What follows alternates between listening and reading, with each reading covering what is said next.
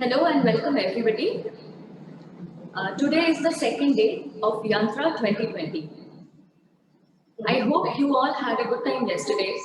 To recap briefly, yesterday we had some track-wise sessions after inauguration on Iyengar Yoga and Kundalini Yoga, followed by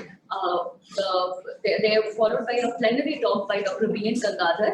After that, we had one oral presentation schedule. After that, we ended the session with a practical session of yoga in COVID-19. Today is a great occasion for us because it is also the World Mental Health Day. I welcome you all once again on this occasion, and let us all take a pledge that we should all take care of our mental health as well as the mental health of our near and dear ones. Thank you.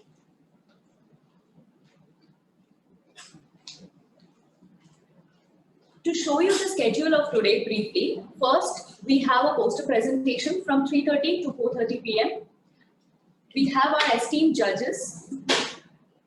Two of them are present here and one will be operating from online.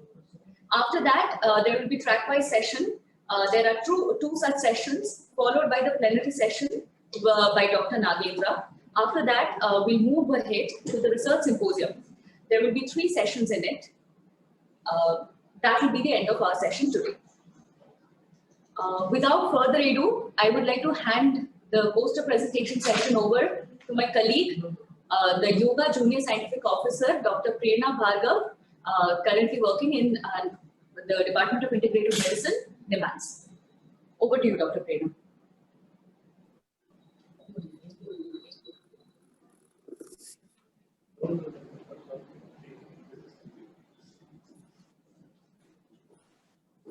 So, I welcome you all. Myself, Dr. Prerna Bhargav, working as Scientific Officer in NIMHANS Integrative Center of Yoga under Department of Integrative Medicine. So, with immense pleasure, I welcome you all to this poster session today. I'm glad to announce that we received 70 abstracts for poster presentation all around the globe, out of which 36 were selected for poster presentation by the experts from a scientific committee. In today's session, we have 12 presentations. As in the view of time constraint, we couldn't have live presentations. So we have 3 minutes of recorded presentation in presenter's voice. So before starting the poster presentation, I would like to take the privilege to introduce our esteemed judges, Dr. Mariamma Philip and Dr. Ramjay from NIMHANS and Dr. Gurudev from MD and IY, who will be joining us from there.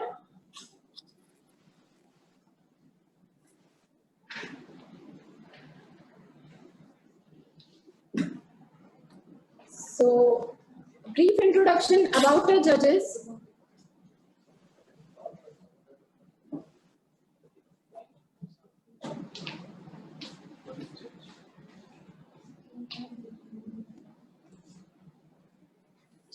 Dr. Mariamma Philip, Madam is Associate Professor in Department of Biostatistics, NIMHANS. She has completed her MSc in Biostatistics from Christian Medical College, Vellore, and got her PhD in Biostatistics from NIMHANS, Bangalore. She is working in her field since long and holds an experience of 23 years. She joined NIMHANS in 2009. She has co-authored some 150 publications, and her areas of research interests are regression modeling, artificial neural networks, and incomplete data analysis. Our second judge, Dr. Ramjay, is Scientist C in the Department of Neurophysiology, Center for Consciousness Studies, NIMHANS. He completed his MBBS from Medical College, Chennai in 2007 and obtained his PhD in 2018 on the topic Effect of Adam Yoga Therapy on Social Cognition in Schizophrenia from S. Vyasa University. He has worked as research officer for 3 years in Wellcome Trust DBT Alliance funded project and as PDF in another project from Wellcome Trust DBT Alliance. At present, he is co-PI of DST CSIR funded project at IISc, Spark wing of Brahma Kumaris. He has 9 publications in international index journals to his credit. Our third judge is Dr. Gurudev. He is assistant professor in Morarji Desai National Institute of Yoga. After completing his formal education, Dr. Gurudev started his career in yoga in 2016 with PG diploma in yoga therapy. After completing this, he pursued MSc in yoga and obtained his PhD in yoga in 2016 from S. Vyasa University. And he did his PhD on the topic study of the effect of Anapanasati meditation technique through EPI parameters. He has given certification as International Yoga Teacher by World Yoga Alliance, Thailand in 2014. He holds an experience of 5 years in the field of yoga and has guided 4 PhD and 15 MSc students in his career, and he has 15 publications to his credit. So I welcome you all, our esteemed judges, to this poster session.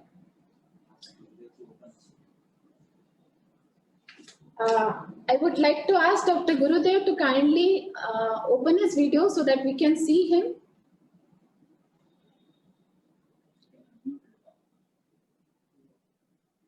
Dr. Gurudev, are you there?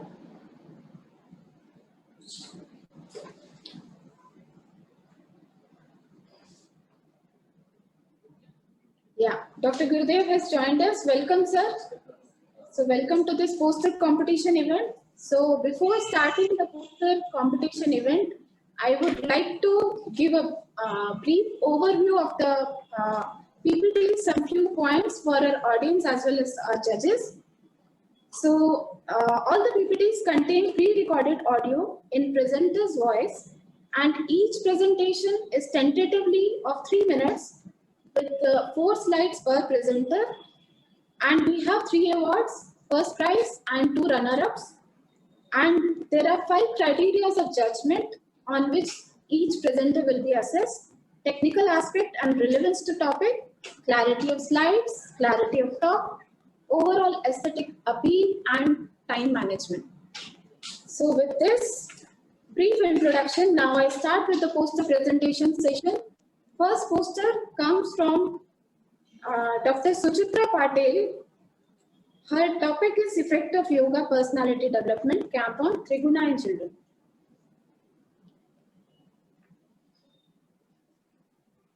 Bangalore.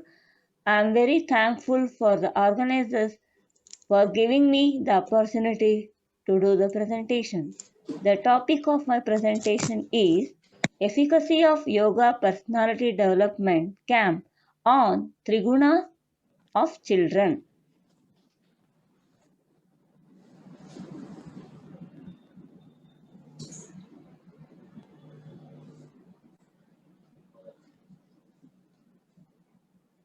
The objective of the study was to comprehend the effect of Yoga Personality Development Camp on the Trigunas Sattva Rajas Tamas in the children. In this study, we carried out in a Jayagopal Garodia school and the personality development camp at Prashanti Kutiram, which was conducted for 10 days. And it was a pre-post design. 200 children were involved in the study. Age group of the children was 8 to 12 years. Experimental group children practice integrated yoga module including yoga games and meditation. Control group children were under daily routine. The Sushruta Child Personality Inventory was administered before and after 10 days of the practices. Mann-Whitney test and Wilcoxon sign rank test were applied for checking the significance of the mean. Coming to the results, in the yoga group, sattva increased significantly from 9.40 to 10.81, while rajas decreased from 8.16 to 7.54, and tamas decreased from 9.95 to 8.84. While in control group, sattva-guna decreased from 10.26 to 10.08, and rajas increased from 7.5 to 7.62, and tamas increased from 9.65 to 9.72. You can look into the table which is showing the results.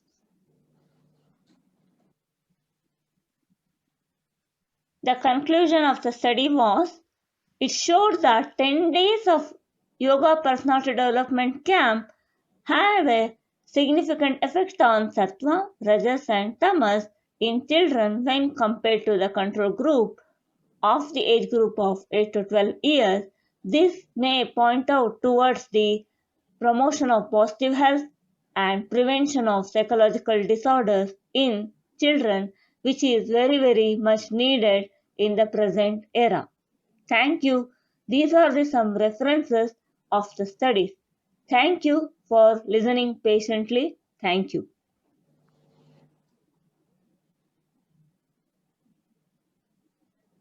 Our next presentation is from Professor Melissa O'Shea. She is presenting on yoga complements cognitive behavior therapy as an adjunct treatment for anxiety and depression, qualitative findings from a pragmatic mixed method study. Namaste. I begin by expressing my gratitude to the organising committee for YANTRA for the opportunity to share our findings at this important conference and for their flexibility to adapt to this online format in these anxious and uncertain times. This research examines yoga as a complement to cognitive behaviour therapy for anxiety and depression. Completing my yoga teacher training as a clinical psychologist, I began to be interested in how yoga could augment psychological therapies such as cognitive behaviour therapy. Research in this area is in its infancy, and we thank the early work already undertaken, which we have built on. Findings in this e-poster describe the qualitative arm of a mixed methods pragmatic trial that we undertook in a regional mental health clinic in Australia, examining yoga as an adjunct to cognitive behaviour therapy for individuals with anxiety and depression. We were interested in the lived experience of participants who participated in the combined treatment via semi-structured interviews and asked them about significant ways that they changed and how these were important to them through the combined protocol. The CBT was in the group format over 8 weeks. The therapeutic yoga program was a combination of 8 weeks of group yoga along with individualised home practice. The program was designed according to the yoga lineage of Krishnamacharya and Desikachar and followed the consensus guidelines for yoga with anxiety and depression established by Domanicor and others. Thematic analysis was used to complete the qualitative inquiry. Thematic analysis into the lived experiences of the 27 participants who experienced yoga alongside CBT identified 3 primary and 9 sub-themes.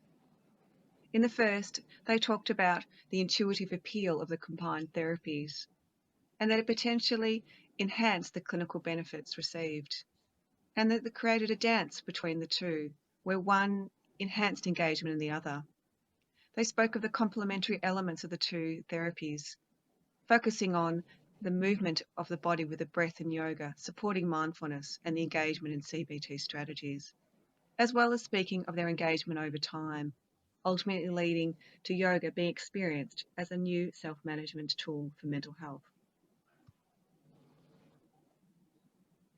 Overall, findings from this study indicate that adults with anxiety and depression experience a therapeutic yoga program as acceptable and complementary to a psychological treatment, in this case CBT. These findings suggest that therapeutic yoga may be a useful adjunct to other service provision in mental health services, and in fact may lead to enhanced clinical benefits. Again, thank you to the organising committee for allowing us to share these findings. Namaste.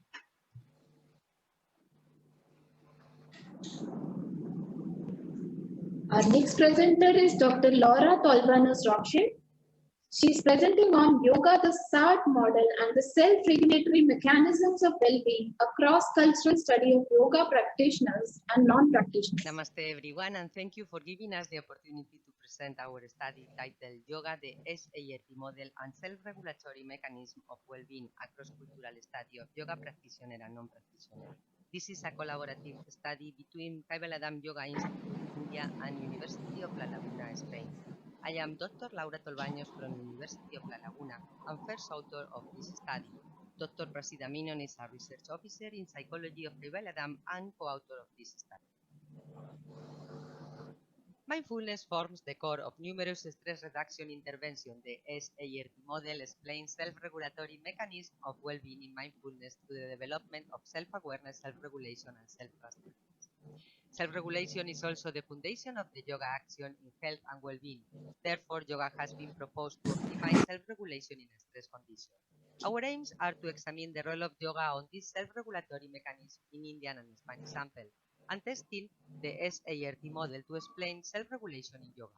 The study sample comprised 362 participants, yoga practitioner and non-practitioner, 197 Indian and 165 Spanish, who completed 4 tests of psychological variables related to SART abilities and a sociodemographic data and information related to yoga practice achievement. One-way MANOVA was used to determine difference among yoga practice groups divided in non-practitioner, beginners, and long-term practitioners on the dependent variables.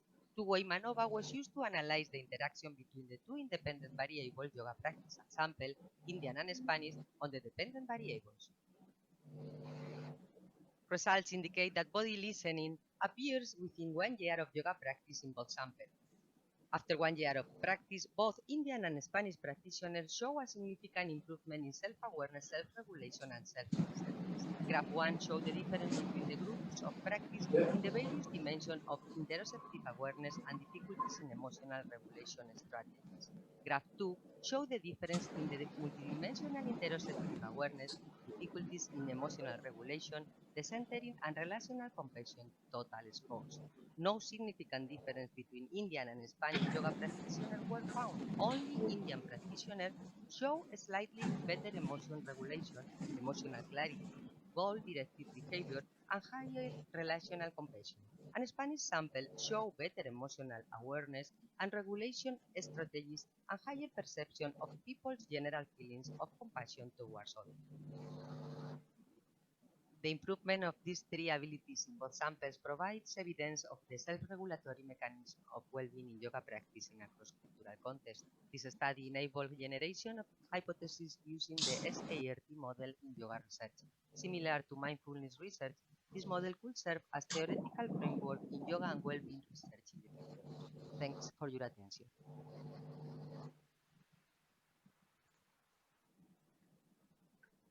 Our next presentation is by Mrs. Malathi. She is presenting on effect of Kaya Kalp Yoga on key pro-inflammatory cytokines.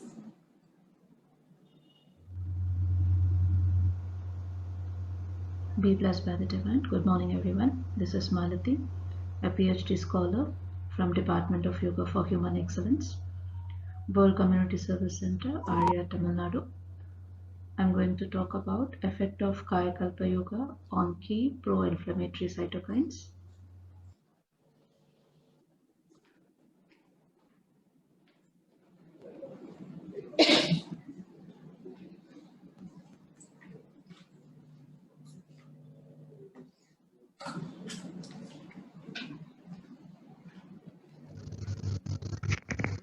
It is well known that physical and mental stress have strong impacts on human immune system. Stressed individuals frequently get infections like common cold, bacterial and other viral diseases. Kaya Kalpa Yoga is an ancient Siddha practice given to the society in a simplified manner by Sri Vedatri Maharishi. Sky system was systemized by Sri Vedatri Maharishi for holistic well-being to lead a disease-free and blissful life with a balance of physical, mental and emotional health. The present study is It is well known that physical and mental stress have strong impacts on human immune system. Stressed individuals frequently get infections like common cold, bacterial and other viral diseases. Kaya Kalpa Yoga is an ancient Siddha practice given to the society in a simplified manner by Sri Vedatri Maharishi. Sky system was systemized by Sri Vedatri Maharishi for holistic well-being To lead a disease-free and blissful life with a balance of physical, mental, and emotional health. The present study is to examine the effect of Kaya Kalpa Yoga and simplified Kundalini Yoga meditation on cytokines, to compare the effect of physical exercise and Kaya Kalpa Yoga on modulation of key pro-inflammatory cytokines. To understand the same, the study was carried out in voluntary employees working in private organization at Gurgaon, Haryana, 3 months of Kaya Kalpa Yoga day-to-day official stress when compared to physical exercise. There are 2 groups, physical exercise group and Kaya Kalpa Yoga group, IL-13. Each participant also found to be reduced physical exercise or Kaya Kalpa Yoga for 45 minutes daily basis for 3 months. The Kaya Kalpa Yoga included Kaya Kalpa techniques, key meditations, and yogic exercises. The blood samples before and after interventions were collected. Kaya Kalpa Yoga practice reduced and pro-inflammatory cytokines like IL-8, IFN gamma, IL-17, and IL-13 measured by Sandwich ELISA.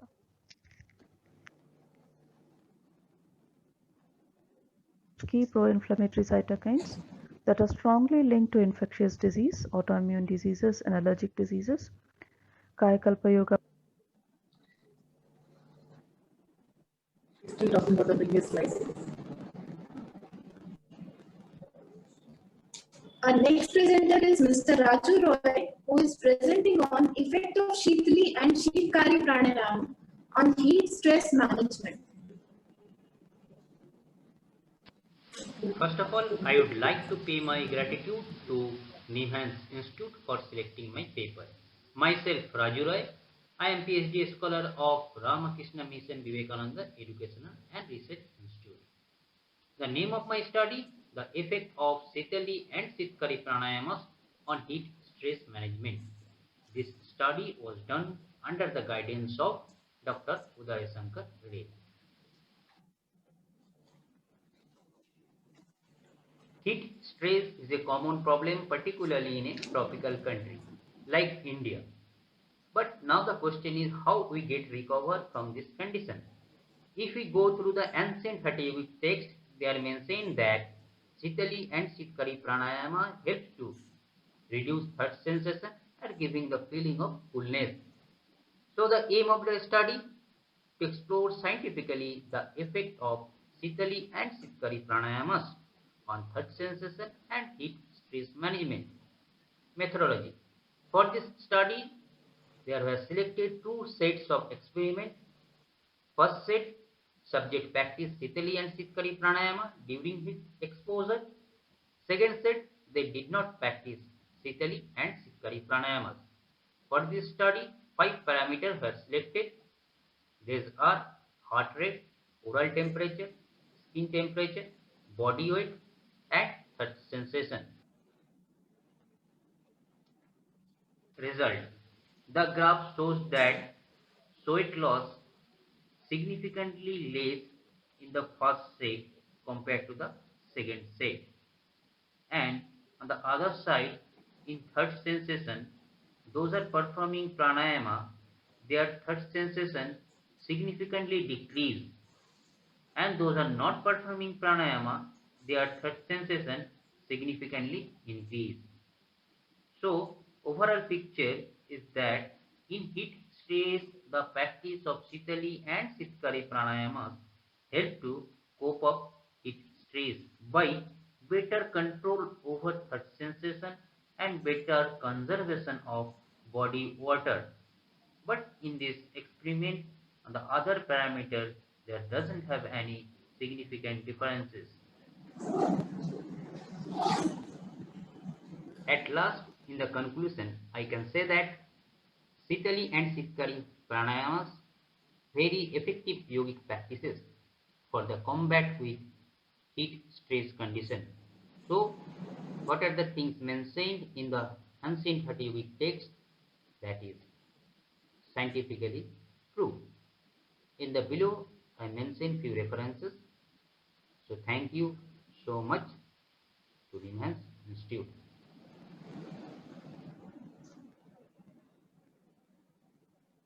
Next, Mr. Khairul Islam is presenting on yogic management of cumulative trauma disorder related pain in lower extremity. Hi I'd like to pay my gratitude to NIMHANS, Bangalore, for giving me an opportunity to present my paper. Myself, Mohammad Khairul Islam, MPhil scholar in yoga of Ramakrishna Mission, Vivekananda Educational and Research Institute, Belur Math, West Bengal. Now, I would like to present my topic, Yogic Management of Cumulative Trauma Disorder Related Pain in Lower Extremity under the guidance and supervision of Dr. Uday Shankar Ray, Department of Sports Science and Yoga.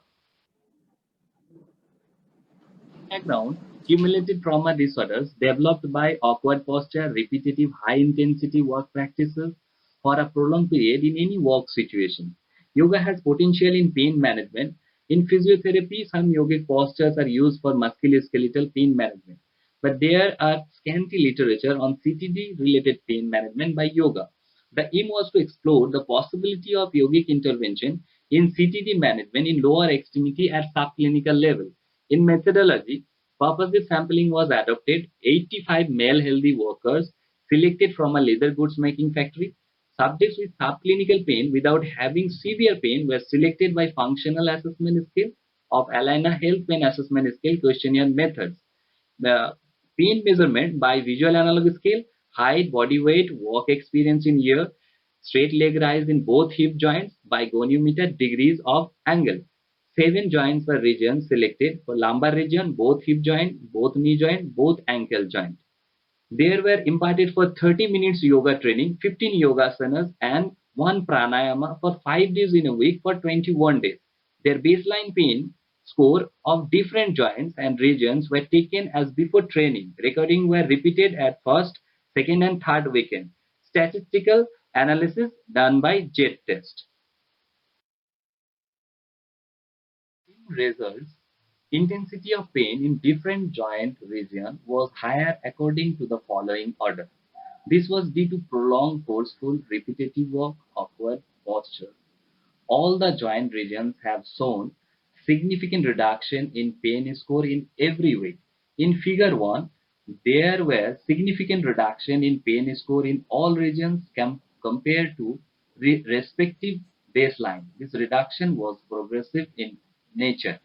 In figure 2, the straight leg rise test by goniometer measurement, the functional range of movements in both hip joints has also progressively improved in highly significant way. The range of movement increased progressively through second and third week. In conclusion, yogic practices have the potential to reduce the subclinical CTD pain, and it is possible to reduce or prevent its further progression. Thank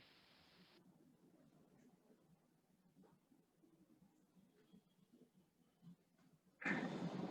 Next presentation is by Ms. Kankan Gulati, who is going to present on how people suffering from neuropsychiatric disorders perceive prayer.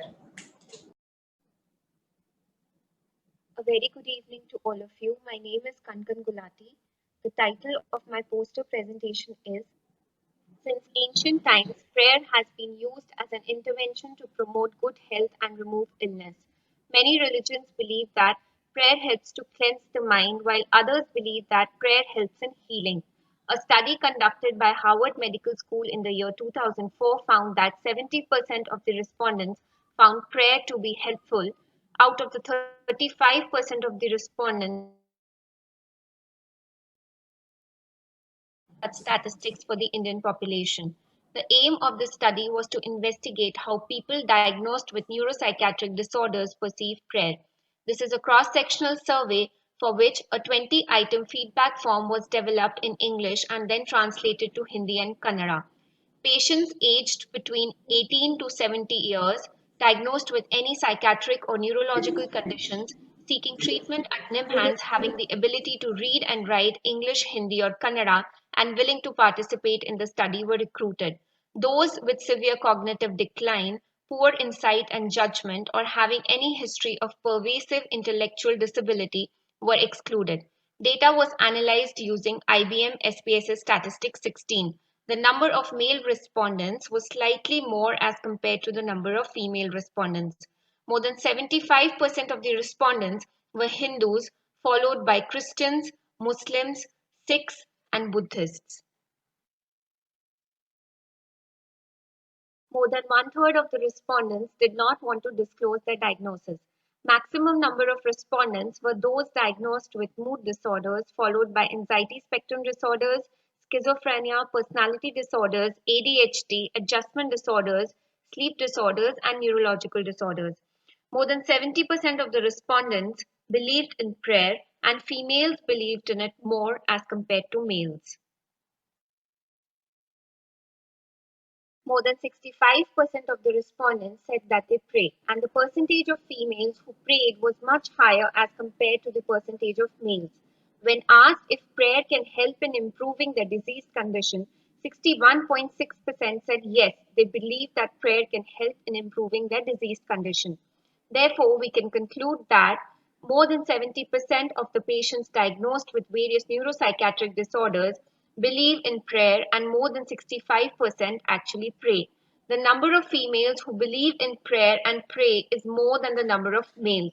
We recommend that the role of prayer as an add-on therapy can be explored further. Thank you.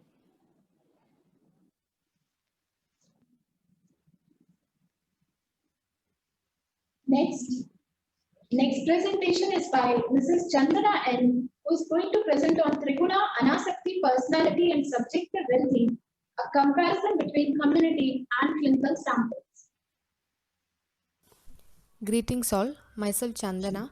I'm working as a lecturer in clinical psychology in PhD IMSR, Coimbatore, Tamil Nadu. I'm going to present a study titled Triguna, Anasakti, Personality and Subjective Well-being, a comparison between community and clinical samples. The study was guided by Dr. Jyotsna Agarwal, Dr. Mahendra P. Sharma and Dr. Pratima Murthy. Conceptualizing alcohol dependence using the Indian context is a less explored area. In this study, a comparison is held between males with and without alcohol dependence on the variables Triguna, Anasakti, personality and subjective well-being using a cross-sectional survey method. Triguna is an Indian model of personality consisting three gunas, Sattva, Rajas and Tamas, and Anasakti or non-attachment is a subjective quality of ease and balance. Males between the age of 18 to 50 years and a minimum of 10 years of formal education were selected for the study. From the community, 84 males who scored below 8 in the audit measure, which is a screening tool for alcohol dependence, were recruited. For the clinical group, 30 males who are dependent on alcohol were recruited from the Center for Addiction Medicine in NIMHANS. Approval from the Institute Ethics Committee was obtained before conducting the study, and informed consent was taken from all the participants.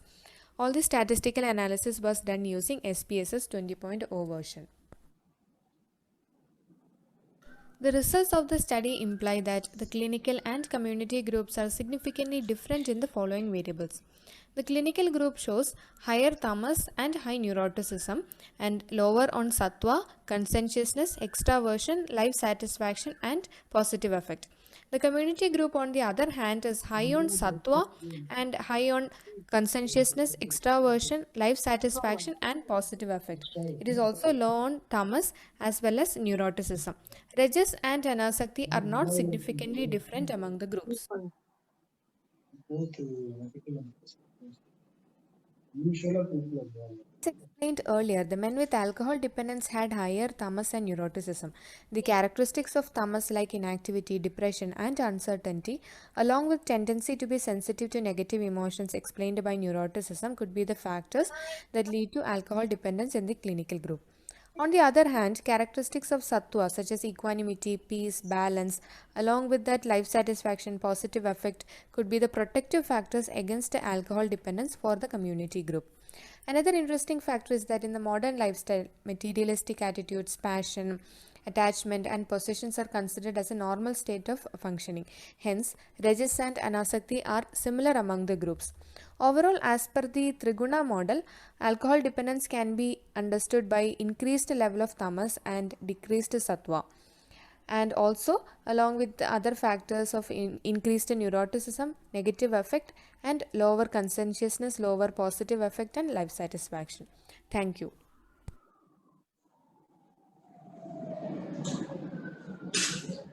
So our next presentation is on simplified Kundalini Yoga improves behavioral and motor skills in children with attention deficit hyperactive disorder by Ms. Jayanti R. Happy day, one and all. I am Jayanti, PhD research scholar from Bharatiyar University, Coimbatore. First, I thank to the dignitaries of YANTRA 2020 for selecting my article about simplified Kundalini Yoga improves behavioral and motor skills in children with ADHD, and my research guide Dr. G.R. Valliamal, WCSC Vision Sky Research Center, Alia, Tamil Nadu. Next. Research background. Reviewing the scenario in our country needs professionals' attention for ADHD population. The prevalence rate of ADHD was found to 3.66% among school-going children in a part of rural India. ADHD is one of the most common childhood chronic and neurodevelopmental disorder. ADHD contains a combination of persistent problems such as difficulty sustaining attention, hyperactivity, and impulsive behavior. Yoga can aid to create a healthy mind-body connection, improving their coordination, behavior, moods, physical activity, and social skills. The aim of the present study was to observe the potential benefit of enriching motor skills and the effect of Sky Yoga training on the severity of hyperactive in children with high function of attention deficit. This is a research flowchart. Research methodology. This study was subject to 30 special children with ADHD were selected from Coimbatore district between the age group ranged from 8 to 15 years. A 12 weeks training program schedule below mentioned.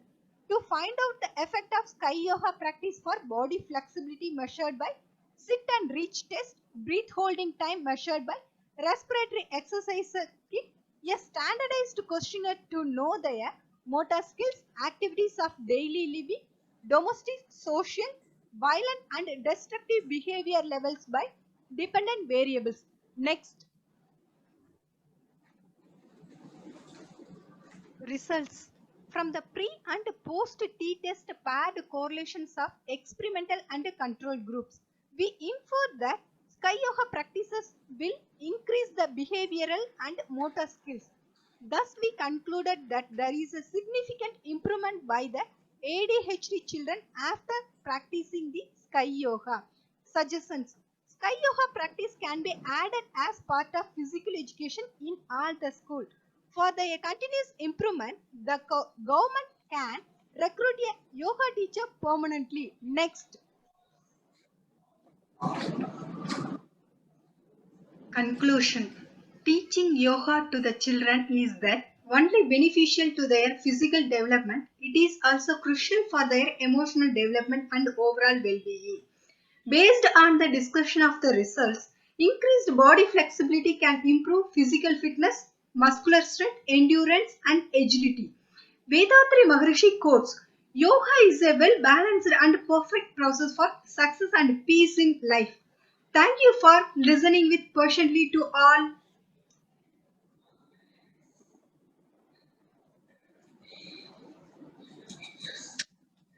Our next presenter is Mrs. Chaya Kurade, who is presenting on feasibility of using counseling techniques from Ramayana for managing negative emotions and anecdotal review and analysis. This is Chaya Kurade, PhD scholar from the Department of Psychiatric Social Work. I am presenting a paper on feasibility of using counseling techniques from Ramayana for managing negative emotions and anecdotal review and analysis. Starting with the background, Indian philosophy has depicted various instances in scriptural texts where psychotherapeutic and counseling concepts would play an important role. Literature indicated that ancient Indian texts are rich in knowledge and that there is a need for the cross-cultural adaptation. It would be easy for a therapist to use a specific metaphors that are already existing instead of developing the newer one that may not be culturally suitable. Therefore, the aim of the paper is to specifically review the Ramayana so as to identify the counseling framework to help in managing the negative emotions. In the methodology, the author has reviewed the Valmiki Ramayana and Each khanda has multiple chapters. It's been reviewed for the anecdotal stories depicting the counseling techniques. These chapters were examined thoroughly to identify the situations where counseling was provided by the first and the second author. The other co-author, who was expert in the Sanskrit, verified the Sanskrit translation of a situation where the counseling was provided. Another remaining author has helped in forming the conceptualization of the paper, on concising and coming to the consensus opinion on the anecdotal situation should be considered to the review or for an analysis. The result shows that the reviews on Ramayana brought out the number of instances where the characters in the scripture counsel others for managing their latest negative emotions. A few representative anecdotes from the Ramayana which reflect the negative emotions such as anger, lust, depression, fear and anxiety is being depicted in table. As you could see, the emotions are given in the table and anecdotes are the particular situation which has been taken out from Ramayana given in the particular khandas, and the techniques which has been considered to be the parallel to the conventional therapy. This table would give an idea about how emotions are being regulated in a particular Ramayana, how the persons are being counseled in the scripture, and that could be used as one of the techniques for in the therapeutic situation.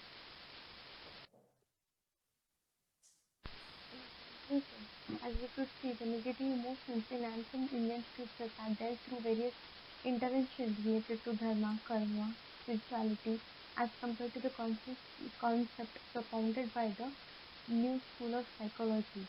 As we could see, the Indian texts such as Ramayana and traditional concepts quoted in their texts can also be applicable for counseling, and this is need for the cross-cultural adaptation for establishing the psychological counseling techniques based on socio-cultural menu of a client. Thank you.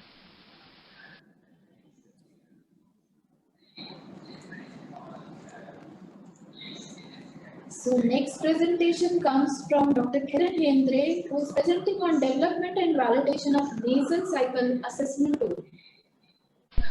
Myself, Dr. Kiran, and I am MPH final year student of Savitribai Phule Pune University. The following study is development and validation of nasal cycle assessment tool. Alternate shift in nostril dominance is termed as nasal cycle, which is ideally synchronized with various physiological and psychological phenomena. Yoga considers nasal cycle as one of the most important breath analysis technique, and thus it needs to be accurately measured, understanding its role in health and disease.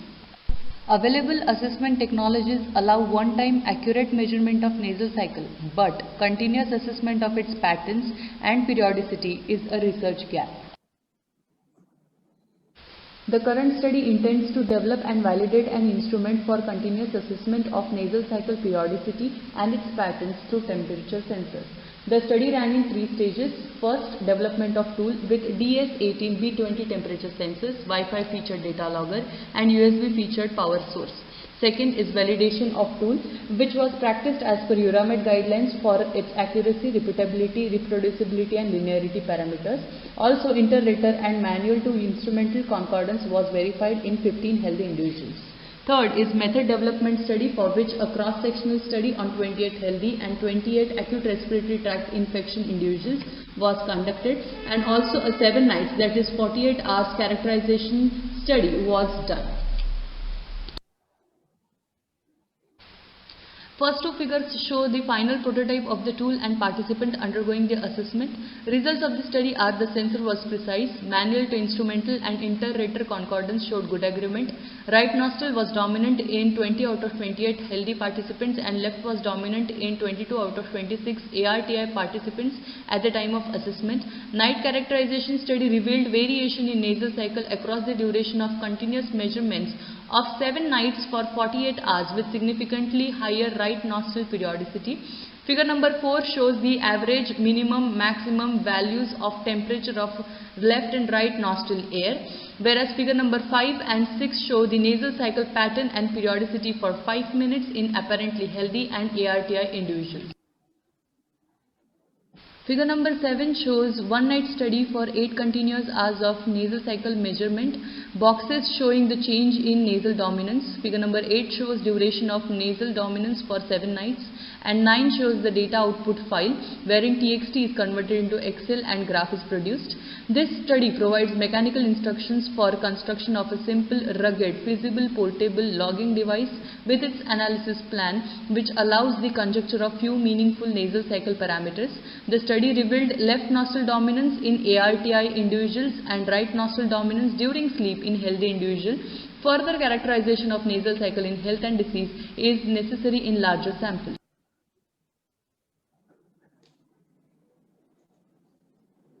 So coming to the end of this poster presentation, our last presentation is by Mr. Dyanidhi ji, who is presenting on adjuvant yoga therapy reduces perceived stress in patients of psoriasis, a pilot randomized control trial. Namaste. Myself, Dyanidhi, working as assistant professor at Center for Yoga Therapy Education and Research, CITER of Sri Balaji Vidyapeeth, Pondicherry. My guide, Dr. Ananda Balayogi Bhavnani, Director of CITER. My co-guide, Dr. Meena Ramanathan, Deputy Director of CITER, and Dr. Srikanth, Professor, Department of Dermatology, Mahatma Gandhi Medical College, Sri Balaji Vidyapeeth, Pondicherry.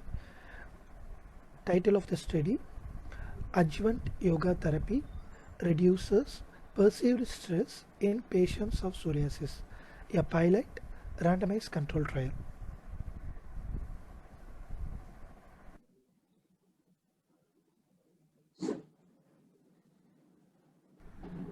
Background of the study. Psoriasis is an immune-mediated disease, and various studies shows that stress appears to be an important precipitating factor in the development and exacerbation of the disease.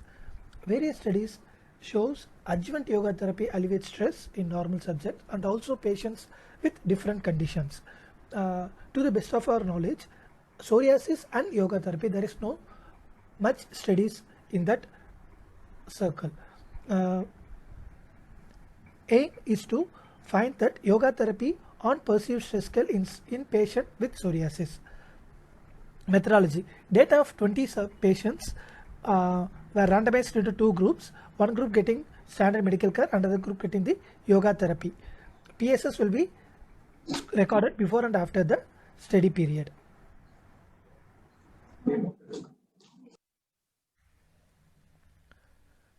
Result: there were statistically significant reductions in both groups, which was represented in table 2 and figure 1. Yoga group have more significant P less than 0.01 than the control group P less than 0.05. Significant reduction between the control and yoga group P less than 0.05 were found after their investigation period.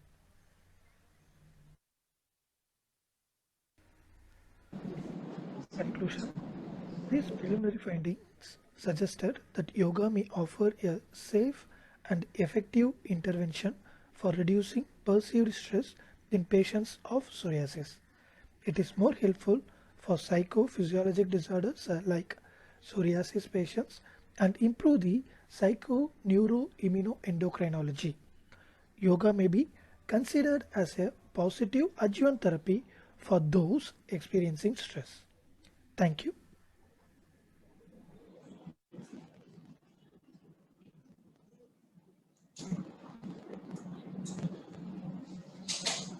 So with this, we come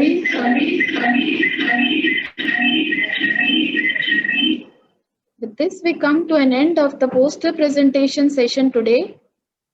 And I would like to thank all the participants and congratulate all the presenters for having made successful presentation and making this poster presentation event a success. Thank you all. Now I hand over to Dr. Sanchari to take over the program further.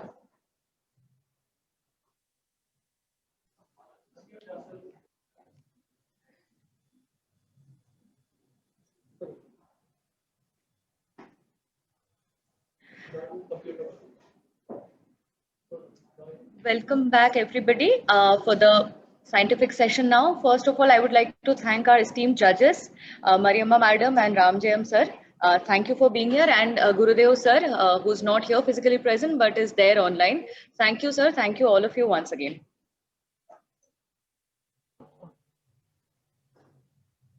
Now we'll move ahead to our scientific presentation, scientific sessions. First, we have the track-wise session. Can I please have the slides?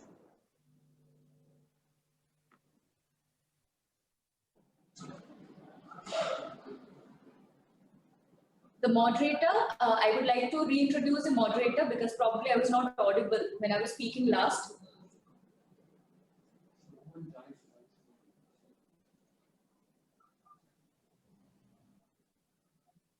Dr. Hemant Bhargav, he is the Assistant Professor of Yoga in the Department of Integrative Medicine, NIMHANS, Bengaluru. Dr. Bhargav has a degree of MBBS with MD and PhD in Yoga Therapy. He worked as Assistant Professor of Yoga and Yoga Therapy Consultant at SVYASA University, Bengaluru for 6 years after his MD. After that, he joined NIMHANS, Bengaluru as Senior Scientific Officer in the NIMHANS Integrative Center for Yoga and continued for another 2 years. Since the past 1 year, he is working at the Department of Integrative Medicine, NIMHANS, as the Assistant Professor of Yoga. Sir's research areas of interest are yoga therapy and integrative medicine, particularly its applications in the field of mental health and neurosciences. He has more than 70 peer-reviewed research publications in these areas, including 2 books. He has received multiple grants from the government of India. Currently, he has 2 ongoing funded projects as a PI at NIMHANS. One is a yoga for opioid dependence, efficacy and potential mechanisms funded by DST Satyam. And the second is yoga for type 2 diabetes, an RCT with a 1-year follow funded by DST Serve. He is also the advisor to UGC Under Research and Academics Task Force for Inter-University Center for Yogic Sciences in India. We welcome Sir. Now I'll give the responsibility over to Sir to introduce our esteemed speaker and take forward the session. Welcome, Sir. Thank you very much, Dr. Sanchari. I welcome you all once again to our meeting. This is going to be a very interesting session. We are going to have discussions on history and evolution of integrated approach of yoga therapy and its applications in mental health and neurosciences. With us, we have our esteemed speaker today. The speaker today is Dr. Ramesh Mawathur. Dr. Ramesh Mawathur is working as the research in charge in SVYASA Yoga University. He is basically a person who has done a lot of his research and his basic work is in the area of molecular biology. He is heading the molecular biology lab at SVYASA University. His majority of his work initially was related to the application of various drugs and on the immune parameters, and then later on he shifted his interest towards yoga. In the field of yoga at SVYASA University, he has been pioneering the research where one understands the effects of yoga interventions on the human genome, the epigenetic changes, and the effects of yoga on the genomic profile of individuals suffering from several non-communicable disorders. So I welcome Ramesh Mawathur sir for his session today. So thank you very much for coming here, sir, and please take over the session now. Sure. Thank you, Dr. Hemant, for the very nice introduction. Half of what you said, I will have to live up to it. So thank you anyway. I'll be talking about a little bit about the evolution of IAYT. I'll be talking a little bit about the evolution of IAYT, and then I'll be moving on to talk a little bit about the research that we have done using this IAYT. And basically most of the things what I'll be showing will be the research done in the molecular biology lab. There is much more to it. There is much more to the IAYT research than what I'm going to show. since I know much better the work what I have done, I'll be talking about a very little part of what IAYT has been able to do until now. So IAYT stands for Integrated Approach of Yoga Therapy. Integrated approach of yoga therapy, IAYT was started in the 1980s in Yasvyasa by Dr. Nagaratna and Dr. H.R. Nagendra. The integration happens.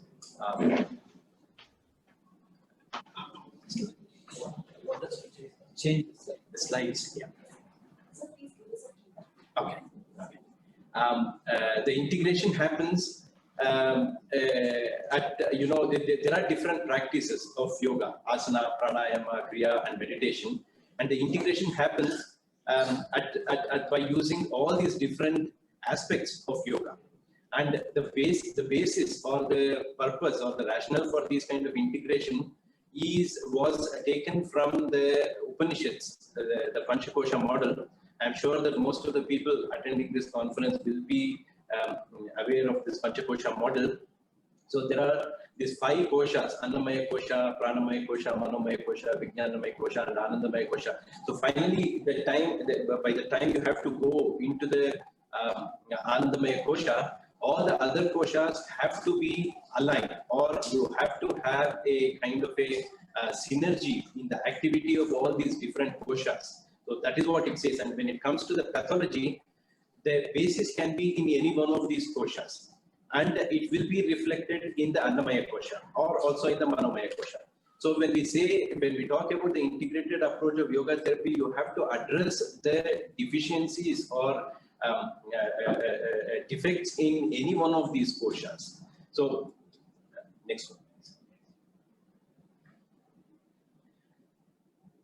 So I would rather call yoga as a mind-body medicine than an alternative system, because in mind-body medicine, you cannot separate out. We are realizing it more and more these days, that to understand a particular given problem, not just the non-communicable disease, for that matter, any kind of an ailment, it will have a basis at the mind level. So I prefer to call yoga as a mind-body medicine than an alternative system. Like it was, put by Aldous Huxley way back in the 18th century itself. What we feel and think and are is of great extent determined by the state of our ductless glands or the endocrine glands and their secretion. And the reverse is also equally true. How our endocrine system works will decide how we are thinking in a given situation. So that is very important. And also, like I said, in the mind-body medicine, there is very little scope that you can segregate the mind and the body and try to understand a problem. Next one, please. So IAYT, I was telling about the evolution of IAYT. So as you can see in the graph here, this is just the publication, number of publications from Yasvyasa University. We started in 1985 and with one publication, and until 2010, we have been gradually growing. And this is not just, I'm not just trying to show here how Yasvyasa is doing, but in general, how yoga research itself is doing. Next one. So the major area of research that we are undertaking or have undertaken in Yasvyasa are shown here.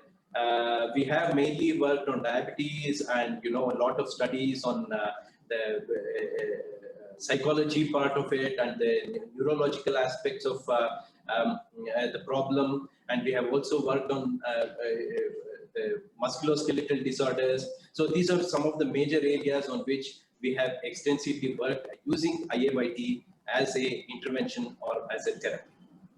Next one.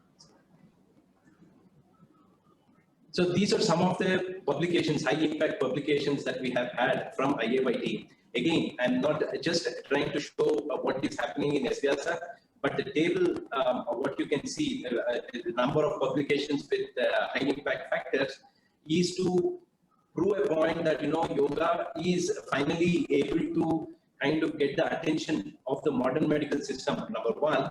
And at the same time, I think we are also up to the task of systematizing yoga research.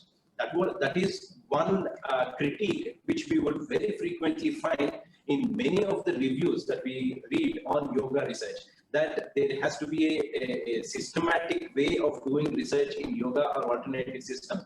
So the proof is here for all to see. When we can publish in high impact journal, we have kind of learned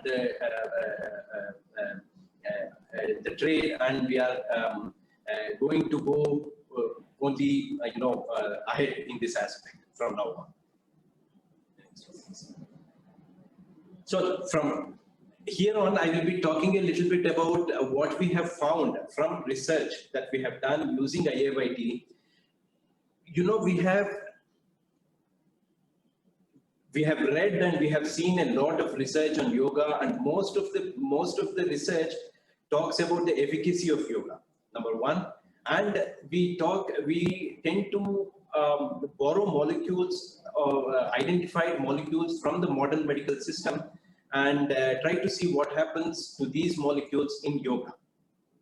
But in the research, what we have done in the last 5 years, I have realized a few attributes of IAYT which are kind of unique and which has not been discussed in detail in any of the yoga research papers. Yoga, the ones that I'm going to talk about are listed there on the slide. Yoga can be very specific. It can work as an allopathic medicine. It can work for a particular ailment, for a particular condition. I will be elaborating on it in a while. And yoga works at all physiological levels, all physiological and psychological levels. It is not just the autonomic nervous system. It is not just the psycho-neuroimmunology. Of course, it covers most of the changes that are happening in a body at a very dynamic level. But it is just not restricted to it. It works at all different levels. And what is the purpose for it to work at all different levels? To bring about a homeostasis. This point is the one which is very close to my heart, and which is I feel the whole the idea of yoga. Yoga works because it can bring a homeostasis. I'll come to that a little later in the presentation. And yoga also has a unique ability to bring in a kind of an optimal and optimality, if there is a word like that, optimal and an efficiency into the regulation. It makes the regulation, any kind of regulation, like Dr. Hemant was saying. I have worked mostly throughout my career on molecular biology, and most of my work or major part of my work is on transcriptional regulation, understanding gene regulation. And in that, there is a very, very intricate network of regulating factors which regulates the expression of genes. And most of the time, the idea is to attain a kind of an optimal level of regulation where least amount of energy is used to make it more and more efficient. So yoga is able to bring about that in a way that, until now, at least whatever modern medicines or any kind of treatment, what we know other than yoga, has not been able to show me these things. And when I say yoga, it is something, an inherent quality in the body. It is not some external factor that you are introducing it to the body. When I say yoga can bring about optimal and efficient regulation, I mean to say that it utilizes the resources that are there in the body and gives it a kind of an intelligence to make it optimal and efficient. So I will start with by showing you a couple of slides on how specificity can be achieved through yoga. This is a very simple study done by Aisel Park and Basuraj from our university. In our university, we have a hospital, and in the hospital has different sections like diabetes, obesity, and cardiology. And each of these sections have different yoga modules. They have a set of particular yoga modules which are given to the participants attending these different sections. What you see here on the slide is when we looked at the blood glucose reduction, in significant reduction in blood glucose level, and compared it to compared how this reduction is happening in 3 different sections, we saw that in the diabetes section, the reduction was much more significant than those happening in the obesity or the cardiology section. The numbers, what you see is the number of people in percentage who showed a significant improvement. Like you see, diabetes showed a significant improvement in both the fasting and the postprandial blood sugar as compared to the obesity or the cardiology section. Likewise, the lipid profile, these are simple, biochemistry tests that we did. So lipid profile, when we looked at lipid profile, the obesity section, the people in the obesity section, 100% of the people in the obesity section showed a significant improvement in lipid profile as compared to diabetes and cardiology. So what this means to me is that you can design a yoga module. All the credit goes to Dr. Nagratna, who can design a module to address a specific problem. So this has been one of the shortcomings, as mentioned in many literature, that it is very difficult for yoga to match up to the allopathic system to be able to specifically address a given problem. So this is just a glimpse or a first step in that direction, and I hope more research in this direction will prove whatever we are seeing here as true. Next one, please. So, and yoga was also, when I started doing yoga research, it was told that yoga is for non-communicable disease, and most of the people use yoga mainly for non-communicable disease. But here is one example where Dr. Harichandra was able to show that it is equally effective in a infectious disease like HIV. As you can see, just with 6 months of yoga intervention, this was done in children, HIV positive children. With 6 months of yoga-based lifestyle intervention, the viral load came down drastically. Even, of course, they were on regular medication, but this kind of reduction was not seen just with medication. And even the other parameters of immune system, like whether it is CD4 or the CD4 by CD8 ratio, all the things improved with just 6 months of yoga intervention. So that means that yoga can help a person, or yoga can help a system. Whatever is the problem, it is just not the non-communicable disease. It can be any kind of problem.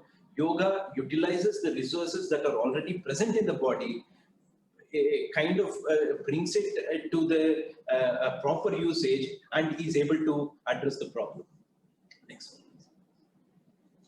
Like I said, I'm coming to the second point now about yoga and homeostasis. I feel that yoga is all about samatvam. Why yoga works is because it can bring about samatvam. Samatvam can be very loosely translated into homeostasis. And homeostasis is something which is sought after by every organism, consciously, subconscious level, at whatever level. Homeostasis is the one which we are all striving towards. And yoga is one practice which can help, which can immensely help in achieving this homeostasis. Next one, please. So one example of how we can show that yoga really helps in homeostasis is through the research that we did on diabetic people. Dr. Amit has very nicely showed that he just took 2 groups of people who were long-term diabetics, and one group of people were also practicing yoga for long-term, for more than 5 years, at least for 5 years. And when he compared them to a control group who were also long-term diabetic but not practicing yoga at all, and he checked for some 13 biochemical parameters. And we arbitrarily decided that, out of 13, if 11 of the 13 parameters are within a plus or minus 10% homeostatic range, like for example, in a diabetic, the blood sugar has to be more than 140 mg per dl. So we said if a person has up to 150, he is said to be in a much better control and he is said to be in a homeostasis. Like that, we decided this plus or minus range for all of the 13 parameters. And when we looked at the number of people who were within this homeostatic range, it was very, very insightful that, you know, in yoga, almost 21 out of 23 people were within this range as compared to the control group, where there were only 13 people who were in this homeostatic range. So this was one of the first examples which made us, at least which made me think more and more about yoga as a tool for achieving this homeostasis, and homeostasis as the physiological function which decides your health or otherwise. Next one, please. So this is another study by Dr. Venugopal, where he used a glucose patch on diabetic subjects. This glucose patch measures blood sugar level for 14 days continuously at 15 minutes interval. What he did was he again divided them into two groups, control and the yoga group, and we just let them continue with their regular daily routine for the first 7 days. And we took the baseline values and made sure that, you know, the baseline is matching between the two groups. And after 7 days, when the yoga group started practicing yoga and the control group, they were on exercise, walking, and I think mainly walking, we saw again a very thoughtful results coming out of this. You know, in diabetes, elevated blood sugar level is one problem, but equally and more dangerous for a diabetic person is the fluctuations in the blood sugar level. The hypoglycemic and the hyperglycemic condition that the diabetic person goes through is one of the main reasons for developing complications. What we saw, homeostasis, you can also say that, you know, narrowing down of the variance. One of our ex-faculty of SVSA, Professor Alex, he found this. Anybody can check it in any yoga literature. He found that, you know, if you take any yoga research where they have measured some objective parameters and look at the difference between the pre and the post, you will see that in the post there is a much smaller variance in the assessed parameters. And that is exactly what we see here also in Dr. Venugopal's data. If you look at the last row, MAGE, that is the mean amplitude of glucose excursion. Glucose excursion means this, you know, hypoglycemic and the hyperglycemic excursion that the glucose does. As you can see, in the intervention group, it is reduced by a bigger level as compared to the control group. So is the mode, and so is also the mean daily glucose level. So this shows that the, you know, the glucose fluctuations were narrowed down with just 7 days of yoga in the intervention group. Next one, please. So this is another study in diabetes where we got one more very interesting phenomena to attribute to yoga. IL-2 is a cytokine, and IL-2 has been kind of thrown around as a pro-inflammatory cytokine, as an anti-inflammatory cytokine. There were reports of IL-2 as being, influencing the T effector cells, which in turn influences the cells to go more into apoptosis. And recently, people are talking about IL-2 more with just an opposite effect, that it influences the T regulatory cells, which prevents cells from going into apoptosis. What we saw in one study with diabetics was that, we saw a betterment in the beta cell function. Beta cell dysfunction was reduced in yoga group, and there was also a significant improvement in their comorbidities and the complication, which was much reduced in the yoga group.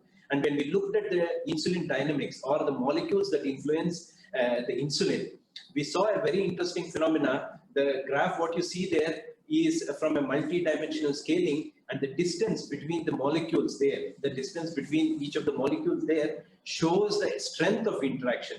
If you can see on the graph, or if you can see the graph on the left side, the interactions are much closer to the cortisol, which means that cortisol is influencing the insulin dynamics in a much stronger way as compared to the yoga group, where IL-2 is influencing the insulin dynamics in a much better way. Even the proinsulin to insulin ratio was much better in the yoga group. Even the homeostatic assessment of glucose, which tells us about the beta cell function, was like 60%. Beta cell function was 60% in the yoga group as compared to 46% in the control group. So IL-2, which has been very well researched in type 1 diabetes. Even there are people have even tried to use IL-2 as a therapeutic molecule in type 1 diabetes. But if you go and try to look for IL-2 and diabetes, type 2 diabetes and IL-2, you will hardly find any papers. But yoga, I think, was not reading any of these journals, and it was able to, identify the right molecule, what can address this problem to make the beta cells functions much better. So, to our credit, we have also been able to take IAYT or yoga to Antarctica, the last continent which was left out. So in one of the Antarctic scientific expeditions to Antarctica, Yasvyasa was a part of it, and we had the Indian Antarctic expeditioners divided into two groups, yoga and the control group, and one group was practicing yoga even during the voyage and also in Antarctica. Because there are lots of psychological and physiological issues with the expeditioners, especially because of the closed environment they have to stay, and also because of the very extreme climatic conditions. So we just wanted to see how yoga can help in these extreme climatic conditions. Next one, please. Okay. So in this picture, what you see is again something very, very interesting. Yoga was able to divert the whole process, the whole mechanism. When we have a food, or when we ingest any kind of nutrition, most of it goes into storing the energy, excess energy in the form of ATP. But like I said, in Antarctic situation, in Antarctic condition, there is no requirement for a lot of ATP, because most of the time the people or the expeditioners are sedentary. So instead of excess of energy, storage of energy, what is required more is to regulate the thermogenesis in the body. So we exactly saw that in the yoga group, that the most of the energy was being diverted into thermal regulation through a protein called uncoupling protein, as compared to the control group, where it was diverted into generation of ATP. The next one, please. So these are some of the other findings what we also saw from the Antarctica study. Here, a couple of things. One is that yoga was helping in improved cell survival, while in the control group, it was increased cell division. This is the results of, these are the conclusions what we have drawn from the gene expression what we have done.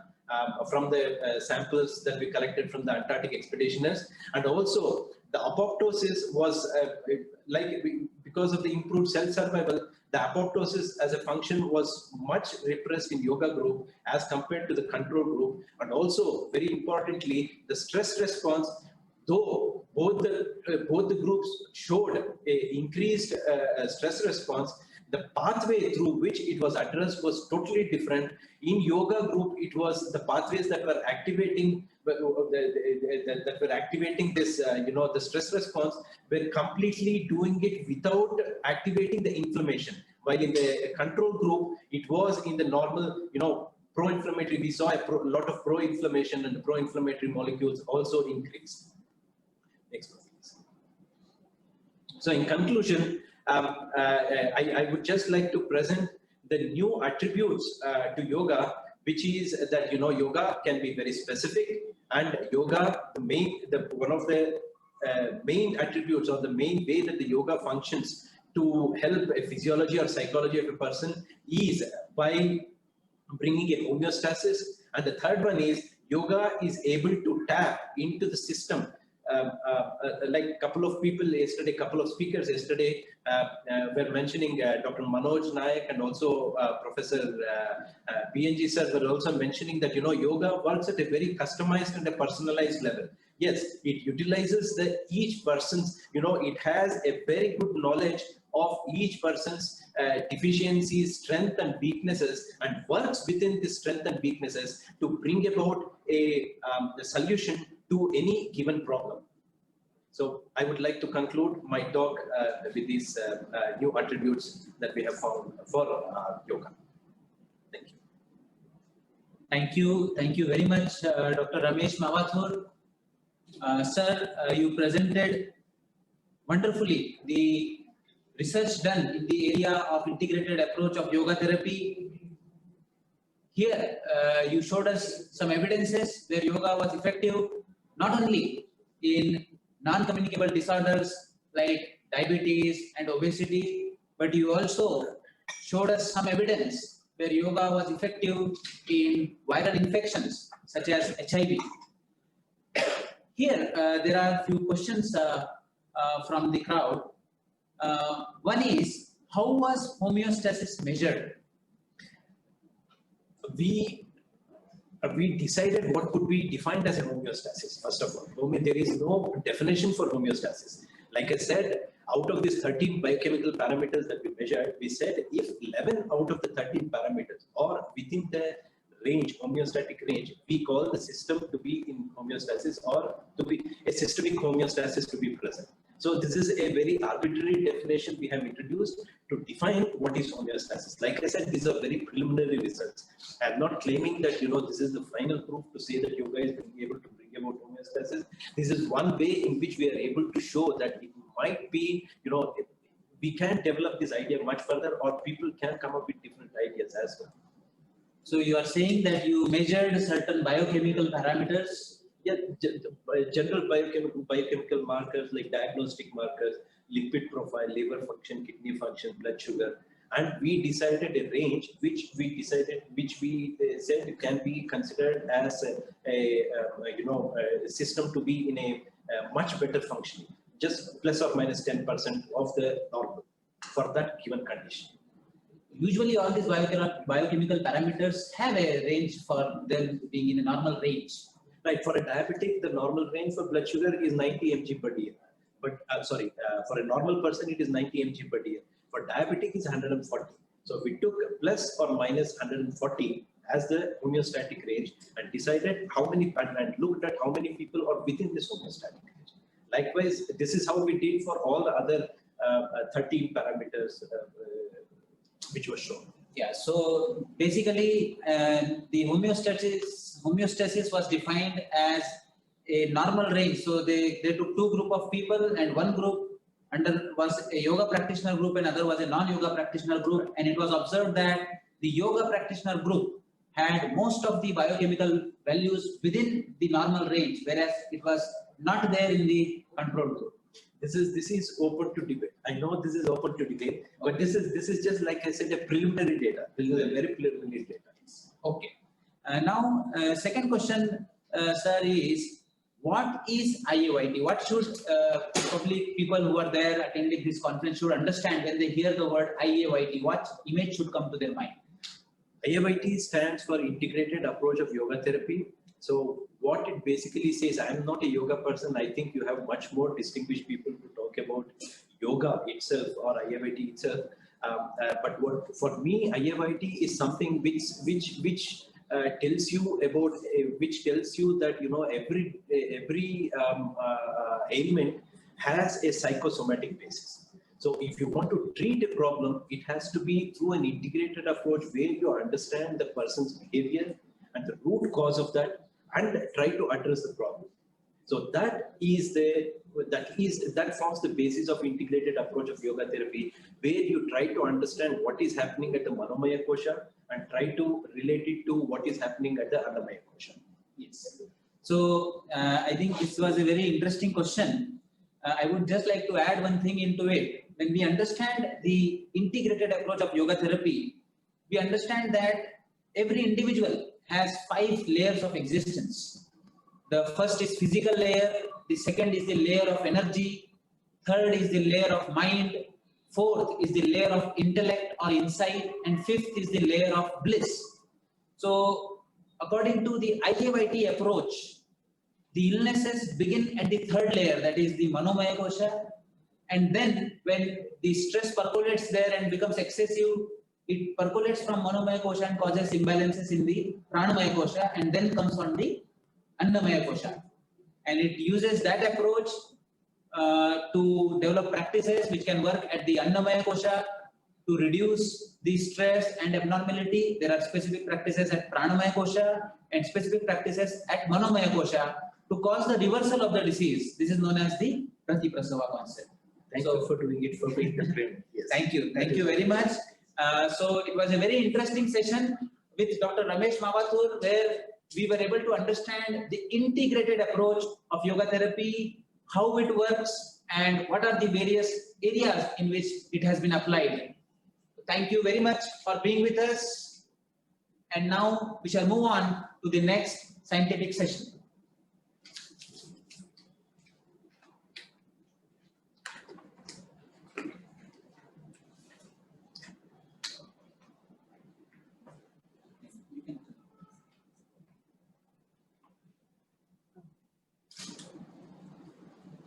Thank you everyone for your kind attention. I would request our speaker and moderator to wait for a while.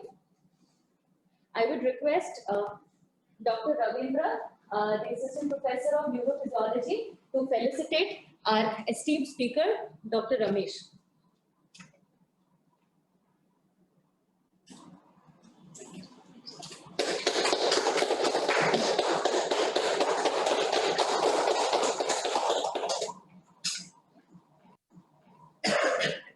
And now I would request Dr. Shiv, who is our scientist in the Department of Integrative Medicine, NIMHANS. Felicitate Dr. Hemant.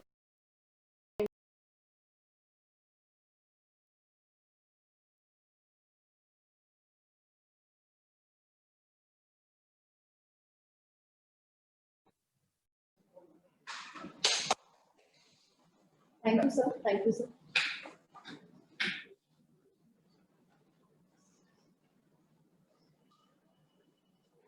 Before moving ahead to the next session, we have some queries regarding when are the exact sessions of the practical sessions, actually the schedule of the practical sessions. We would like to show you in brief the practical session once more. Can I please have the slide?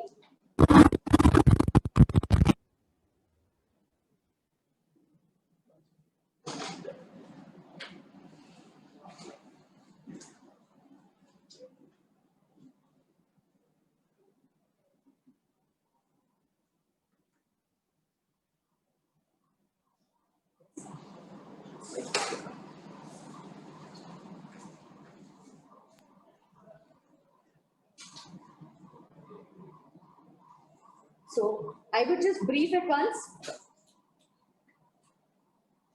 Yesterday we had yoga for COVID-19 by Dr. Apar Sauji. 11th October, that is tomorrow, we have yoga for overall well-being by Dr. Hemant Bhargav, NIMHANS. On 12th, we have yoga forum unit on yoga biomechanics by Dr. Reinhard Bogwille. On 13th October, we have World Community Service Center from World Community Service Center, Simplified Kundalini Yoga by Dr. Vijaya Dhanapati. On 14th October, we have a guided meditation by Swami Ishwarananda Giri from Kriya Yoga YSS.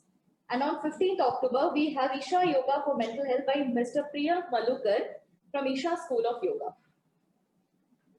I would also like to answer 2 more queries which we have received. Another query is regarding whether the recording of the sessions will be shared. that will entirely depend on the consent of the speakers and the moderators. We cannot commit right now, but if we can share, if the consents are available, we'll share, and that will be notified to all of you. Along with that, we have heard that a lot of people are having some login issues. So we have this WhatsApp number 9036886954. Kindly contact on this number for any login related issues. The number is, I repeat, 9036886954.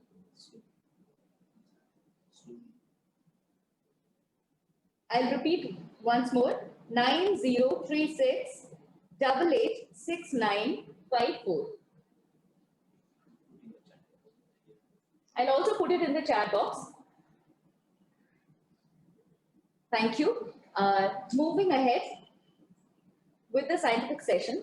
Now we have come to the track-wise session 2 on the history and evolution of Patanjali Yoga and its application in the mental health. The moderator is Dr. Ravindra PN, who is Associate Professor in the Center for Consciousness Studies, Department of Neurophysiology, NIMHANS, Bengaluru. Dr. Ravindra has done his MD and PhD in Neurophysiology and is currently the Associate Professor in the Center for Consciousness, Neurophysiology, NIMHANS. His key research interests are in sleep, meditation, cognition, and consciousness. He is the recipient of the Prakriti Mandir Award by the Association of Physiologists and Pharmacologists of India and Mind and Life Institute Fellowship. He has done numerous invited presentations, workshops at various national and international conferences. We are truly glad to have you here, sir. I welcome sir, and I'll hand the session over to sir. Welcome, sir. Thank you very much.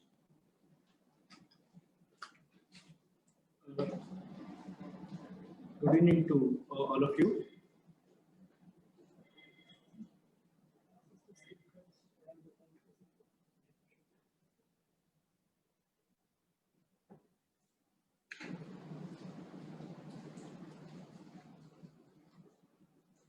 So today is probably a very apt day to discuss the role of yoga for the mental health as being the World Mental Health Day. And also the theme is also very apt where it says greater investment and greater access for the mental health. So and all of us, we know that yoga is one of the best possible greater access to across all sections of the society.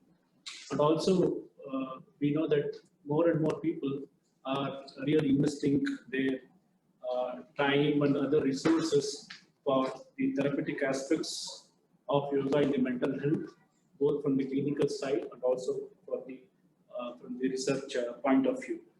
So, in this aspects, it's worth for us to recollect that Patanjali Yoga Peeth has involved itself completely for the propagation, research for the yoga. And today we have this particular session on the history and evolution of Patanjali Yoga, its applications in mental health. I'm very happy to introduce the speaker of the session, Dr. Sachin Kumar Sharma, who is representing the Patanjali University of Yogic Sciences from Haridwar. So he did his post-graduation in Yoga Sciences and presently is working as a scientist C in Patanjali Research Foundation. And his main research interest is in the field of yoga and natural medicine. And for his contribution, he has been awarded with the Shushila Thakur Prakriti Mandir Prize by the Association of Physiologists and Pharmacologists of India, and has been actively involved in the national-wide campaign for the management of obesity through yoga. So it's a very honor to have Dr. Sachin Kumar Sharma in the YANTRA 2020 to present his views on how Patanjali Yoga Peeth has involved itself in the mental health care. For you, Dr. Sachin Kumar Sharma.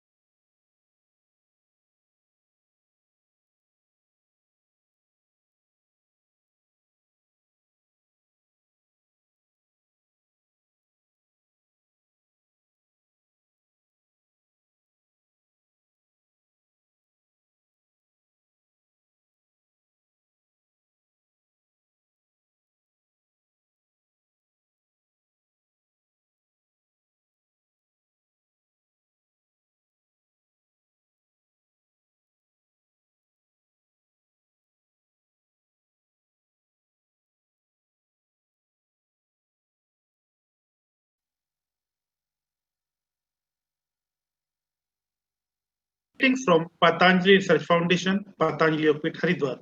Before I begin my presentation, I would like to thank to the organizers for giving me opportunity to present on the topic History and Evolution of Patanjali Yoga, its applications in mental health. The contribution of Revered Swami Ramdev Ji in revival of yoga in contemporary India is well known. 2 decades ago, the perception of the people about yoga was that the practice of yoga is for sages who live in the hills of Himalayas. Swamiji, who believes that yoga is for all, yoga is for everyone, created awareness and changed this perception of the pupil by creating awareness about the diverse benefits of yoga practice. Respected Swamiji learned yoga through Guru Shishya Parampara in Gurukul system of education as a young boy. Since the Swamiji learned yoga through Gurukul system of education, the practice Swamiji teaches includes all aspects of traditional yoga. This includes the practice of yama, niyamas, asana, pranayama, pratyahara, dharana, dhyana, and all this to achieve a higher state of consciousness or to attain samadhi. This style of yoga or this school of yoga gives considerable importance to the practice of pranayama. It is believed that the practice of pranayama culminates into samadhi. Therefore, Swamiji gives considerable importance to the practice of pranayama in his yoga camps. The practice of pranayamas, which are widely popularized by Revered Swamiji as a part of Patanjali Yoga are Anulom Vilom Pranayama, Bhaya Pranayama, Bhastrika Pranayama, Brahmari Pranayama, Kapalbhati, Pranav Pranayama, Udgit and Ujjayi Pranayama. So these are the pranayamas which have been widely popularized by respected Swami Ramdev Ji as a part of Patanjali Yoga across the country and all over the world. I am not going to the method of practice of these breathing techniques or pranayamas, but if there is any question related to the method of practice, I would be happy to answer. After learning yoga through Guru Shishya Parampara and through Gurukul education system, Swamiji started teaching yoga to common people. Initially, the number of attendees in the camps were moderate, but the method of practice of Swamiji was so clear that even a layman could understand the method of practice and the benefit of practice. Therefore, the number of attendees in the camps increased and very soon, large number of people started attending yoga camps of respected Swamiji. Multiple activities are carried out through Patanjali Yoga Peeth under the guidance of respected Swamiji and respected Acharya for the promotion of yoga. This includes yoga teacher training camps. Swamiji has conducted yoga teacher training camps across the country, and so far over 1 lakh of yoga teachers have received have completed their yoga teacher training under the guidance of respected Swamiji. These yoga teachers imparting the knowledge of yoga across the country and outside India. Apart from this, yoga camps for patients. Swamiji conducted yoga camps for patients across the country and outside the country, and number of patients reported that they got benefit in management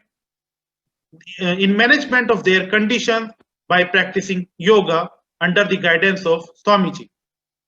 Apart from this, under the guidance of Shraddhe Swamiji and Shraddhe Acharya ji,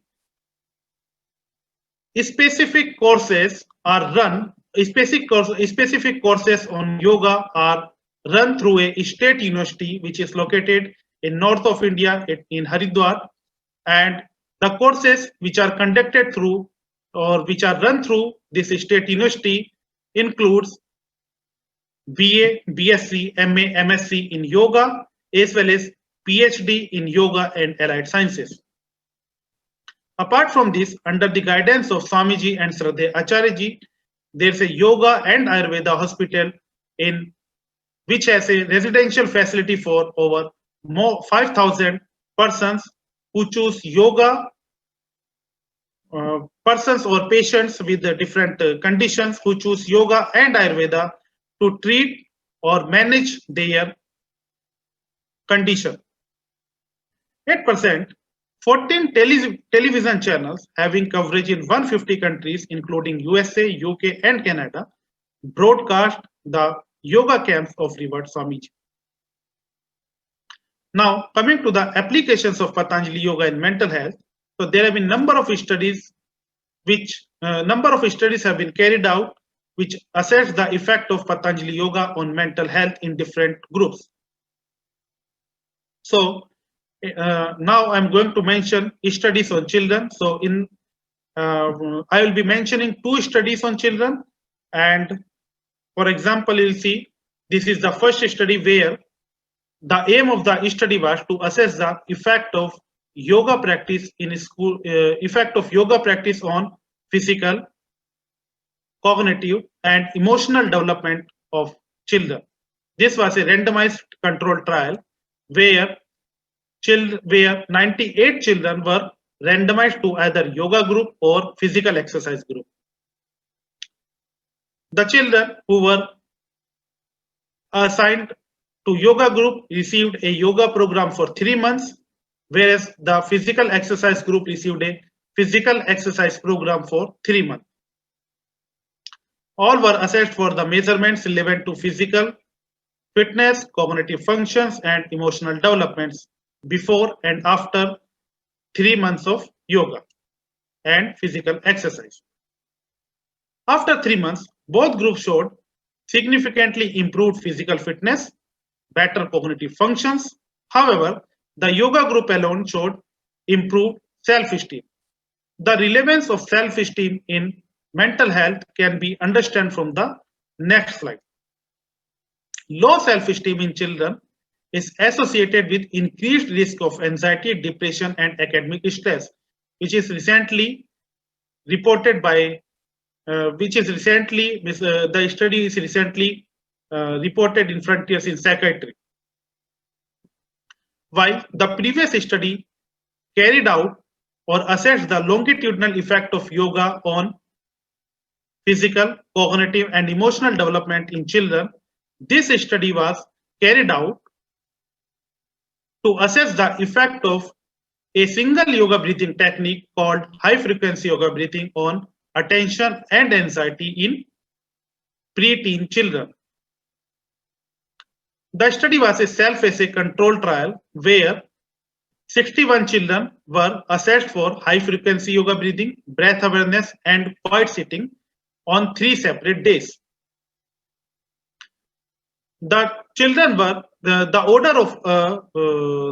order of sessions was randomized for each child, and the children were assessed for STAI state and SLCT 6-letter cancellation test before and after each session. The total duration of session was 18 minutes.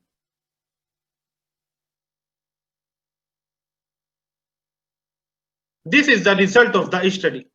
This suggests that after 18 minutes of high frequency yoga breathing, there was a significant reduction in state anxiety, and there was a significant improvement in performance in the attention task.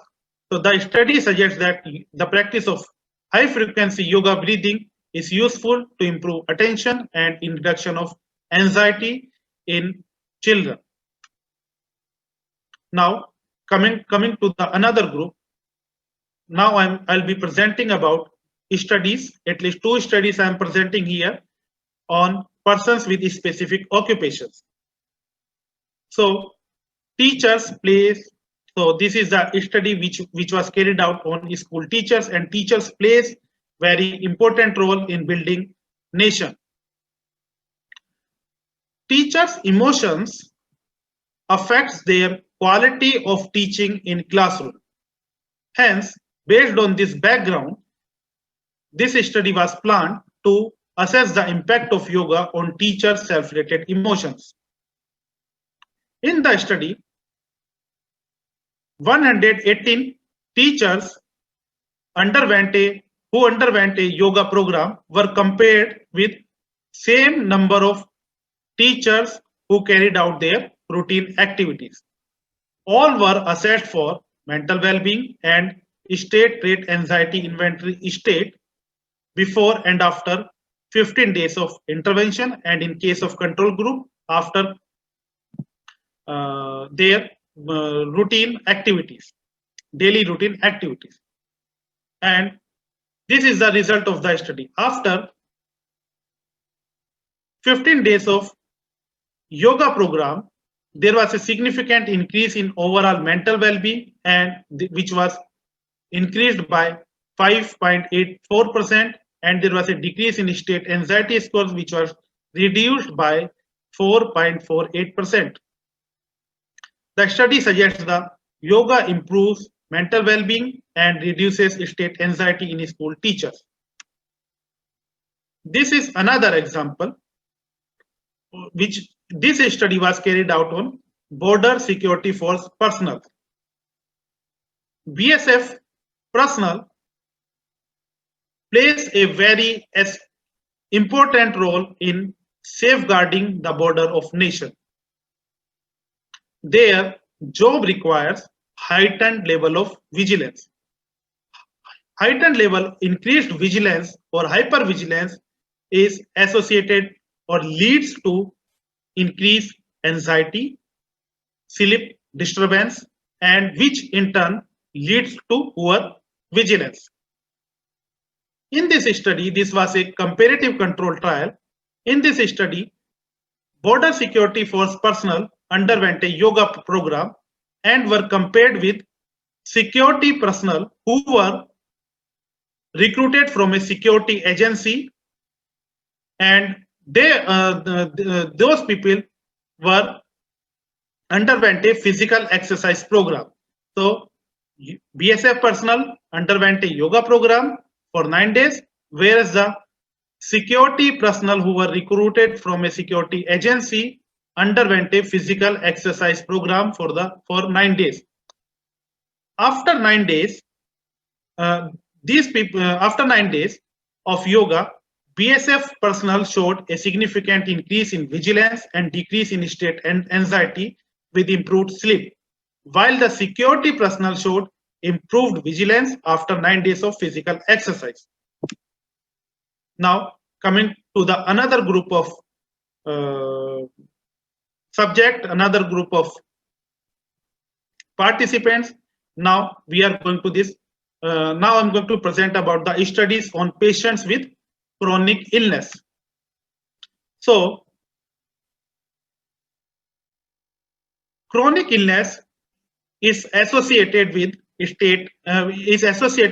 anxiety and depression. However, the impact of yoga practice related factors such as intensity and duration of yoga has not been studied in relation to anxiety and depression in patients with chronic illness. So this study assessed this relation, whether intensity and duration of yoga practice can influence anxiety and depression in patients with chronic illnesses. So in this study, there were 763 patients with chronic illness. They were assessed for STI, HADS, that is Hospital Anxiety and Depression Scale. Basically, this Hospital Anxiety and Depression Scale contains 14 items, with 7 items related to anxiety and 7 items related to depression. So, in the study, you can see from this table that duration of practice in month acted as a predictor for state anxiety, hospital anxiety depression scale anxiety, hospital anxiety depression scale depression scores. So, duration of practice in month acted as a predictor for both state anxiety and hospital anxiety as well as hospital anxiety depression score. Now, here you can see the intensity of yoga also predicted state anxiety as well as hospital anxiety. The negative sign here suggests that increase in the higher the number of higher the duration of the practice, lower the hospital anxiety as well as the state anxiety as well as the hospital anxiety as well as the depression scores. So this suggests that duration of yoga practices influences the STI, state anxiety, hospital anxiety, as well as depression. This also it is also true for the intensity of yoga practice in minutes per day for at least 4 days per week as a for 4 days per week. This also acted as a predictor for state anxiety and hospital anxiety. Another area in which study in which patients with chronic illness were which was carried out on patients with chronic illness. So in this study, the aim of the study was to compare mental well-being, quality of life, and perception of chronic illness in yoga experience and yoga naive patients. So in the study, there were 419 patients, of which 269 were yoga naive and 150 had the experience in yoga. They were assessed for mental well-being, perception of illness, and quality of life. Apart from this, information about their disease were also obtained. Based on the ICD-10, they were categorized or classified into 14 categories. And under each category, you can see there was no significant difference in the number of patients in the yoga experience group as well as or in yoga naive group. So between the group under each category, under each category of this disease, there was no significant difference. The result of the study suggested that the yoga group had significantly higher mental well-being, personal control is a dimension of perception of illness, and psychological and environmental quality of life compared to yoga naive group. This suggests that yoga group had better mental health compared to control group. Obesity negatively influences several aspects of quality of life. This includes poor self-esteem, enjoying physical activity, social satisfaction, ability to work, sexual pleasures, and approach towards food. So these aspects of quality of life are compromised in persons with obesity. So the aim of the study was to assess to check quality of life in yoga experienced person and yoga naive obese persons of both sexes. So the aim was to compare the quality of life in yoga experience and yoga naive obese persons of both sexes. So there were 598 obese persons, and of these 298 were 596 obese persons, and of these 298 were yoga experienced and 298 were yoga naive.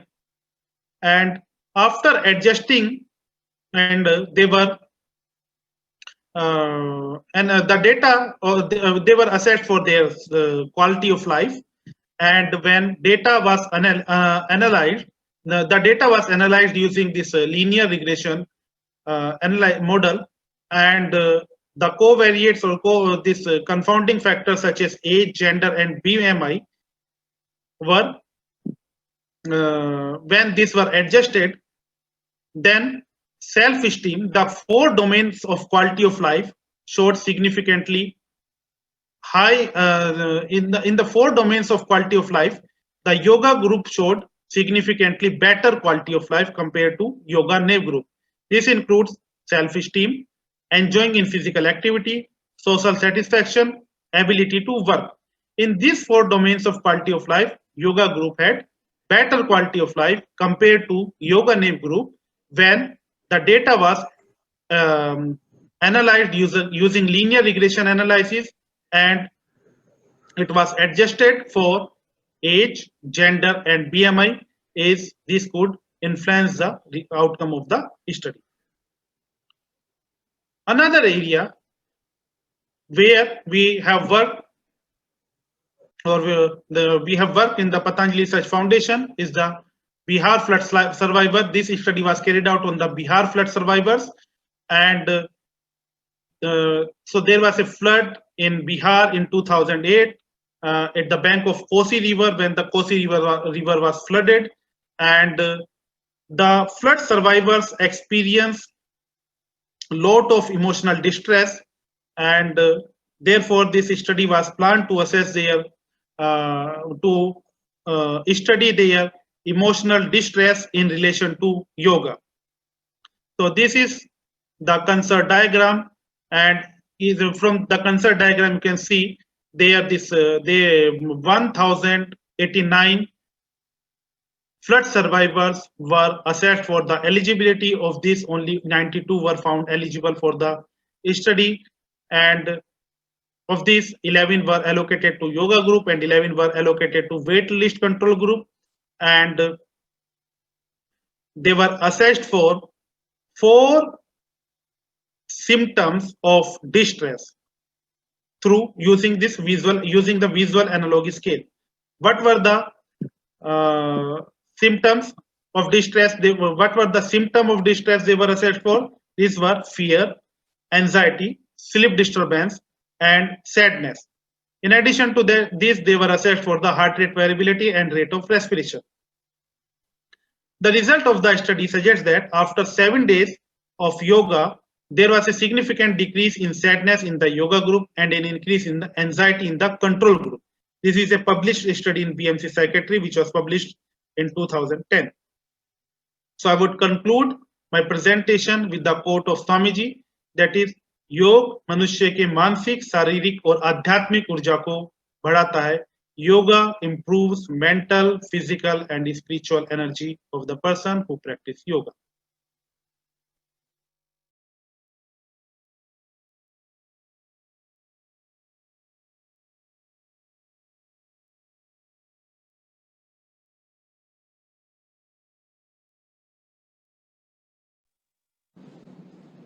Thank you, Dr. Sharma, for giving the overview of the contribution of practicing Patanjali yoga in the mental health.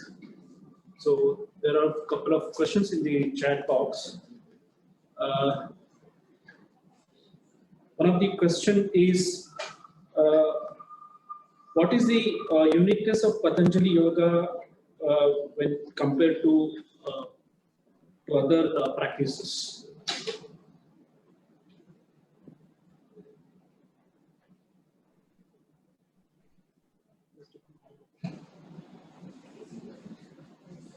Dr. Sachin, are you there? Can you hear us? Yeah. Yes. Did you the question? Can you please repeat the question? Yes. How Patanjali yoga is different from other practices? As I mentioned, this practice, the Patanjali yoga, is derived from the traditional yoga practices. So, can you hear me? Yeah. Okay. So, what is the difference in this school of yoga? Particularly, all aspects of traditional yoga practices are taught. And in this school of yoga, particular importance is given to the practice of pranayama.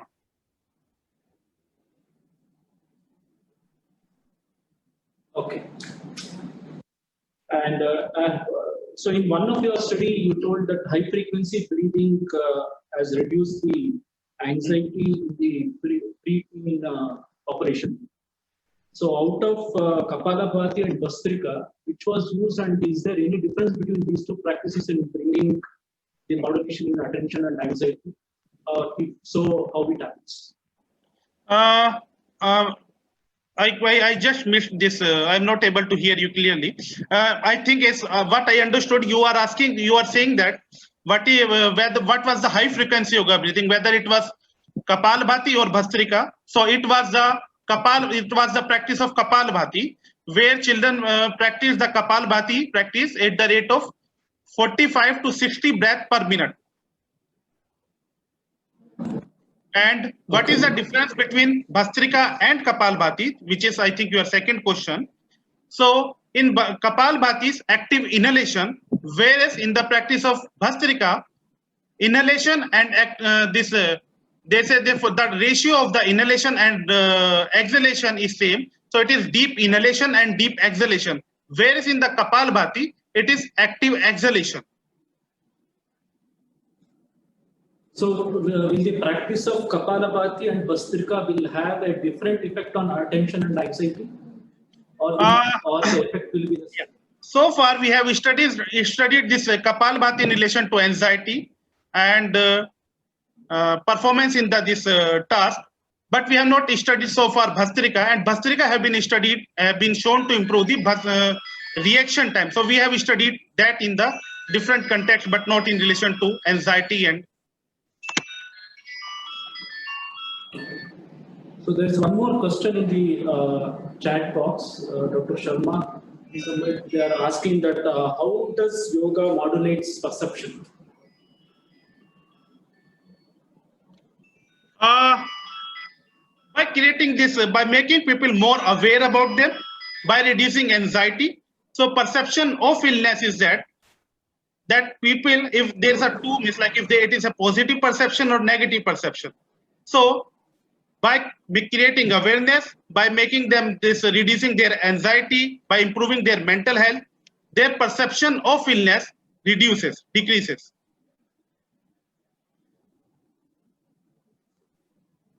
Okay, so I think we are almost ending the session now, and so I thank on the behalf of everybody over here, Dr. Sharma, for giving the overview of Patanjali Yoga Peak's contribution and their work in spreading yoga and also conducting a lot of high-grade research in this area. So thank you very much, Dr. Sharma, for being with us. Thank you very much. Thank you very much.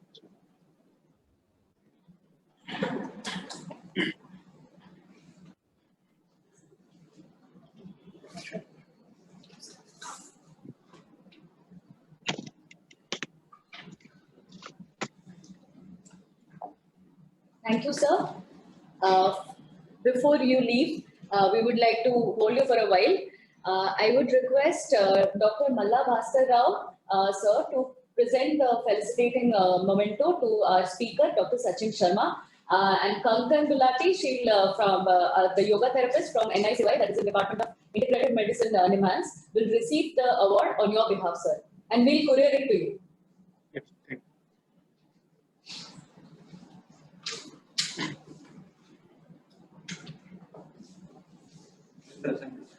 That's good.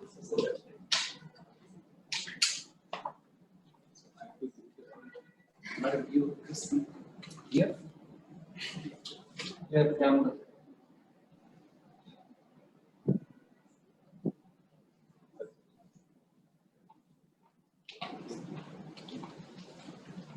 Thank you, sir. Thank you, sir.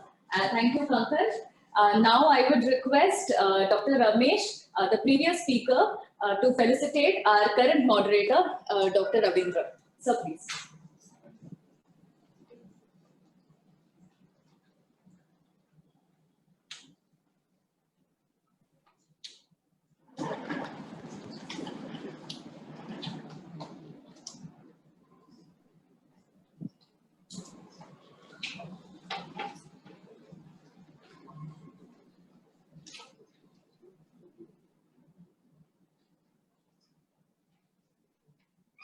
Thank you very much, everyone. Now, we'll move ahead to our plenary session, which is Yoga in the Time of COVID-19. The speaker is Dr. H.R. Nagendra, who's the Chancellor of SVSI University, Bangalore. Dr. Nagendra worked as a postdoctoral research associate at NASA Marshall Space Flight Center, USA in the 1970-71. In 1975, before joining the Vivekananda Kendra, a service mission in 1975 as a whole-time worker. He was a director of Training Center Vivekananda Kendra, Kanyakumari from 2002 till 2012 and Vice Chancellor SVSI University, Bengaluru. Since 2012, he has been the Chancellor SVSI University, Bengaluru. He has over 300 research papers presented in national and international conferences in engineering on yoga.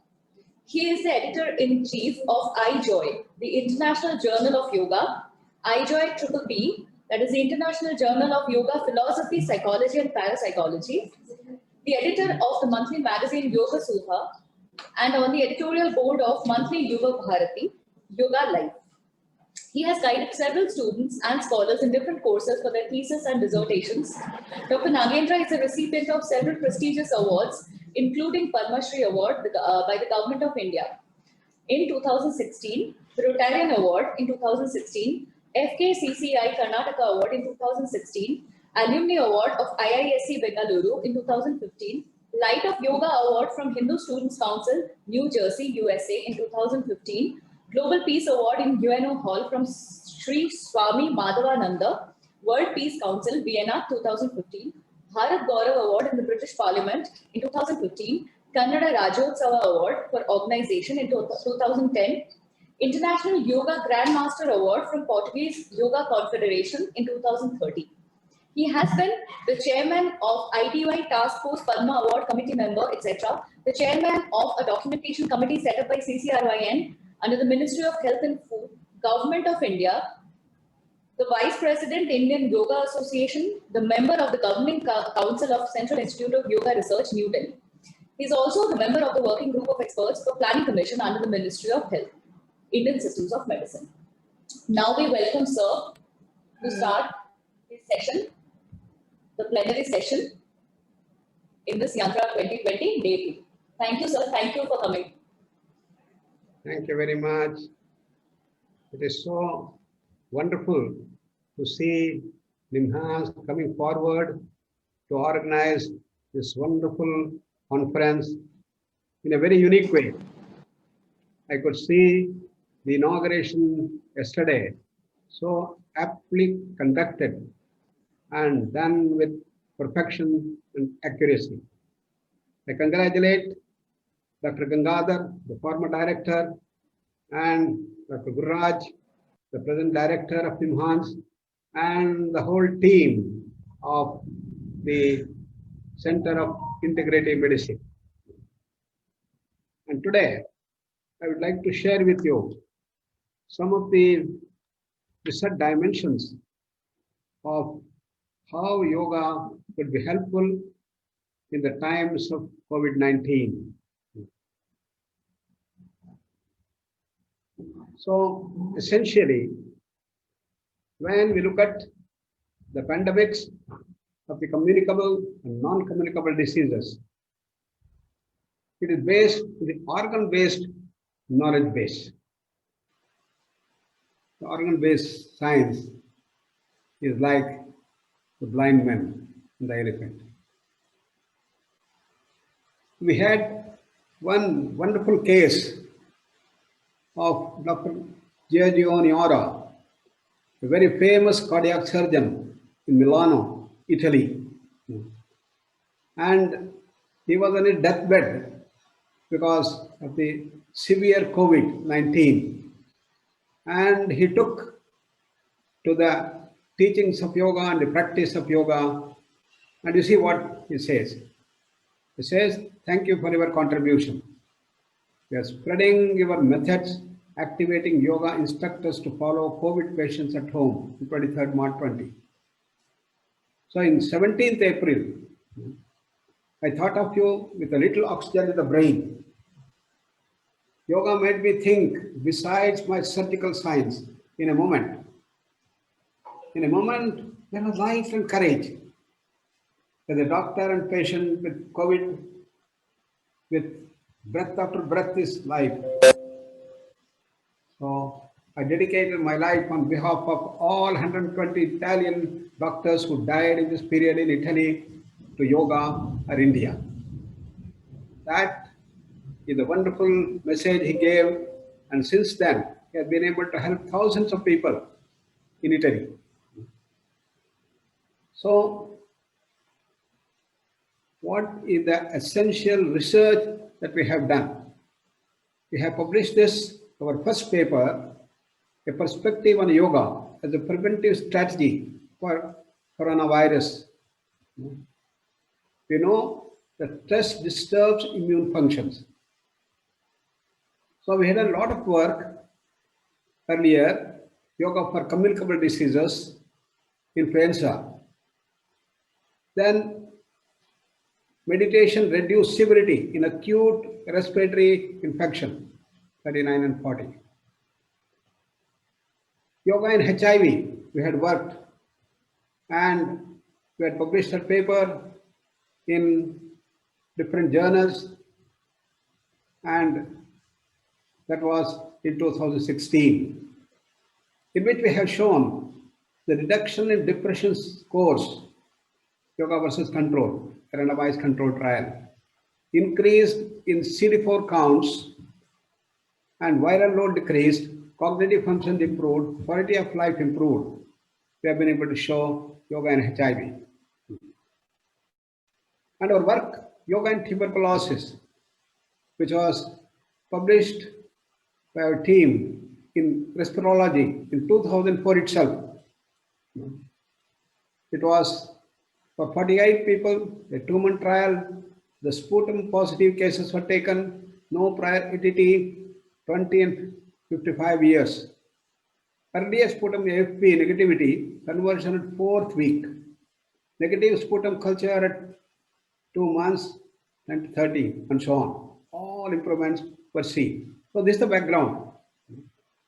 Then most of you are very familiar with our research that has gone for NCDs, yoga for diabetes, yoga for obesity, yoga for heart disease, asthma, COPD, cancer, rheumatoid, geriatric age, all these things have come up. And our first paper, as most of you know, was way back in 1985, when we published our paper in BMJ, Yoga for Bronchial Asthma. And we also had worked yoga during calamities in the Andaman tsunami coping. And there we have shown that QOL had improved. And in Bihar floods, PTSD, depressions have reduced, we have been able to show. So we have been able to show through the randomized control trials this can happen. And as most of you know, our Honorable Prime Minister asked us, all people on that day at 5 p.m. to clap. And we track the changes that occur in the global consciousness field using the random event generator in several REG instruments placed all over the world. And we have been able to show how there was a big change in the whole consciousness field itself. So when we all work together as one whole, it is possible that there can be a change in the consciousness field. So that is the REG, or the random event generator, which can track the consciousness field effect. And what we showed was the influence of synchronous human activity on REG. So efficacy of an event, pattern mapping could be looked at the whole thing. So this is how normally when there is no influence, the parabola goes and all the changes are occurring only in the parabola. Only when it crosses the parabola, there is a significant increase we are going to see. So we have tracked many of these things in our normal My 3 million sessions and in the India versus Pakistan World Cup and several other things we have done to show the changes. And when particularly there are very special talks by special people, then we find there is going to be a big change beyond that. The classic effect was the one that we showed here earlier. Then in May 2020, we took up a pan-India 25,000 people Corona health assessment. And in this pan-India, by the online things that we did throughout the country, 25,000 people data were collected. And you could see that among the tamas, rajas and sattva people, the coping abilities were continuously increasing, and it is the maximum in the excellent thing. And therefore the coping ability increases in the sattvic people. And the endurance, the sattva and the rajas, the tamas, you could see endurance coming up. Then behavior assessment scale was done in 4 countries. 8,000 data were taken: India, Japan, Italy, and China. What we found was the coping ability is better in Indians, and yoga is better than non-yoga, we have been able to show. So we all know that the cellular fighters, the T cells, the white blood cells swallow the tissues, as you could see. And there are chemical fighters, antibodies, which lock up the virus, and they can be gobbled up. And antibodies attach to the antigens, killing the viruses.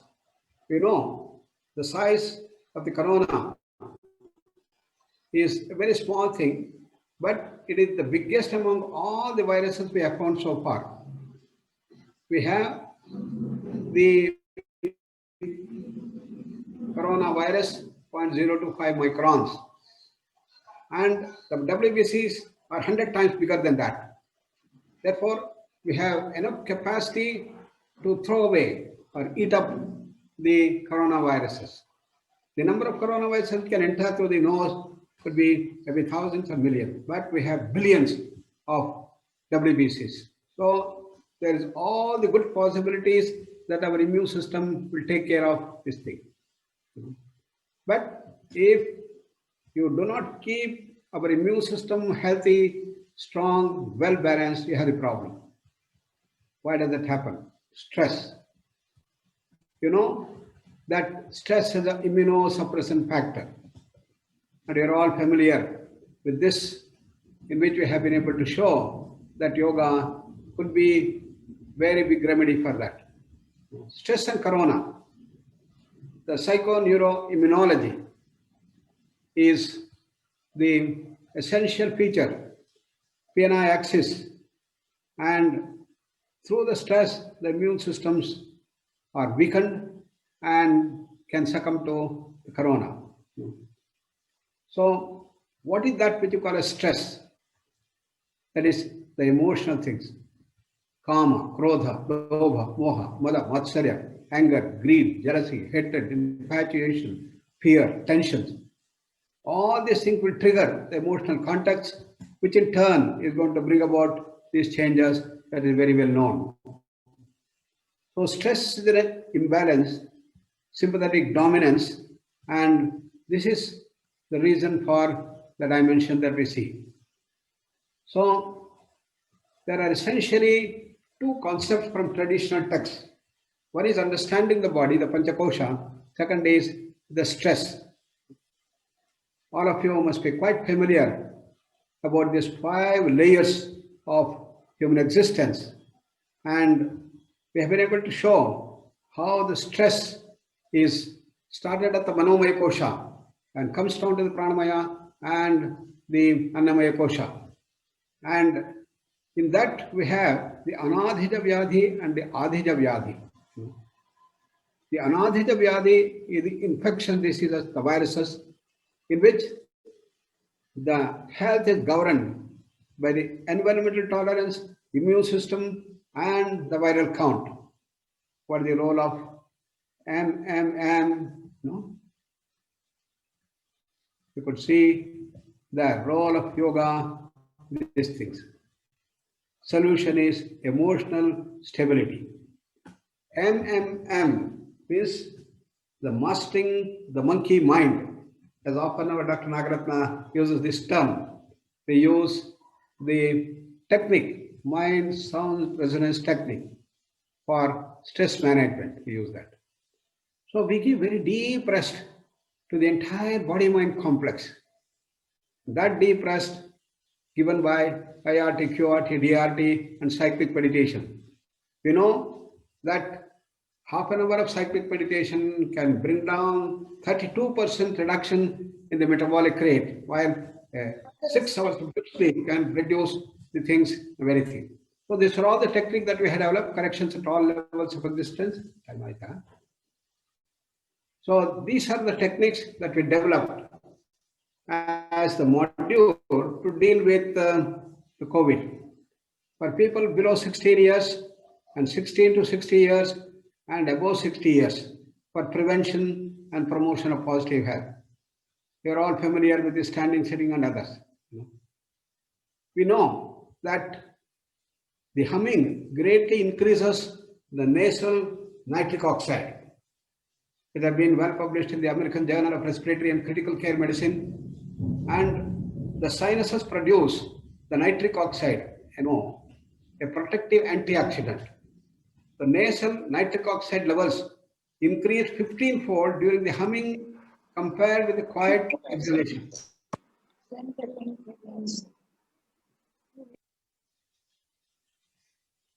So research questions: can yoga increase antibody production?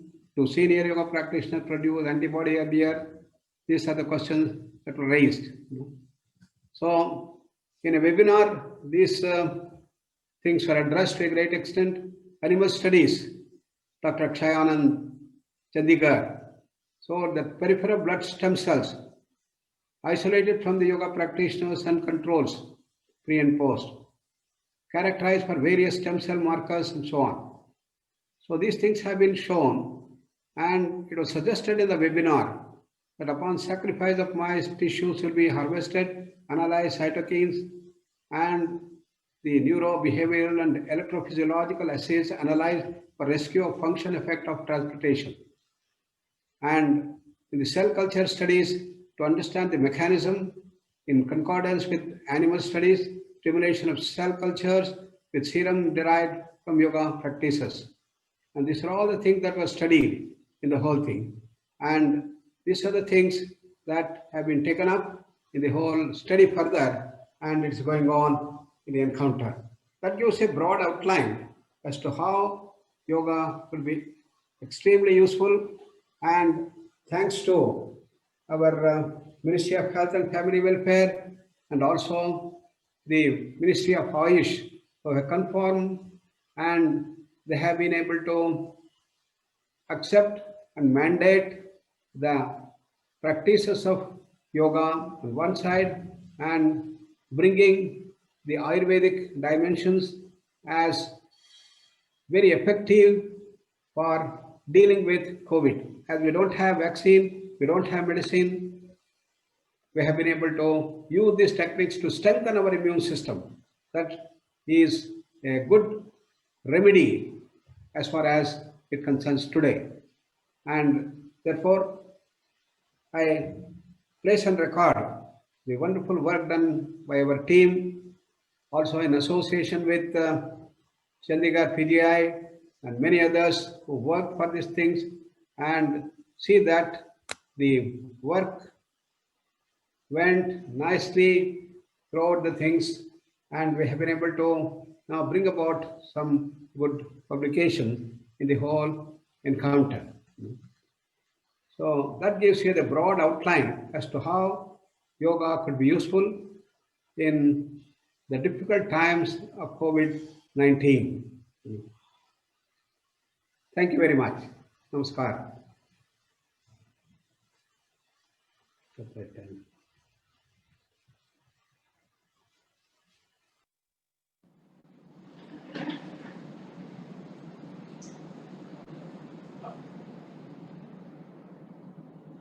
Thank you very much, sir. Thank you for such an enlightening session. I believe there is no question on the chat box. I think people have already got the answers to their queries from your presentation. So now I would request Dr. Malla Bhaskar Rao sir. He's a professor of neurosurgery in NIMHANS, Bengaluru, to felicitate you. And Dr. Hemant Bhargav, AP Yoga of Department of Integrative Medicine, NIMHANS, will receive the award on your behalf, sir.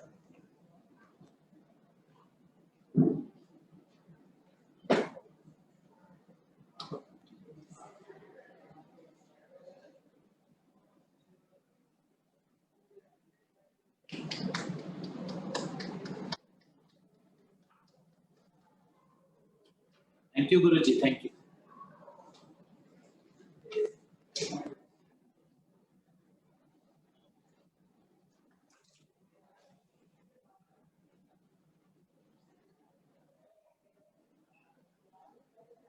Thank you, sir.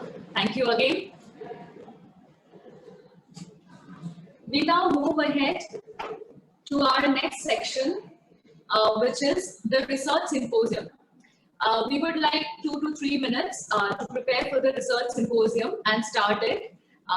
Meanwhile, we would like to share a PowerPoint presentation of the activities that currently are being done at the Integrative Medicine Department Yoga Center at NIMHANS, Bengaluru. Can I please have the slides?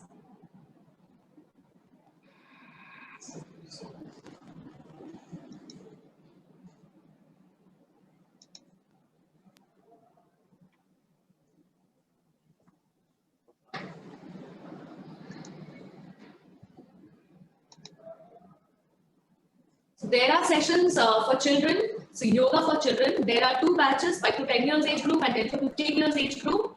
The timings are for 5 to 10 years and Monday, Wednesday and Friday from 10 a.m. to 10:30 a.m. The Zoom links are shared. Also, the 10 to 15 years age group is from 10 a.m. to 10:30 a.m. on Tuesdays, Thursdays and Saturdays.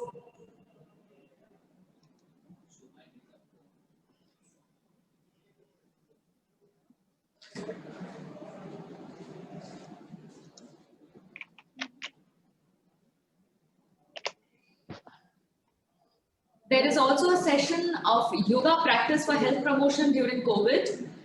The timings are 4:30 to 5 p.m. Monday to Friday. The Zoom link is shared.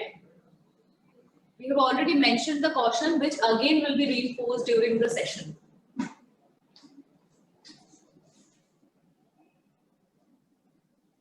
There's also a yoga for well-being session, which runs from 6:50 a.m. to 7:30 a.m. Monday to Friday. The Zoom link is shared again. I would like to tell everybody that all the timings mentioned are Indian Standard Time. So kindly adjust to your country's time and then log in at that time. Thank you.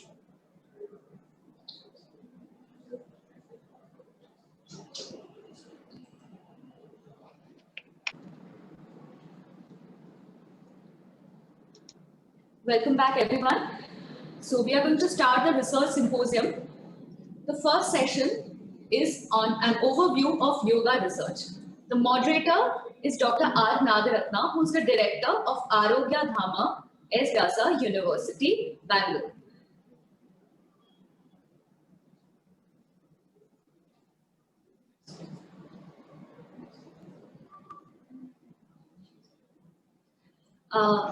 Dr. Nagaratna is an MBBS, MD, FRCP, DSc, and is the medical director, as I have already said.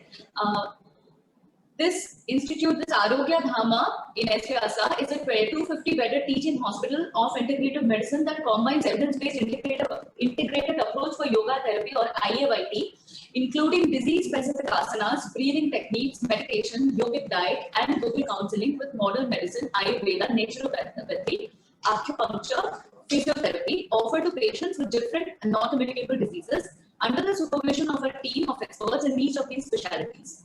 Dr. R. Nagaratna also serves as a distinguished professor in the Medical College of the S. Vyasa University, guides PhD students and works as a principal investigator for many funded yoga-related clinical projects of that university.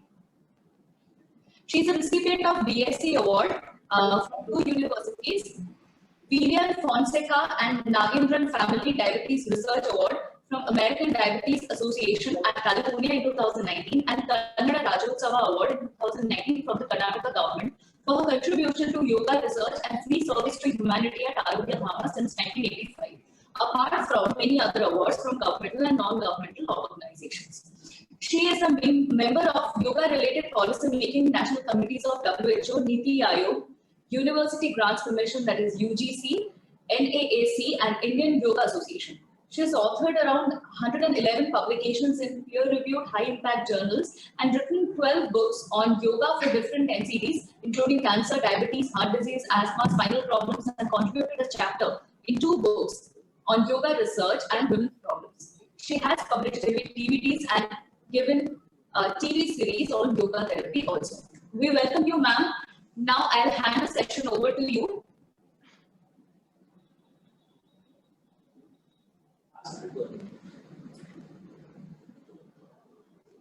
Madam, are you there? We can't see your video.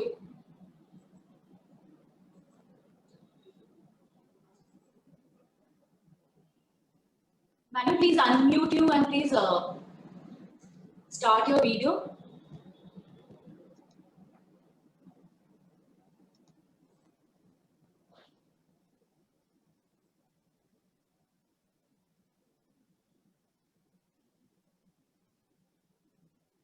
Welcome, madam. Namaste, madam. Madam, your voice is not audible. Now?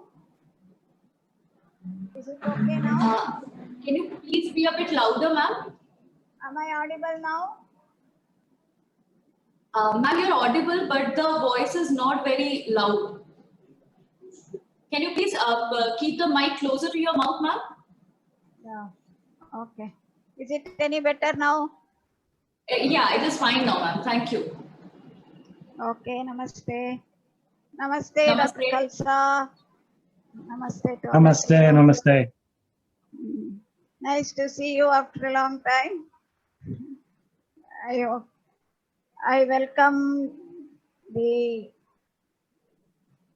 pioneer of research, Dr. Satbir Khalsa, to this wonderful program of YANTRA, where we are trying to bring out the best of the knowledge base from the traditional sciences of yoga to the forefront through Dr. Satbir Khalsa. Dr. Khalsa has been fully engaged in biomedical research on efficacy of yoga and meditation practices in improving physical and psychological health since as early as 2001. And he is actually a lifestyle practitioner under his great guru, doing Kundalini Yoga himself. He is the director of yoga research for Yoga Alliance and director of research for Kundalini Yoga Research Institute, a research associated with Benson Henry Institute for Mind-Body Medicine and Washer Center for Integrative Medicine. Also, he is a teaching faculty as assistant professor at the Harvard Medical School, and he has conducted several clinical research trials evaluating the yoga intervention for insomnia, post-traumatic stress disorders, chronic stress, anxiety disorders, which are all traceable to the mind, and both in public health and occupational settings. I met Dr. Khalsa when he was actively involved in teaching yoga for stress management in school children also. He works at the International Association of Yoga Therapists, IAYT, to promote research on yoga therapy as chair of the Scientific Program Committee for Annual Symposium on Research, editor-in-chief of the International Journal of Yoga Therapy, and is a medical editor for the Medical School Special Report, An Introduction to Yoga, and chief editor of the medical text. This is the most important book for all the researchers, the principles and practice of yoga in healthcare, in which the great team he was able to coordinate along with other professors, other researchers in yoga. And I was glad that I was also involved in this particular book, which has come out as one of the best books that the researchers could use. Welcome, Dr. Khalsa. We are looking forward to your talk on a topic.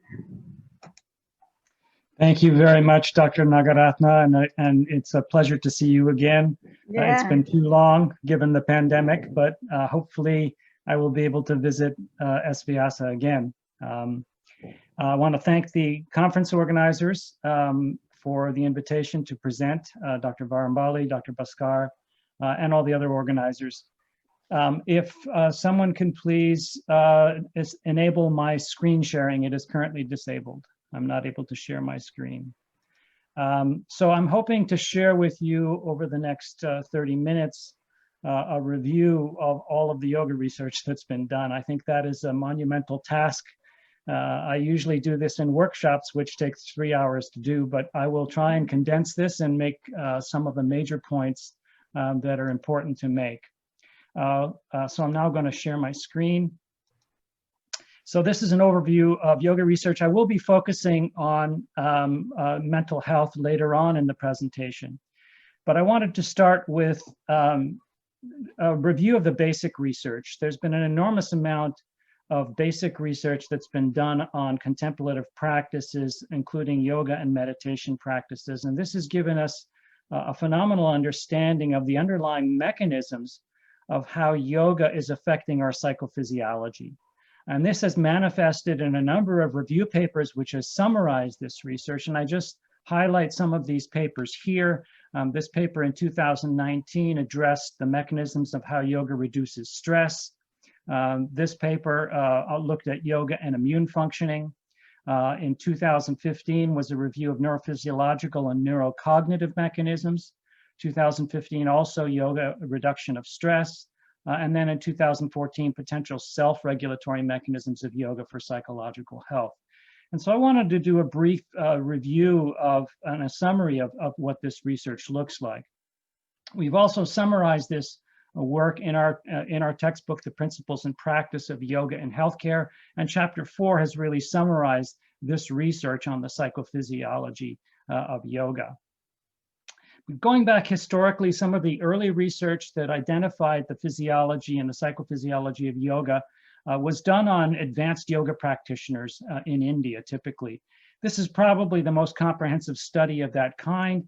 This was a year-long study in which these investigators traveled all around India looking for these yoga masters and then wiring up with these electrophysiological recording equipment you see in this photograph. And the conclusion from this study was that physiologically, yogic meditation represents deep relaxation of the autonomic nervous system.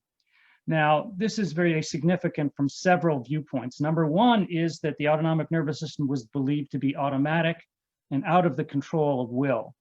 And so this introduces a most fundamental construct in the field of yoga, and that is the idea of self-regulation of internal state. Through these yoga practices, practitioners are able to develop the skill of controlling their internal state, both psychological and physiological state. And this is highly significant because modern medicine is not based upon self-regulation, it's based upon doctors treating patients. And in yoga, we now have this ability with practice to be able to change our internal state through our own training. So this is fundamental. And the autonomic nervous system is highly significant because this is the system that's involved in manifesting stress and emotion. And so as a consequence, through these yoga practices, we are able to develop the skill of both stress and emotion regulation. And of course, there have been many studies done on the asanas. These asanas have been shown to increase flexibility, range of motion, physical strength, balance, coordination. These are very powerful studies and of course, very objectively measured. And many of these studies have been done and the results are fairly unequivocal because of the strength of these studies. What has come to light more recently over the past few decades has been an understanding of the physiology of the pranayama practices in yoga. And again, we see in this that these breathing practices can definitely change brain activity, both autonomic and central nervous system activity. In fact, one of the features is to be able to also directly modulate emotion and stress. And so this is a review paper summarizing the effect of slow breathing, which is one of the fundamental yogic breathing practices. A positive affective state was induced by slow breathing, and a negative affective state was induced by fast breathing in this study, consistent with the measured affective changes in our prior study. And so they highlight this fundamental conclusion about pranayama, that these observations support practical behavioral methods that human beings have used for millennia to modulate emotional experience, such as meditative breathing. So there is enormous research now on pranayama that's giving us great insights into how these practices work. What has really come to the light over the past few decades is a lot of neuroimaging work that is allowing us to understand the neurophysiology of meditative practices. And a lot of this research has been done by meditation researchers, either studying Vipassana, mindfulness, or single point focus meditation. What I'm showing here is a paper that was published in 2012 in which they were able to do a brain scan study of meditation in action in the scanner. And what they found was that different regions of the brain are involved when there is meditative focus. So when the practitioner is successfully holding their attention on the target of meditation, what is being activated is the dorsolateral prefrontal cortex. This is in the frontal lobe. This is the executive regions of the brain where the attention networks are. So during focus phase, you're activating this executive brain region. However, in meditation practice, of course, we end up losing our focus and then going into mind wandering. And that is the practice practically of meditation, is that you're constantly shifting from mind wandering to mental focus. And during the time when practitioners are inadvertently mind wandering, what is being activated is an entirely different network of brain regions called the default mode network. And so we can see, first of all, that these patterns are very, very different. The default mode network is a much more diffuse collection of brain regions scattered over the brain, whereas the focus phase is much more located to the prefrontal cortex. And through a lot of this research, we're starting to understand the neurophysiological connections and interactions. We know that when the dorsolateral prefrontal cortex is activated, there's actually inhibitory pathways to the limbic system, which is the region of the brain that's responsible for the stress and emotion response. So we now have neurophysiological understanding of how the meditative focus is affecting stress and emotion regulation. We're also starting to understand how individuals who spend too much time in the default mode network, too much mind wandering, too much rumination, they end up and much more prone to mood disorders, to things like anxiety and depression. And we have good evidence that long-term meditators are actually much more resistant to psychological disturbances, mood disturbances, and ultimately psychiatric conditions. In fact, what we've seen is some studies showing brain plasticity changes in which long-term meditators have been shown to have a smaller amygdala, which is in the limbic system. So the limbic system is actually smaller because meditators are less reactive to their stress and emotional thoughts. So this is a remarkable finding over the past few decades that's really giving us a strong handle how yogic meditation is working. And this is summarized in this slide here. This is from a review paper published very recently. What you can see here is they're talking about the activation of the prefrontal cortex affecting the limbic system. And so this is all now becoming very well established. And just to show some examples, and there are many examples now. The research on perceived stress is extensive with respect to yoga. We recently conducted a trial of yoga for Harvard Medical School physicians. And as many of the practitioners know, burnout is a major issue in modern medical providers, and especially in the US. On average, one physician commits suicide every day of the year, literally on average. And burnout has become a major problem, which is driven by the inability to manage stress. So in this brief trial, we did a 6-week intervention of a Kripalu-based program, and these Harvard Medical physicians showed improvements in perceived stress after the 6-week intervention. And 2 months later, they were still showing evidence of reduced perceived stress. Resilience to stress was significantly improved after 6 weeks, and then that was also maintained at the long-term follow-up. The other thing that happens when, of course, we focus our attention in meditation is that changes our ability to regulate our thought processes. It allows us to become more aware of our internal state. And that is essentially mind-body awareness, which is also known as mindfulness. So in that same trial, in scales in which we are able to measure mindfulness, we see improvements in mindfulness in these physicians, which is also maintained at the long-term follow-up. And mindfulness or mind-body awareness has very important implications for behavioral change. So this brings me to a model which really summarizes a lot of the research that we know about how yoga works. And this is a logic model. And what we are assuming here that yoga is not just asanas, it is of course traditional yoga. It incorporates also the breathing, the pranayama, the deep relaxation, and very importantly, the meditative component. Of course, all of these components make changes on the physical body, and that's what I'm calling improvements in fitness. That reflects in flexibility, strength, coordination, balance, respiratory function. And all of these, through the mind-body connection, are indirectly or directly affecting mental health. All of these practices also develop the ability to self-regulate internal state, particularly stress and emotion, which leads to improvements in resilience and equanimity. Through the meditative component, we are increasing our mind-body awareness by engaging the attention networks, leading to these improvements in mindfulness, which improves cognitive function and concentration, and ultimately to what we refer as metacognition, the construct that we are not our thoughts and that we are able to self-regulate our thought processes. And metacognition is the fundamental construct that underlies not only cognitive behavioral therapy, one of the most powerful forms of psychological therapy, but also Patanjali's Yoga Sutras. It's all about metacognition. And then ultimately also, through meditative practices, we can start achieving these unitive states, which leads people to these changes in transcendence, the flow state, and a full transformation of their sense of life purpose and meaning. And I'm calling this really spirituality. So we have really strong evidence on the physical component, and we have this growing evidence from the past few decades of research, really understanding how the self-regulation and mindfulness is working. And we still have much more work to do to really understand what's taking place neurophysiologically with these spirituality changes.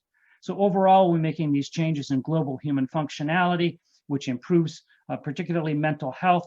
And that is mostly through stress and emotion regulation, awareness, mindfulness, and the metacognitive component, which ultimately leads to positive psychological changes, such as behavior, well-being, values, life purpose and meaning, and even spirituality. So now let's turn our attention to the actual research publications that have been done. And in 2013, we did an analysis of all of the publications of yoga therapy. That is research trials that are done examining the efficacy of yoga for a specific mental or physical condition. And this is summarized in this graph. These are in 5-year windows. And what you can see is the number of peer-reviewed publications in these 5-year windows. And first of all, what you can see is between 1967, in which is the first papers that we see in yoga therapy, which is done by Chandra Patel on hypertension in the UK, until really the 2000, there's very little growth. However, what is really remarkable is what has been happening over the past couple of decades. You see this remarkable jump, an increase in the frequency of publications on yoga therapy. And so this is really an exponential increase, and perhaps this also reflects the exponential increase in the popularity of yoga itself. So for example, in the United States, we've seen a jump up to 14% of the population practicing yoga. So this is also something that is growing very rapidly. Now, this increase in publications is also accompanied by an increase in the quality of research. And these are the randomized controlled trials that have been published. And again, what you can see is that there are fewer, of course, than the total number of publications, but this is also growing. So a good metric here to suggest that yoga research is not just increasing in quantity, but also quality.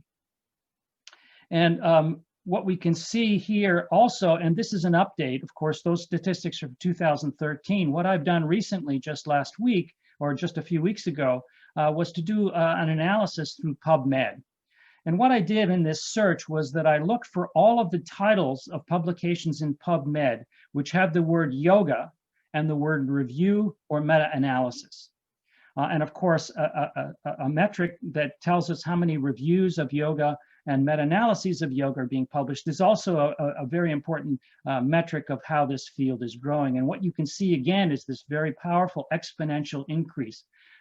Virtually almost 50 meta-analyses and reviews were published in PubMed in 2019, which really gives you a sense of how strong this field is growing. And of course, we have this in our book as well. We were able to draw, based upon this growing body of research, our book, The Principles and Practice of Yoga in Healthcare. We had 60 chapter contributors, and these were all leading yoga researchers around the world. We wanted to make this a comprehensive text that was really put together by all of the leading yoga researchers internationally. And we are now in the process of deciding on the second edition. Just as a measure of the quality, and this is from the 2015 paper, we analyzed the sort of the qualities of the research papers. And what you can see is that randomized controlled trials were only responsible for 45% of these publications. 18% were controlled trials, and 37% were single group uncontrolled trials. So in order for the field to move as we progress forward, we're going to want to increase the percentage of randomized controlled trials and move the field forward, because these are the gold standard research designs that are going to give us the greatest benefit in terms of policy changes in response to the research results. This is a paper from Holger Kramer, one of the new researchers in the field who's been very productive. And what they did is a bibliometric analysis as well, although they looked at all randomized controlled trials of yoga, regardless of whether it was therapeutic or not. And what they found is they examined which control groups were being used. And the weakest design, of course, is no treatment or usual care or weightless control. And what you can see is that really represents the majority of papers. And of course, this is a relatively weak design because a no treatment or usual care control does not really control for expectation or belief effects. A much stronger design, of course, is to use an active intervention in which the participants believe that what they are doing has some benefit. And when we look at what trials have used active interventions, these have looked at exercise, attention control, education, psychotherapy, or counseling, relaxation, and medication, and a breathing exercise as control. So as we move forward in the field, we would like to see more and more of these active control interventions to really give us a stronger confidence in the research outcomes.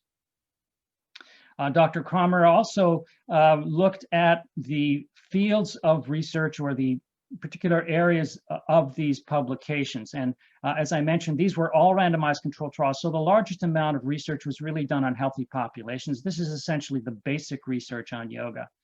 And then when we move into the different disorders, what you can see in order of preference, starting with the green, is breast cancer, followed by asthma, followed by depression, type 2 diabetes, chronic low back pain, hypertension, pregnancy, schizophrenia, menopausal symptoms, and so on. And so that you can see the breakdown of which areas were looked at in terms of the efficacy trials.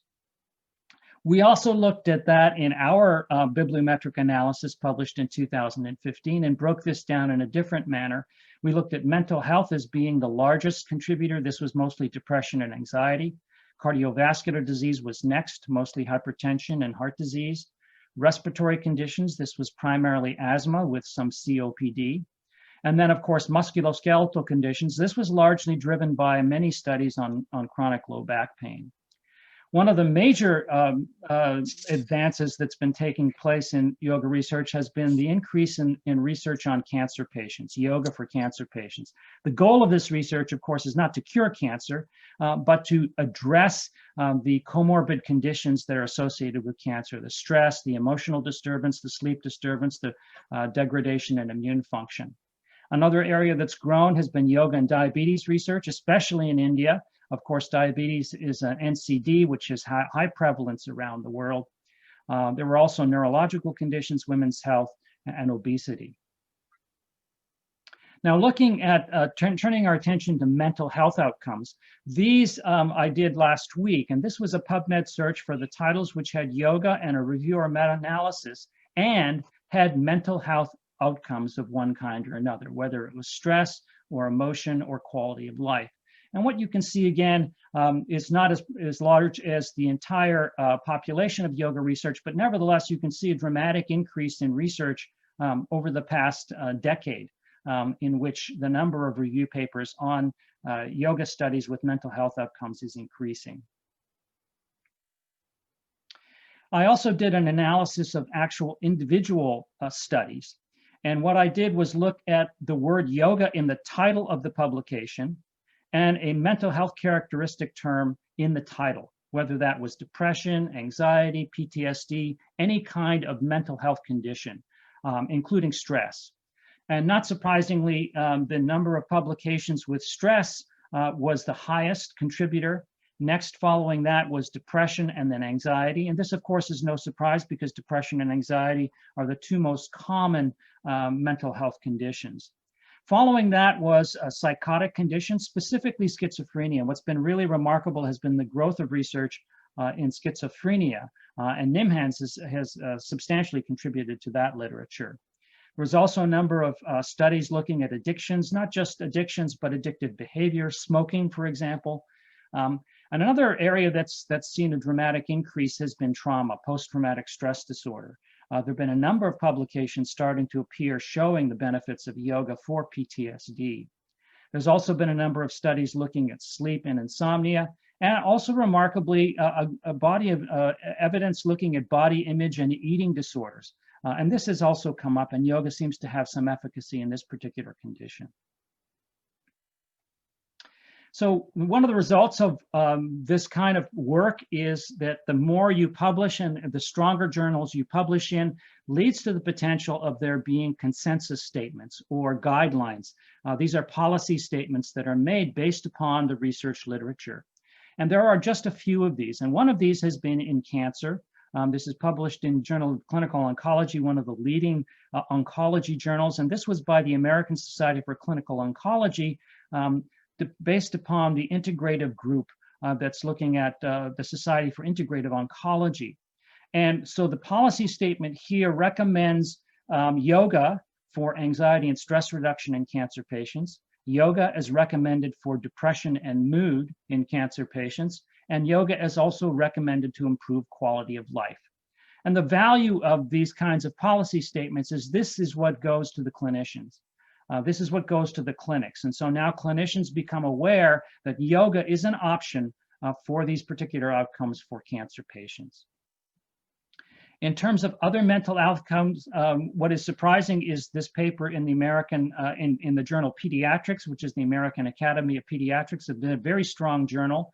And they made a policy statement that yoga appears to be a promising complementary therapy for children and adolescents, especially for those with pain and emotional, mental, and behavioral conditions, with very few reported adverse effects. Yoga as a therapeutic intervention has positive effects on psychological functioning, especially in children coping with emotional, mental, and behavioral health problems.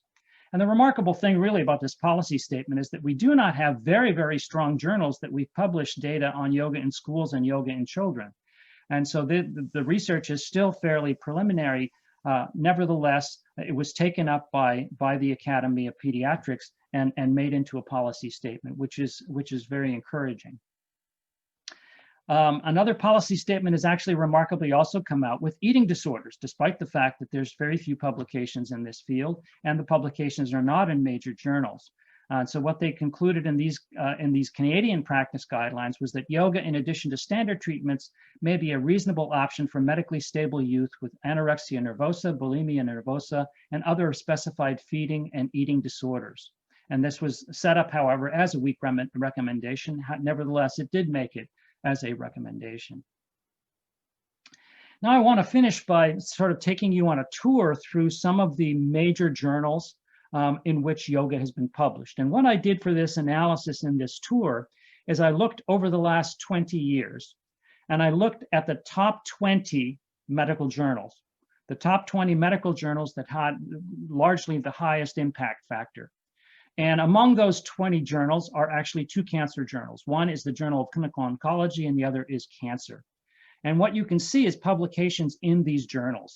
So this was a publication in 2007 in which the outcomes were quality of life, emotional well-being, social well-being, spiritual well-being, distress, mood, and these are statistically significant for yoga for breast cancer patients. In this trial published in 2013, also in the Journal of Clinical Oncology, global sleep quality, subjective sleep quality, daytime dysfunction, wake after sleep onset, and sleep efficiency were shown to be beneficial.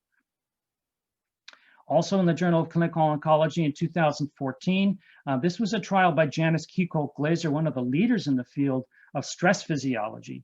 And in this paper, she was able to show that vitality was higher in the cancer patients in response to a yoga intervention. And the other measures of depression were not clinically significant, but actually were marginally improved. Moving on to 2014, this is by Lorenzo Cohen's group at MD Anderson Cancer Center, and of course also involved the SVIASA contributors. And this showed that cortisol changes, the slope of cortisol, which is a measure of stress, was the steepest during the daytime, which indicates better stress and lower stress in these cancer patients with the yoga intervention. And then in a stronger journal, this is Cancer. This is 2004. This is also Lorenzo Cohen's group, but this is using a Tibetan yoga intervention. And what they found was improvements in sleep quality, sleep latency, and sleep duration. Also in a journal Cancer was Holger Kramer's study, and they looked at menopausal symptoms of breast cancer survivors. They found psychological and quality of life improvements which were statistically significant. And then again, Lorenzo Cohen's group showed that using Tibetan yoga, they were also able to improve sleep quality. So two papers from Dr. Cohen's group on Tibetan yoga showing statistically significant improvements in sleep. Moving on, the only other journal of the top 20 that had yoga publications in it that addressed mental health was in JAMA. And this was a recent paper by Jojo Kwok, who actually gave a nice lecture at the last SVIASA conference. They showed that there were improvements in a number of measures with respect to anxiety and depression in patients with Parkinson's disease. And then the only other paper that came out on JAMA was our recent publication, which I described in my presentation yesterday, our trial of a Kundalini Yoga intervention for generalized anxiety disorder, in which we showed that there was statistically significant improvements and that Kundalini Yoga was efficacious for generalized anxiety disorder over the course of the study. So that really represents all that we have in these major journals. And so we need, I think, to be publishing more in these powerful journals, because this can be the fodder for policy statements. Just to give you an example, within the field of yoga research, there have been strong policy statements on the use of yoga for chronic low back pain. And this came and started with studies by Karen Sherman, and then more recently, Robert Saper, using yoga for chronic low back pain. Karen Sherman's paper was published in the Annals of Internal Medicine, one of these top 20 medical journals. And that inspired a lot of research, and that has ended up into these strong policy statements of yoga for chronic low back pain. So we need the similar kind of publications with mental health outcomes for yoga in these leading journals in order to give us these policy statements. And so I want to end, and I was asked to sort of also address future directions and challenges within the field. And I think the best way to address this is actually to quote from a paper by Dr. Varambali, George, and Gangadhar, which was published in 2019 in the British Journal of Psychiatry. And it was very well stated. I couldn't really find anything more to add. So I will conclude with a quote from their paper. So several unanswered questions remain. The interaction of yoga with pharmacotherapy. This is an important point because yoga can also be used as an adjunct in mental health conditions. So the issue is, how does yoga interact if a patient is also taking a psychoactive medication? The dosing of yoga modules.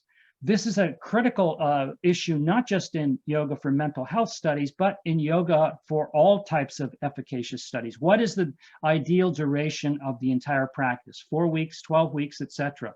What is the duration of daily practice that's ideal? How many times per week? We do not have studies yet that have looked intensively at dose response characteristics of yoga interventions. And so this is a need. And this may be critical for the effects, the influence of the guru and particular schools of yoga. And I would add to this, not just schools of yoga, but also the content, the different emphases and different styles of yoga practice. Some yoga styles are much more focused on the asanas, some are more focused on the pranayama, and some are more focused on the meditation. And so we need to understand the different effects of these different components. And then there's also an issue of bias, of different allegiances to yoga style, and what these effects can have on the outcomes. We also need to measure parameters of change other than psychopathology or quality of life.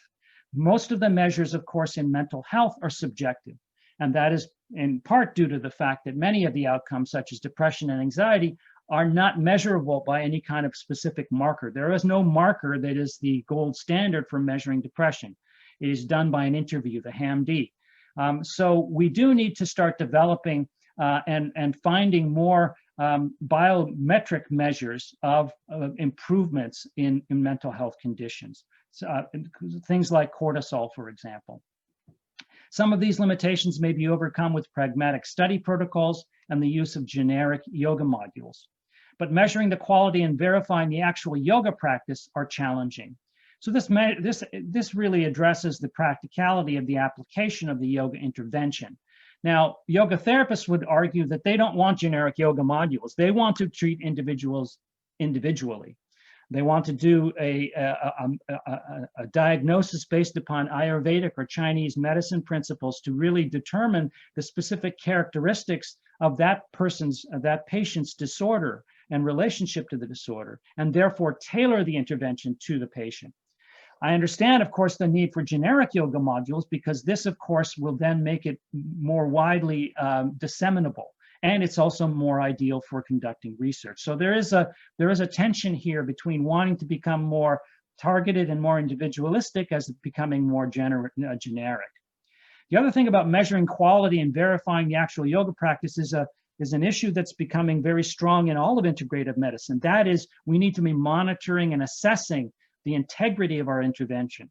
So we need to have non-biased investigators coming in, observing and maybe even video recording the yoga practices to determine whether the patients are complying with the practice and whether the practices are actually being delivered faithfully based upon the treatment protocol. So this is becoming something that's becoming very important in clinical trials research. And then the bottom line here is what I've been emphasizing. For it to be embraced by the medical and scientific communities, it needs to be backed by methodologically robust evidence for its efficacy and neurobiological underpinnings. And this means quality research, and quality research can be published in the more prestigious journals, which will lead to a much easier pathway to seeing policy and consensus statements published, which will really be the translation piece that's necessary to move yoga from the laboratory into the real world setting.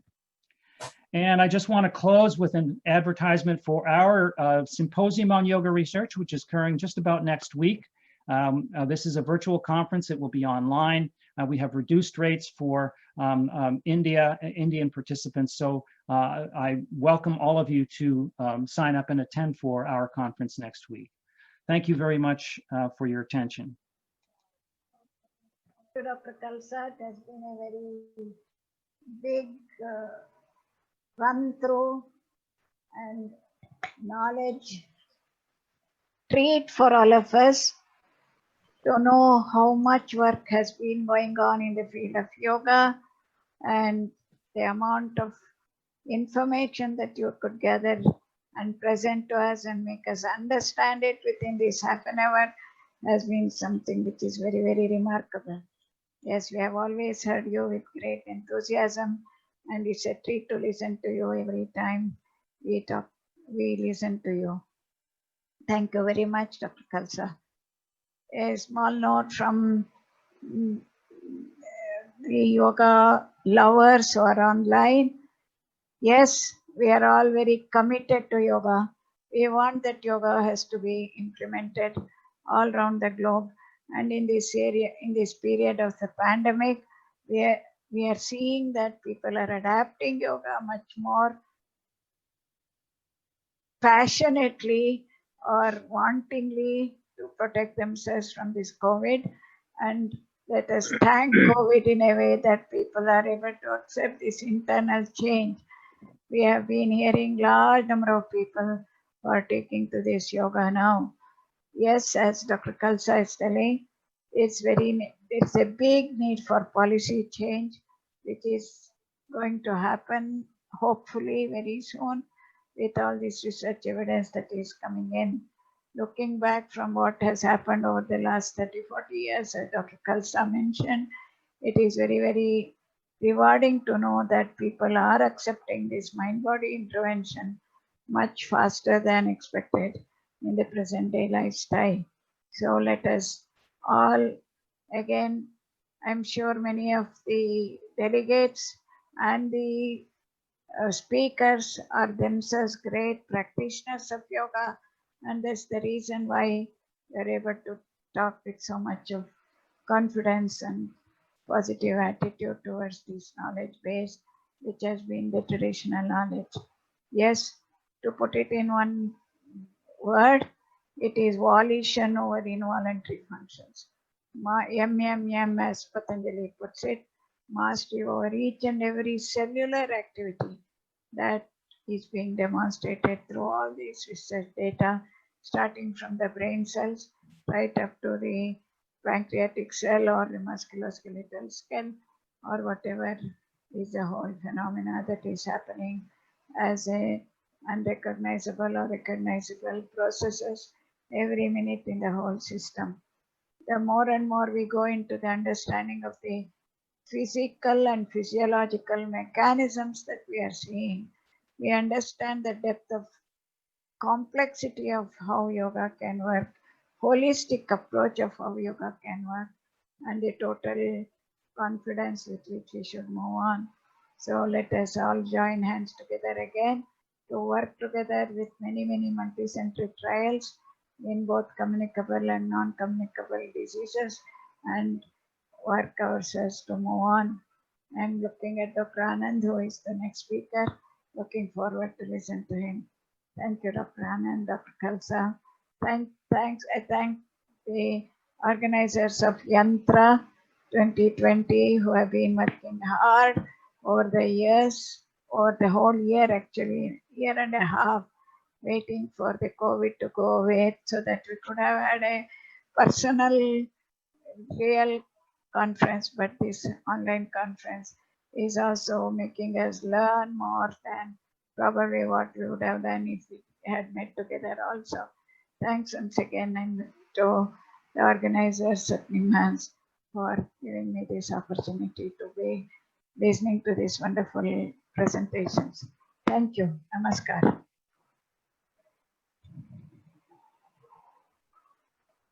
Thank you, ma'am. Thank you, sir. Sir, there is a question for you in the Q&A box. Can I go ahead and ask? Yes, please. Respected sir, thank you for enlightening. There are lots of conflicts regarding control interventions in yoga studies. You mentioned exercises as the active control interventions in yoga studies. Please clarify the scientific significance of active control group over passive control group in yoga research. Yoga includes both physical and mental aspects. Then what is the necessity to remove the effects of physical aspect of yoga by employing an active control group? So the virtue of an active control group is that you control for conditions that may be responsible for the effect that you are not aware of. So for example, expectation and belief is a strong placebo effect. If someone believes that what they are doing is efficacious for their disease, they will improve through this placebo effect. Placebo effect, it really must be controlled for. If a patient knows that they're not getting anything, there is no placebo effect because there's no treatment. And so the criticism of a control group, which is just treatment as usual, is that these people are not getting a placebo effect. So any kind of active condition in which the subject is told, the participant is told that they will have some positive benefit is controlling for the placebo effect. And then there are other reasons for using an active control. So for example, you might want to conclude that yoga is more than just exercise. So let's compare yoga with exercise and demonstrate that. If yoga is more than just exercise, if the pranayama, the deep relaxation, and the meditation are contributing substantial components, then let's compare it with just exercise. And then we'll see if it's better. So that is another way of looking at sort of mechanism. How does yoga work compared to simple exercise? Another type of reason for a control is, for example, what we did in our trial with generalized anxiety disorder. That is to compare yoga with a standard of care treatment, with the best of treatment that's available. So in our trial, we use cognitive behavioral therapy for generalized anxiety disorder, which is a very effective treatment that's very well developed with high positive outcomes. But we also used an inactive control. Now, this was a stress education. This was not completely inactive. People were given good recommendations, but not practicing any kind of mind-body practices. So this three-arm trial allows you to make two conclusions. How does yoga compare with the best treatment available? And is it better than essentially a placebo effect? And what we found is, yes, of course, it's much better than the placebo effect. There is very clear efficacious to yoga for GAD. However, in our trial, it was not as good as the gold standard. But this was the first intervention. So let's work on future studies to tailor the yoga intervention, to make it a little bit more efficacious, to refine it and bring it to a stronger intervention. And therefore, we might actually then, be equivalent to cognitive behavioral therapy. And of course, another trial for the future would be to combine cognitive behavioral therapy with yoga and get the best of both worlds. It's not like combining two drugs where there might be drug-to-drug interactions.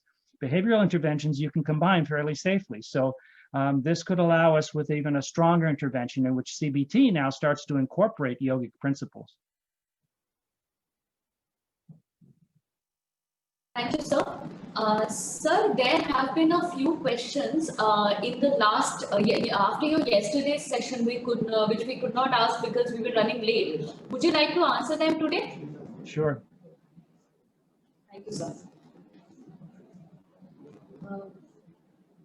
Sir, I read your paper published in JAMA Psychiatry with great interest. In the abstract of the paper, you have specified behavioral therapy as CBT, but the yoga practice was not specified whether it was Kundalini yoga. So the impression that it gives is that all schools of yoga appeared inferior to CBT. Was that the inference, or was it only Kundalini yoga which was found to be inferior to CBT?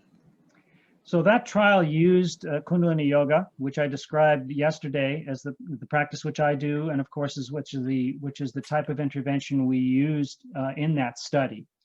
So all we can conclude from that study is the efficacy of Kundalini yoga. Now, that's one perspective. The other perspective is that Kundalini yoga incorporates asana, pranayama, deep relaxation, and meditation, as do all traditional forms of yoga. So it's not a stretch to then argue that, well, if Kundalini Yoga works, it's likely that other traditional forms of yoga that incorporate those 4 components would also have some efficacy. Now, of course, we don't know how much efficacy relative in the different yoga styles because we do not have those kinds of studies yet where we compare one tradition of yoga versus another tradition of yoga.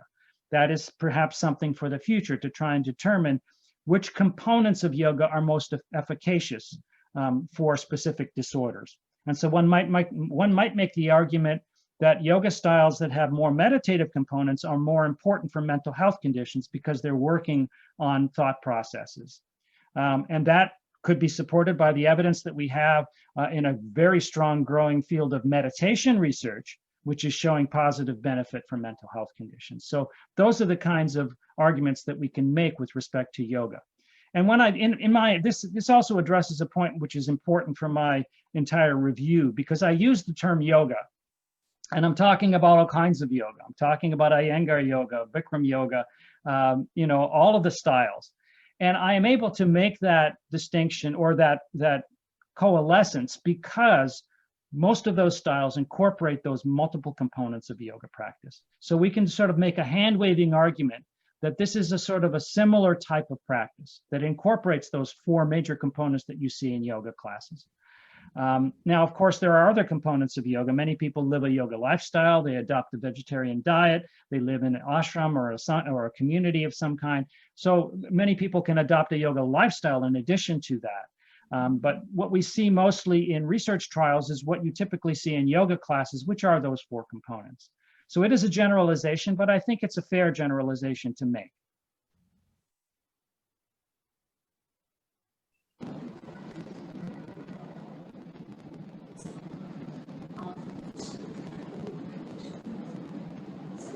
Sir, because we are again, I think, 10 minutes late today also, so I'll just conclude this session asking you the last question from yesterday's session.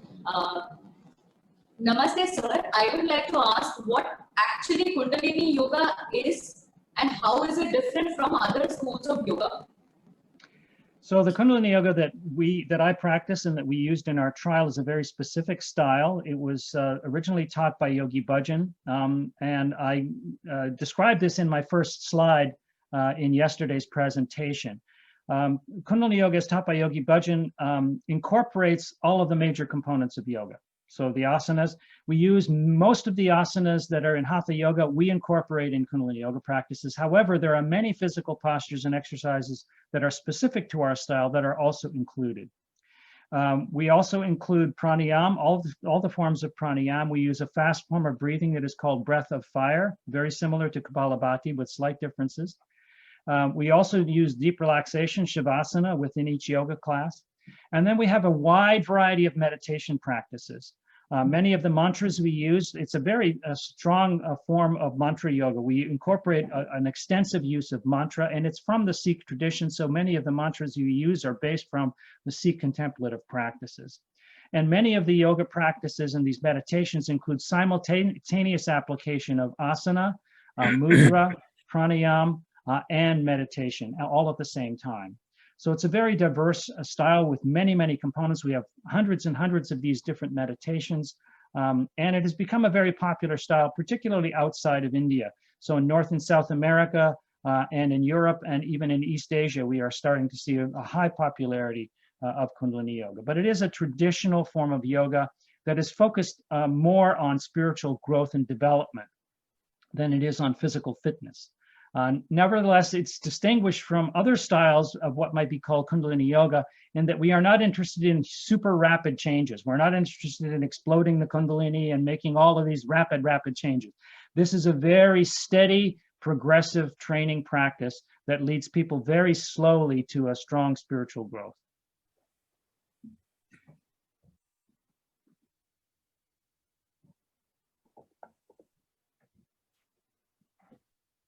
Thank you, sir. Thank you very much. Thank you for giving us some time to answer the questions also. Thank you, Nagratna ma'am.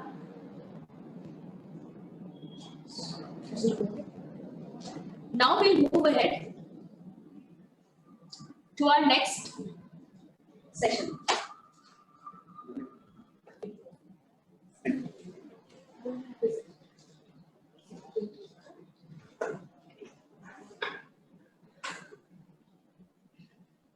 Before moving ahead, I would request Dr. Shivram Varamvalli sir, HOD Integrative Medicine and Professor of Psychiatry in NIMHANS, Bengaluru, to felicitate Dr. Sabir Singh Khalsa.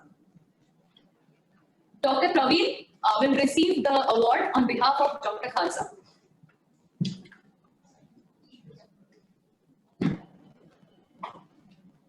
Namaste Sadhguru, for the second time, we are thankful to you. I think together for both the sessions, you have combined practice and research. On behalf of YANTRA, we thank you very much for your extensive work and your contribution. So we will make sure that you receive both your mementos, sir. Thank you very much.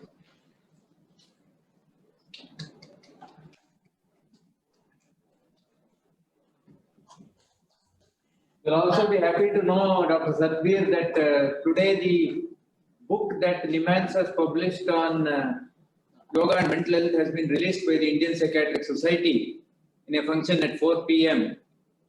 So we will hopefully see that in print in a month's time, and I will make sure that that information also reaches all of you. Wonderful news. Congratulations. Thank you. Thank you. Thank you, sir. Now I would like, yes, ma'am. Congratulations. Thank you, madam. Thank you. Now I would request Dr. Malla Bhaskar Rao, sir, to felicitate Dr. Nagaratna, ma'am. Dr. Hemant Bhargav will receive the award on behalf of ma'am. Namaste, Didi. Namaste. Namaste. Thank you.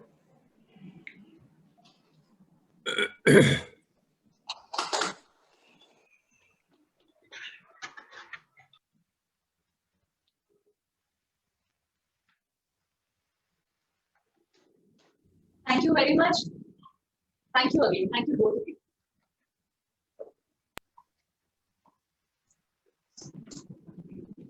Now we move ahead to the second session of the research symposium, that is scientific grant writing and funding opportunities. The moderator for this session, the speaker for this session will be Dr. Akshay Anand, and the moderator for this session is Dr. Raghavendra Rao, M, BNYS PhD, Director, Central Council for Research in Yoga and Naturopathy, Ministry of Ayush, Government of India.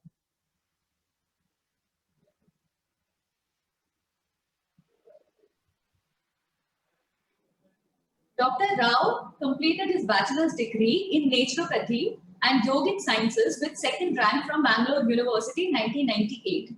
He joined SVYASA as a research fellow in the same year and went on to become an assistant professor. He has completed several research projects in rheumatoid arthritis, pre-diabetes, diabetes, CVD risk prevention using both yoga and naturopathy interventions and SVYASA, MS Ramaiah Hospital, HCG Bangalore Institute of Oncology. He was a collaborator and OSHA PICRC NIH Fellow at UCSF School of Medicine, San Francisco from 2004 to 2006. He completed Indo-US study on yoga and pre-diabetes and yoga and HIV with UCSF School of Medicine, San Francisco. So completed his PhD in 2007 and joined Healthcare Global Enterprises Limited, Southeast Asia's largest network of oncology hospitals, as a senior scientist and head CAM program. He has 89 international research publications and 1 international book chapter. He is a member of the Ayush Research Portal, Government of India. He has won several awards like Sushila Thakur Prakriti Mendel Prize in 2001 by Apicon, Manonmani Rudraya Award from SVYASA for Best Thesis, and ASCO Conquer Cancer Foundation Merit Award in 2012 by American Society of Clinical Oncology. He has conducted workshops in Melbourne and Malaysia in UICC Congress. He has set up a department of CAM at Healthcare Global Enterprises, which is accredited by European Society for Integrative Oncology for Integrative Oncology. He has experience in conducting global clinical trials and was heading TriStar CRO, TriStar Bio Repository, HCG Cancer Registry and Clinical Repository and Clinical Audit and EHR. He has also undergone NABH assessor training by QCI. He has recently joined the post of Director, Central Council for Research in Yoga and Naturopathy, Ministry of Ayush, Government of India. Welcome, sir. Thank you.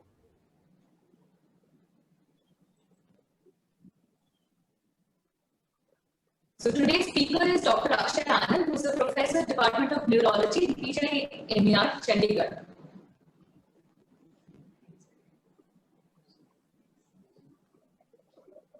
We welcome you, sir. Dr. Anand. Namaste, thank you. Dr. Akshay Anand graduated from PGI Chandigarh. After obtaining his postdoctoral training at Department of Immunopathology in the same institute, he joined the University of Kentucky as scientist too. After serving there for 2 years, he returned to join as the faculty of Department of Neurology, PGI. He is a strong advocate of science, entrepreneurship, and integrative medicine schemes.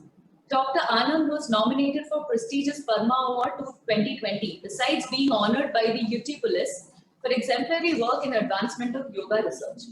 He has been awarded for ICMR Amrut Modi Unichem Prize 2012, Annual PGI Faculty Award 2013-2014, Sardar Vallabhbhai Patel Foundation 9th International Award 2014, Scopus Young Scientist Award runner-up, National Academy of Sciences India New Delhi 2012, ICMR Shakuntala Ambirchand Award 2010, Young Scientist Award from DAE in 2005, Retina Research Foundation Joseph M. and Eula C. Lawrence Award 2003, and many more. Besides mentoring his PhD students, he also led to a Swachh Bharat campaign, for which his team was awarded the Bharat Nirman Award.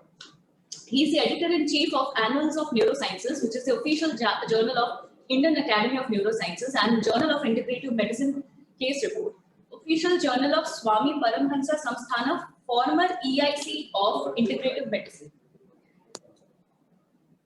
He is also the reviewer of editor of Frontiers in Behavioral Neurosciences and on editorial advisory board, user-driven healthcare and narrative medicine, utilizing collaborative social networks and technologies and other international journals. He has over 149 publications in international peer-reviewed journals, beside a patent on biological agent for regeneration. He was also a designated expert on mission by ICGEB Trust for Intellectual Property and is a resource faculty for various national and international forums and academic and regulatory committees. He serves as visiting professor of Kyoto University of Medicine and former visiting professor of Lesa Ukrainian Eastern European National University, Lutsk, and former visiting scientist at Sri Sri Institute of Advanced Research, Bengaluru, and University of Kentucky. Now I'll hand the session over to Dr. Rao. Thank you, both of you. Thank you, ma'am. This is Dr. Raghavendra here. I'm honored to be part of this event.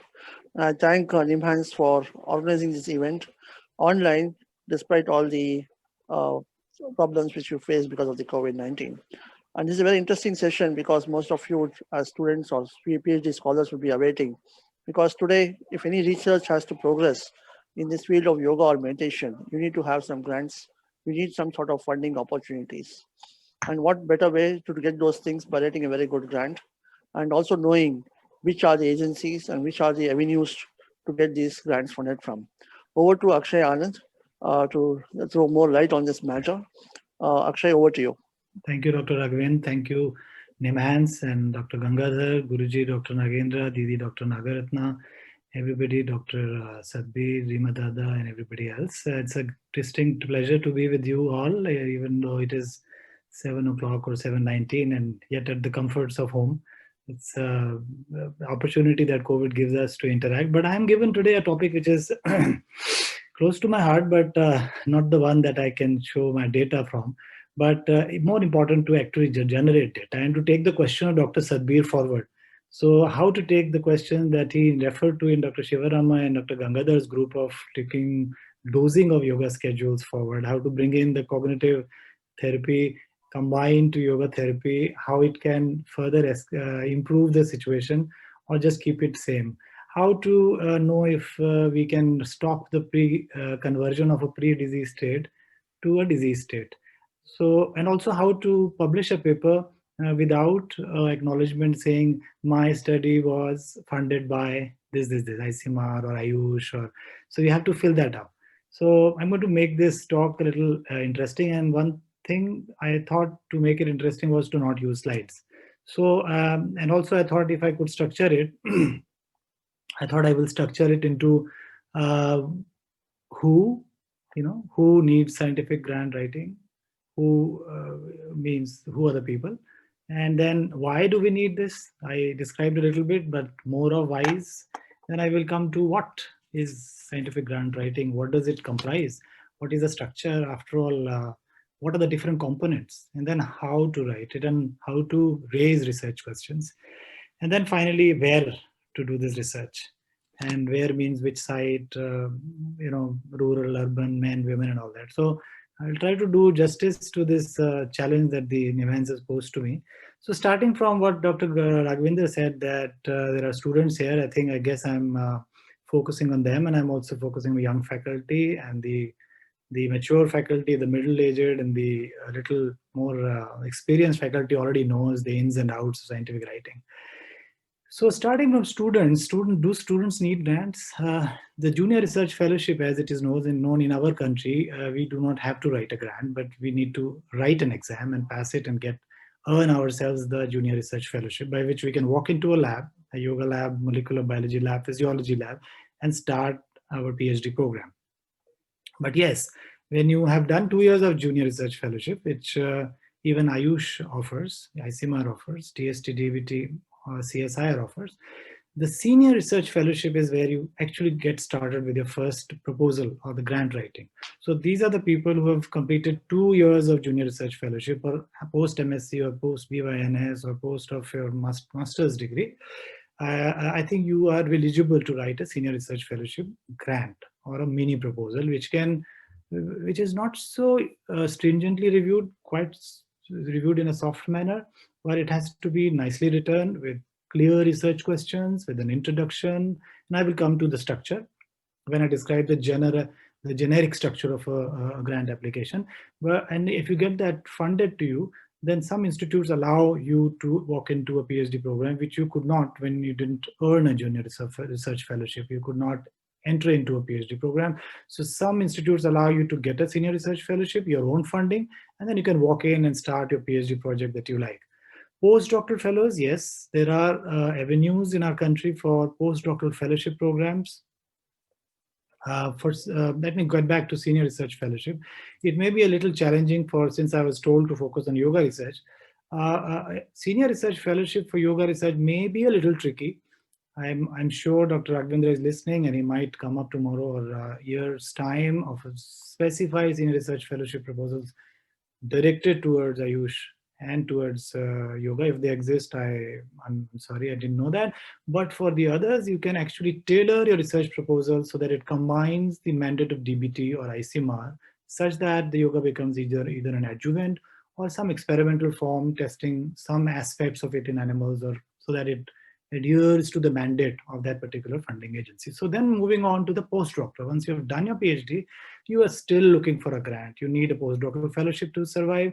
And again, you can write a grant application. You're required to write. So among the who's that I'm discussing, the postdoctoral fellowships are available in DBT, Department of Biotechnology. They're available in welcome grant application format.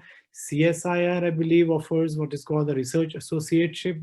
ICMR also gives, and Department of Health Research, DHR, also gives postdoctoral fellowships. But your proposal has to be a proposal which has, as I will describe the structure very briefly, aims, objectives, a good introduction, a good methodology with statistical sample calculation techniques shown, statistics shown, and a good decent budget of what you will need if the particular agency gives you that provision to put on the budget in your proposal. And then you can get started with the postdoctoral applications. Some of them are even at the level of Inspire fellowships, which are provided by, I think, DST, Department of Science and Technology.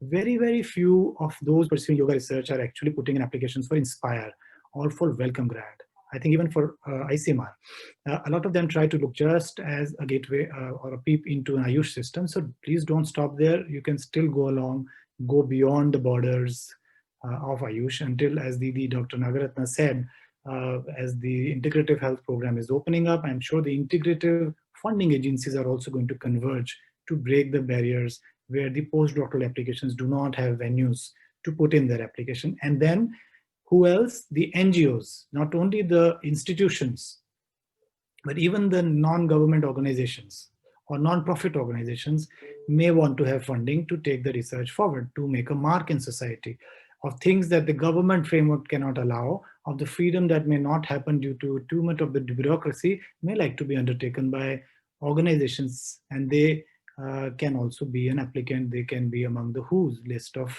a potential applicant for a scientific grant that they may write. The funding agencies, I will come at the end, include government organizations, which I will name, and a few of them I've already named. The others may also include non-government organizations as well. So, and then finally, the young faculty. For them, it is an important thing to happen, not just because you, as a senior research fellow, want a fellowship, or a research associate, as a postdoctoral fellow, you want money to survive, but now you are a faculty and you definitely need to run your research program, either for the zeal and the fun and the love of it, or the passion of it, or to get a promotion in your particular organization, in a university, or in a medical institute framework, or in All India Institute of Ayush, or Ayurveda, or whatever. You would need to show up your research. What Dr. Sadbir Khalsa's question that he raised, how to follow them up, will need money.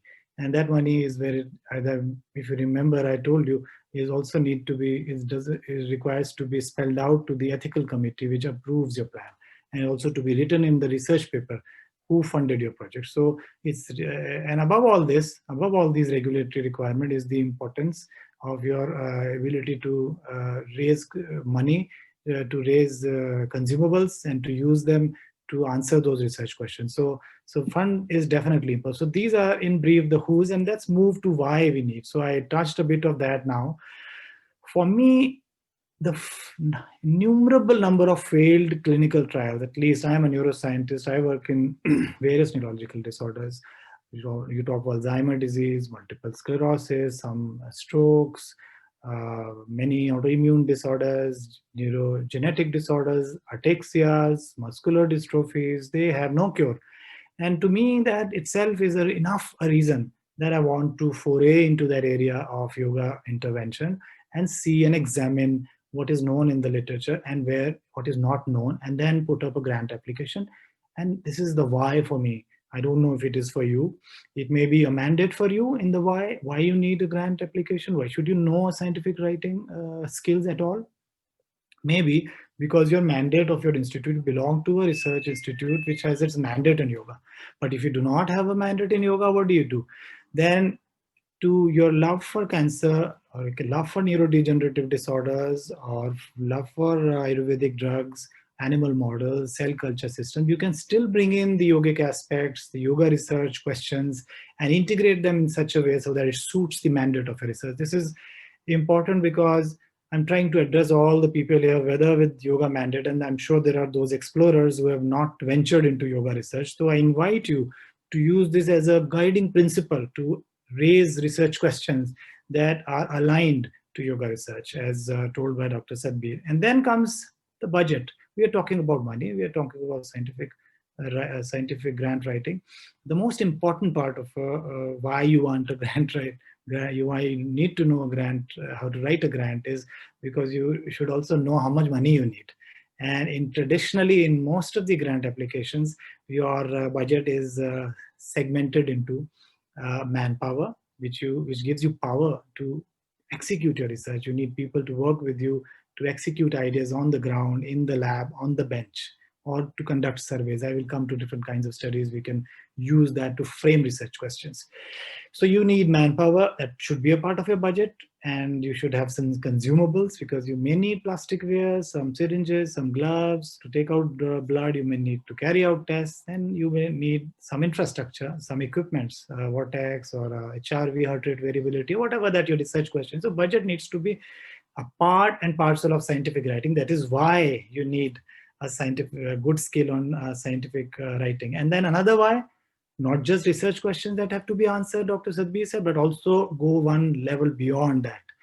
Patent the technology that you think will be useful for for taking yoga parameters sensed by, let us say, a sensor or biosensor. You want to come out with a product, and towards that you may like to write a grant application, a scientific writing project which addresses a technology issue which is deficient in our current yogic research landscape.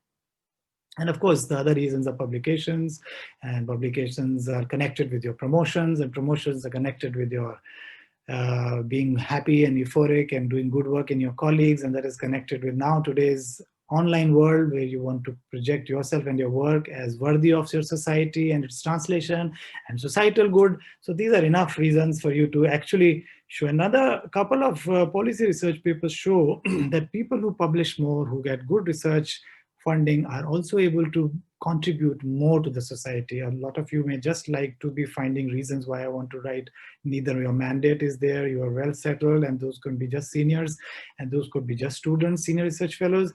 But it shows that those who have more grants are actually also more gifted with the you are empowered with the better management skills and managing human resources, doing more for the society, and being able to produce something as a product which is of benefit to the society. One example could be the untreatability of the COVID scenario. Now, let's move to the whats of scientific writing.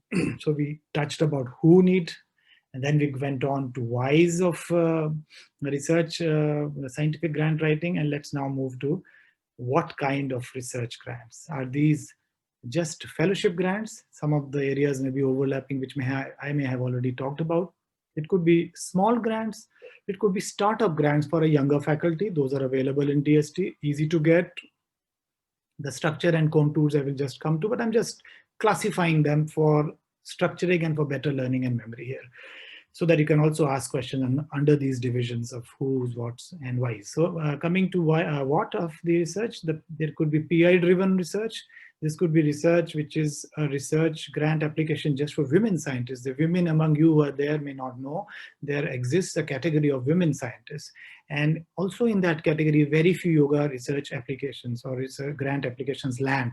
So for you to note, and I was in our Yoga Scholars PGMER program running for last 6 months. We've been talking about Nobel Prizes and Nobel laureates. We've been pointing out and discussing the Nobel women laureates. The two ladies, Jennifer Doudna and Emmanuelle, just won the Nobel for chemistry for CRISPR-Cas9. And the Nobel Prize Committee is actually showing it up as a flagship thing, that they're the ones who were always criticized for not awarding enough women. So the Indian policymakers have already put that into the system, and there is a women scientist program which requires good grant writing skills. So these are the definitions of different kinds of questions and types of grants, from students to women scientists to startup grants to multi-centric grants. And then there are post-retirement grants also, which are available under some funding agency that you may not know. Now, what to write and what to write in a grant. So first of all, the title of the grant should be very, very attractive, because the first impression is the last impression. Everybody is out of time, everybody is busy, and they may like to just go touch the topic that abstract at most and may just skip very important things written down. So most important things first. An attractive title followed by origin of the problem. Why you chose this problem, what is the origin? Actually, what is the origin should be spelled out in yoga research. Is it that diabetes is incurable? Is it that COVID is untreatable? Is it just that there is nothing, the kids are just glued to the screens, are getting addicted? This is a problem. This is the origin. And we should trace that by citing references and then defining the problem. What is the problem? Is the problem just the conversion of pre-diabetes to diabetes is happening at a very fast pace? That is the problem, and that needs to be halted. That could be one definition. So if you structure your ideas into a good title, an introduction, and introducing the topic, using the references in the literature, and then spelling out the origin of the, adding a para of, even regardless of funding agency not requiring it, you can yourself add in italics and say, this is the original problem, this is how I define the problem, and then you say, hence, this is my aim of the problem. My aim is to study the impact of diabetic yoga protocol in pre-diabetes conversion to diabetes. My aim of the problem, my research project is, you can spell out of the effect of Sudarshan Kriya Yoga on PO2 levels in high altitude. So this should be the aim, one clear aim, and which should be discussed and justified by the objectives that you can enumerate. So if you write that, if you structure it, the reviewer's eye will fall on that. And if they're just keywords, even if you do not write narrative, verbose grant proposal, it is even better for you, because the keywords are what a busy reviewer looks at. I wish you were a reviewer, if you could handle and request your mentors to let you review a grant, let you review a manuscript, and if you write a lot manuscript, you deposit and submit lots of grant manuscripts, you will be used to, and if you will be used to how the reviewer's eye preys on or scans a grant proposal. So these are just things that the reviewer's eye falls on: title, aim, objective, origin. Oh, this is the origin. This is the definition. Oh, these are the methodology. Even if there are keywords and not so verbose, you have done your job well. And the more precise, the more concise the grant application is, the more the chances of it being funded. A lot of reviewers just may not go into the detail, may look for these things that I mentioned, and a lot of them will go into looking, how did you calculate the sample size? They will look for that category. Even they may not go into it and read it, but if it is there, you have done your job well, it shows your seriousness. The casualness is actually reflected if you don't structure them into introduction, good title, aims, objectives, methods, statistics, significance, good reference style, without any grammatical mistakes, good spell checks done, nicely justified text, beautifully laden with nice formatted and well formatted Word file put into a PDF file. These small things comprise what I call the what of scientific writing. And what important things the reviewers, and even before the reviewers are given your grant application, it will still go through people like Dr.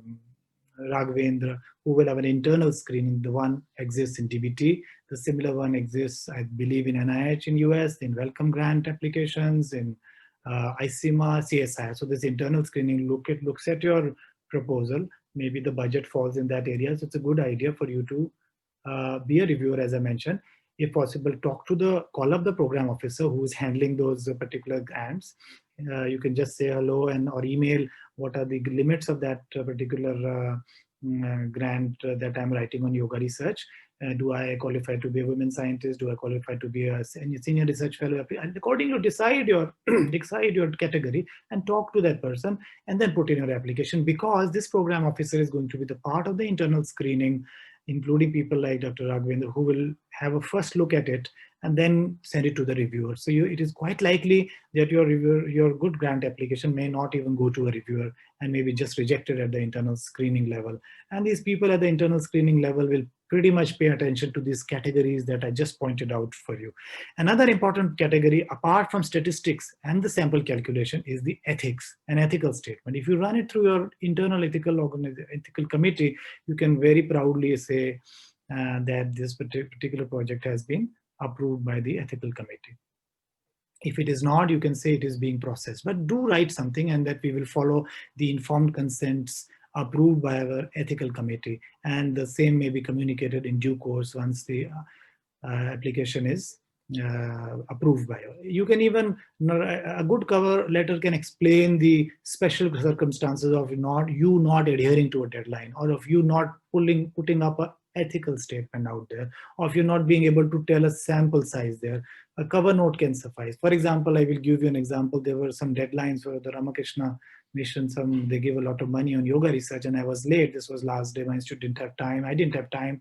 I learned the last day. So I wrote a nice cover letter saying that I believe that you will look at the merit of the proposal and not at the paperwork, which I will complete later. So whatever is inside, you just spell it out in a good, nice cover note. And I'm sure the funder is looking for, they're going to be accountable for the government which gives the money, or the NGO, or the taxpayers' money. So they're going to make sure that a good grant is funded, because they have to answer and account for. And they also know that the paperwork can be completed later, provided you give a statement, so which they can put to their committees, to their bosses in that funding organization.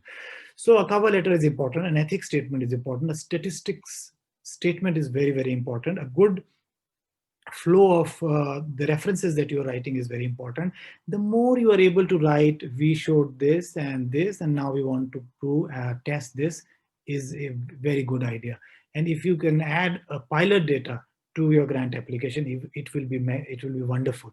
But some of you may be just thinking we are just new into the field, so it doesn't matter to write that out in a cover note. Saying that we do not have a pilot data as we're initiating into it, that we would like you to consider this particular application in the context of our young investigatorship ideas put out or spelled out in that grant application. And you can also cite a few references and cardinal points in the cover letter itself. But if you can have pilot data, it is very good because it enhances the acceptability. You can collaborate with people who have pilot data and are sitting there, maybe uninterested. Collaborate, network. Now is the time through online system to do that. And the funding agency also looks at the multi-centric nature of the trials, because they are accountable for the money that comes in, the income taxpayers' money or whatever. So the more you are able to combine disciplines and into a convergent singular question, the more the chances of you benefiting of going past the internal screening of that funding agency into the reviewer's hand. And they also look they become soft on applications that are having, for example, somebody from yoga, another from physiology, from another institute, from the rural area. You can pick up investigators who can replenish a lack of pilot data into that grant application, and you can then fashion that grant application within the framework of what I described as the various categories of a grant application, and put it within a deadline and start working before deadline. And this, I believe, will be what is called as the preliminary generic draft or a structure, or what I call as the what of a scientific grant writing. If you have a consultant, a senior person, if you can run it through him or her, can you please look at my application? Or even if you're senior enough, even at my level, I always ask my friends, hey, just look at it. Because what you are mostly blind to what you are telling and proposing, it always helps you get exposed to ideas and perspectives to which you are blind, and you may come up with a very good suggestion. And the good thing to do that, to achieve that, is to do it in advance. So if the deadline is 2 months ahead of you or 1 month before, after what it is today, you can start doing these activities, categorizing, writing, grammar checks, spell check, pilot data, contacting your various investigators, putting it in the format, putting the reference style, and of course complying and aligning it to the respective funding agencies' instructions. They have formats. And as I mentioned, if you do not have a format, you can still work out with origin of. But these are personalized answers. Some may object that why did you write origin of proposal? Why did you write definition of problem? If the particular Ayush agency, for example, doesn't want it. But I think most of the people are reasonable. They will entertain that. So if you have time, if you start before, you can do it well. And if you can write the ethics part, if you have ethical approval, it is even better for the for the funding agency to say, okay, this is ready. And now finally, how do you submit that? A lot of applications used to go hard copy. I think now everything is online. So touch of a button before you wait for the last minute. It's always better to do that online with a good internet connection and ahead of time. It's best to use the online, menu-driven pockets, and you put in all the data. So be ready for that. Some of them say that you put it online and then print out and then send them a hard copy, which is also a very, very good idea. When you write, you have 2 more minutes. Okay, so I will now try to speed up. So when you write a grant application, you can cite your own references. You can cite Ayush's project. You can also use technology developed by that funding agency to make your case aligned to your research question. That's one of the smart moves on how you can do it. And the questions, then what comprises a good research question? I would say questions that take yoga research forward is one way. One is where there are no answers available completely. I always like to say pick up pre-disease states to show the impact of yoga. So I always say you choose diabetes before diabetes, pre-diabetes, and see the intervention for that time and look at what happens. So look at pre-cancer, see what happens. Look at pre-stroke, what is called the TIAs, and see what happens over yoga intervention. So this will give you a kind of a handle of how good the yoga interventions are working. Then the protocol, the durations, you can work with them in different permutation combinations, which can become different grant applications. Do not try to replicate a grant application different agencies. This is called plagiarism, which is as much a problem, a crime, as to the manuscripts that you submit. So I like to really you to identify the gaps in the literature review, which is another component. I'm sorry, I'm going a little bit haphazard. And then identify your skills and put that out, identify the area that requires research, the areas which are unjustified, unrecognized or addressed by the modern medicine, such as the lifestyle disorders, the genetic disorders, and then that will make it more attractive for a funding agency to do it. And I again repeat, if you take some patents of that organization or friends and colleagues, and if you take that up as a technology development research question in yoga, for example, apps, you will develop a customized yoga apps, which will be an augmented reality app, which will help you do yoga in a customized fashion by a sensor-driven system, will obviate the need of in COVID times, particularly the need of a trainer.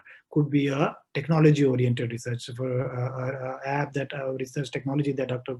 Raghavendra has developed, yoga mat, which has sensors and it picks up HRV signals, can be another technology-driven. So we should not restrict ourselves to research questions. We should go beyond to technology. We should go even into policy research of yoga, of what mapping out yoga researchers in India could be a research question. Survey kind of research question can be another. Then finally the where, and this is the final, I'll just take 1.5 minutes more, where to do this research. Rural areas, urban areas, men-centric research, women-centric pregnancy areas, areas of where yoga intervention, pregnant women can enhance the cord blood production. You can go into animal area of taking blood or stem cell from a peripheral blood of a yoga practitioner, put them in animal model and see the efficacy. You can do it in the cell culture system. You will need to collaborate with biologists, cell culture, tissue culture people. So you can also go to areas of, when you determine where to do research, onto sites where there is minimal confounding factors such as food, environment. What are those factors? Asylums, what are those places? Schools, prisons. You can go to a high altitude. So these are places where you will eat the same food, have the same environment, and the confounding factors which will take you away from the critics who will say when you publish, oh, the yoga didn't do anything, you didn't have enough controls. It may be food that must be showing. It can be minimized by where you do yoga, which particular community you do yoga. You can choose judges to work on it. You can do military personnel, they eat the same food, they live in the same barracks. You can get to work on residents who have burnout syndrome, our doctors, to also get them into the fold of integrative health. These are some ideas. And finally, even take your research to autopsy. These could be research questions, and these could be where the research could go. So from who to what to why to what, where, this is where we are in the talk that I just gave. Autopsies, we haven't looked at autopsies of people who died doing yoga practitioners. The real crux, we haven't gone there. Longitudinal study, lifelong studies of yoga, what happens, what diseases they contract over the years. And what are the agencies that told you? DST has Satyam, Ayush is there, DRDO is there.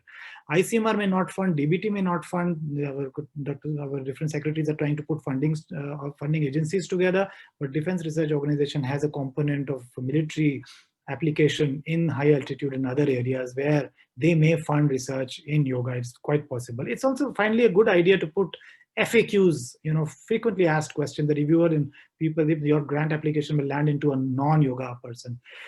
So if you may also put in your educational qualification as a yoga practitioner, if you are just a scientist, get a yoga course done, get a level 1, 2 done, and put it in your application, and then put it in a manner that you say this out, that you want to, if it lands on a non-yoga table, you can spell out the application, and FAQs will help you in a very, very big way. Finally, be prepared that this is not going to be funded just as it is. It may be advised, you may be advised changes. Be open, be a sportsman, be a yoga person, take it happily with full tolerance. Don't curse because you are a yoga practitioner, you are a yoga researcher. Revise that, revise the budget, minimize it, get the first grant that you want so you can generate data, publish it, patent it, make it into a technology, and be a yoga researcher who contributes in post-COVID era, which is an era of integrative health education and integrative health research and integrative health practice. Thank you very much for listening. I'll be very happy to take questions. Sorry for overshooting my time. Thank you, Akshay. And there are two questions, one of which is a policy decision which I'm going to answer. One is a question for you. Do we require any sort of prior peer-reviewed publications before we apply for a grant? Do we need a prior application? So if you remember, I addressed prior that. peer-reviewed papers, publications. Ideally, the funders find it attractive because the money they're giving, they have to, be responsible for the seniors. And we gave the grant to a person who had the expert skills. But there may be people like me, when I sit on a task force, I say, no, we should give this person, look at the collaborator, he's first, he's new. And if it's a woman, I always make a point and I talk to Dr. Raghvendra, if he's there, yeah, we should fund it. But it depends where you land. But if you have a publication, good. If you do not have, collaborate with somebody who becomes your co-investigator and spell it out in a cover letter, put up the pilot data from your co-investigator, or you start doing something, your PhD work that you did, put it as an unpublished data and put it there. I think it helps, but it is not a disadvantage if you spell out that you're a yoga investigator, having worked on this on a PhD, and then now you want to venture into this area for this reason. But there is no definite answer for this. So I think you have to be mixed. It's personalized kind of answer. Thank you, Dr. Akshay. There's another question. Do we have any sort of funding for master's research? So I would like to take the answer for this. Yeah. Unfortunately, for master's degree, we don't have funding. We do have funding for PhD scholars, because when you talk about PhDs, there's some novelty in the research which you do and the dissertation which you do, and the time you put for research is much higher than you do for a master's degree. In master's degree, it will hardly be around 2 months to 3 months. That cannot be funded by institutions. That's why we don't have any funding for a master's program, but we do have funding for a PhD level program. So we have PhD fellowship in Ayush, as well as in Ayush, which one can apply for, and they can get the grant up to 5 years. Okay, there is extension between 2 years to 5 years. This is one aspect of it. Secondly, to conclude this session, Akshay, just a few things I would like to share with all of you. I was being a grant recipient myself, to being a being a member of the project evaluation committee, and now also being a part of the funding agency. So there is this important aspect of grant writing, which is very, very important for all of you. So whenever a funding agency looks at funding somebody for the grant, they look at somebody's competency, his prior experience, his expertise, and institution backing he has to be able to deliver the grant, the feasibility of doing the particular study. That is a very, very important aspect of it. So being in a very good institution or collaborating with a very important institution is a very important plus point. Second thing is, your grant, your study question, research question should be very specific, very, very objective, and should be very, very novel. So you should be adding to the existing knowledge. There's no point in doing, for example, the small study is done on pregnancy with yoga intervention. There's no point in doing one more study on the same area, on the same kind of parameters, with the similar kind of sample size, about 30, 40, etc. So we need to go much ahead to this. So we have to do a thorough literature review, see that what you do is going to ask a new question which has not been answered before, or is it going to add to the existing knowledge, or is it going to make the evidence level more robust. So that should be something, some advantage or take-home message or novelty in the research project you design. And very importantly, when anybody looks at your grant, the first thing is the novelty, the second thing is your competence, third is your aims and objectives, very, very specific. Having too many aims and objectives means you're just going here and there. You're not focused on your research question. You're not focused on your study, and trying to do too many studies, too many questions in one particular study is not a very good idea. So one objective, one important primary outcome variable, and then you're having a proper sample size to justify the variable makes a very good research design. And that is a very important thing which everybody should take home. Why I'm saying this is, we have been in the last couple of weeks, even today as well, we are just doing many of the grants from DST. So DST had got a call for COVID. You believe it or not, they received 680 grant applications. They received 680 grant applications, and even after our pre-screening, everything was over, still they are receiving the grant applications, and we are still reviewing them. Okay, so this is one more aspect of it.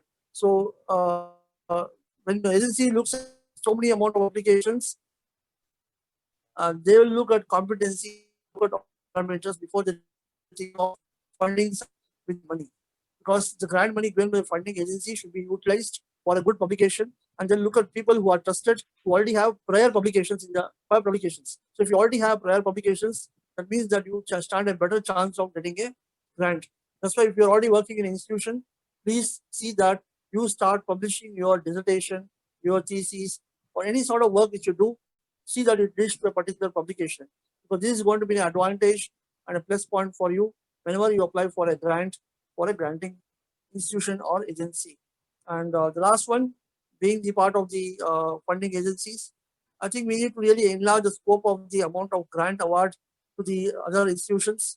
We have to learn to expand the amount of money involved in grant projects. We need to increase the sample size to improve the level of evidence for yoga researchers. 2 decades, we have been doing a lot of pilot studies. We have so much proof of concept studies. We have so many observational studies, but we hardly have many clinical trials, RCTs. Okay, the number of RCTs in yoga is quite small. So we need to have large RCTs, multicentric studies, and we need to try to pull in resources, pull in grant money, even pull in and collaborate with funding agencies to make this happen. We are doing the same thing with ICMR now. We are going to start a very large study on heart failure. A task force has already been formed. The grant is also already been given to PHFI, and they're going to be starting this very soon. And similarly, we are starting one more big multicentric study on COVID-19 to DST. So based on all this, we are also looking at seeing how to get all of them on board for the same similar kind of protocols so that we can generate a proper level of evidence. And this is very, very important because today what we speak is the level of evidence. If you have a better sound level of evidence, you can get into guidelines, you can get into treatment regimen. So that is what we need to see, how we can integrate yoga into conventional regimen. And there are going to be a lot of difficulties, but this is the only way we can overcome these kind of difficulties in integration is by sound research and sound evidence. And I thank Dr. Akshay for throwing light. And I'm sure most of the students, young researchers and fellows who are and faculty have learned a lot from your talk.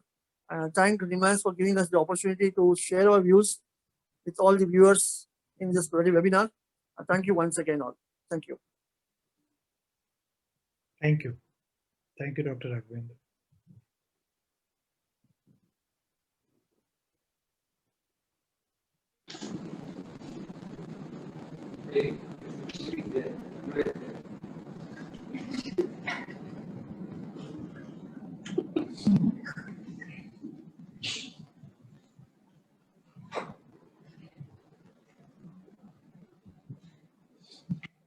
Thank you very much, Dr. Anand. Thank you, Dr. Rao. Now I would like Dr. Malla Bhaskar Rao, sir, to felicitate Dr. Akshay Anand, sir. Dr. Hemant Bhargav will receive the award on behalf of Dr. Anand. Thank you. Thank you.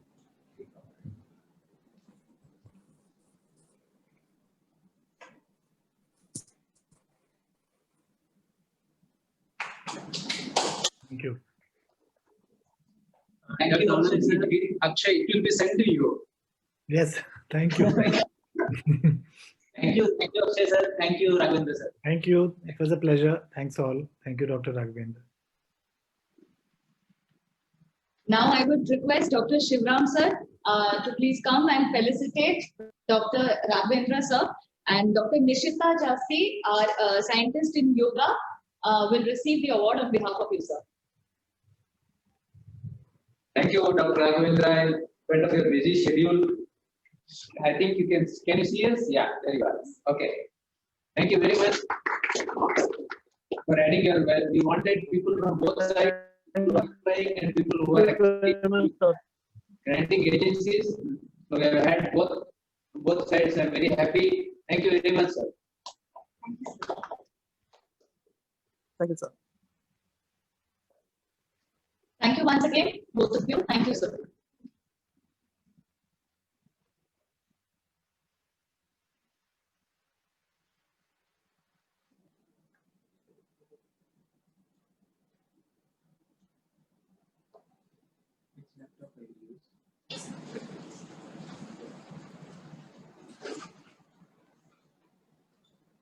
Now, our last session of the day, which is an update on ongoing projects in yoga and meditation. The speaker is Dr. Shivram Varamballi, Professor Psychiatry and Head of the Department of Integrative Medicine, NIMHANS. The moderator is Dr. Malla Bhaskar Rao, Professor of Neurosurgery of NIMHANS, Bengaluru.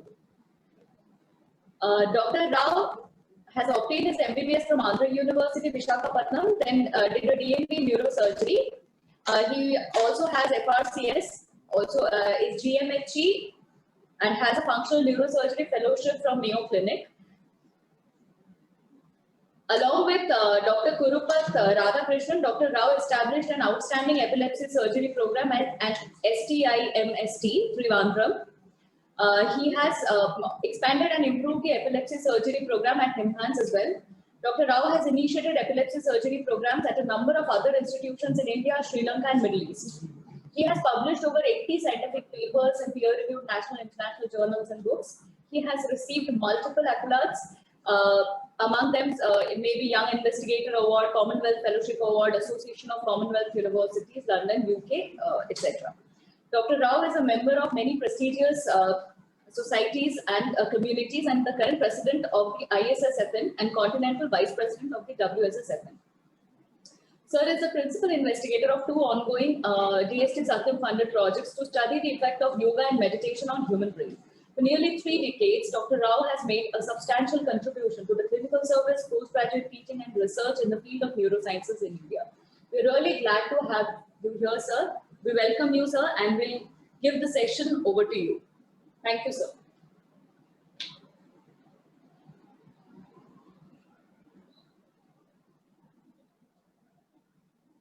Namaskara, namaste, good evening.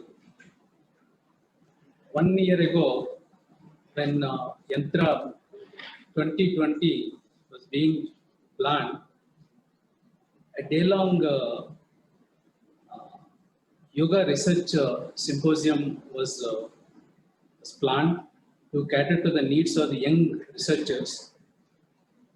Due to the pandemic and digital format and time constraints, now it has been shrunk to 90 minutes with 3 talks.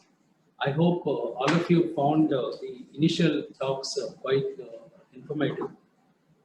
Now I'm delighted to introduce our next speaker, the young and dynamic organizing secretary of the YANTRA 2020, Dr. Shivaram Varamballi.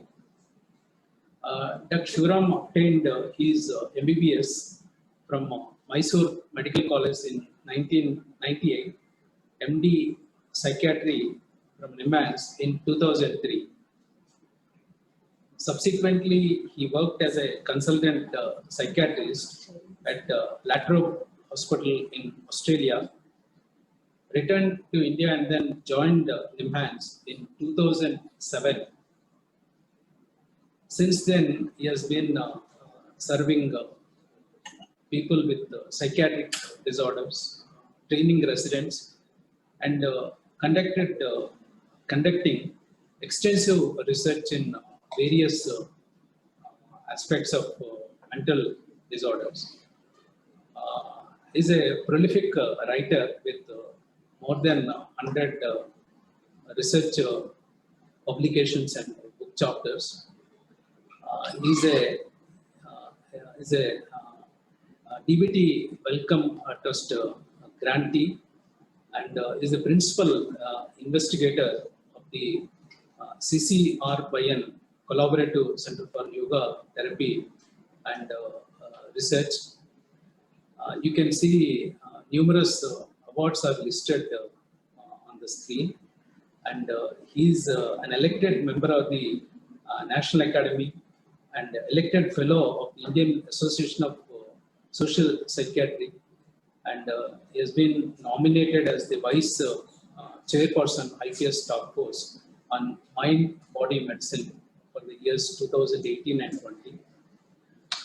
In recognition of the pioneering work done in yoga and mental health, he has been selected as the first head of the Department of Integrative Medicine at NIMHANS, the first such department to be set up in an institution of national importance in India.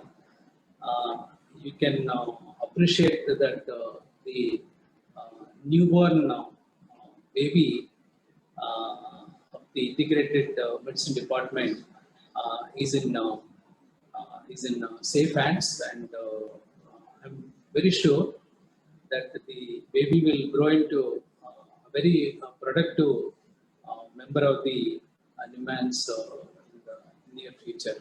Now over to Shivram to give an idea about what is happening with the current research in India. Thank you.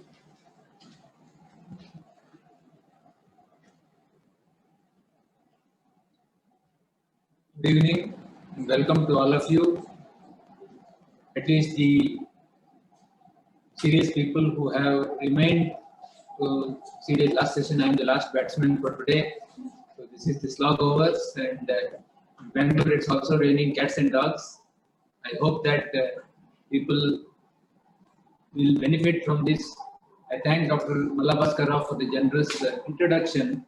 What I am going to try and do here is to give a brief overview of what research exists and what is upcoming in the field of yoga and the brain.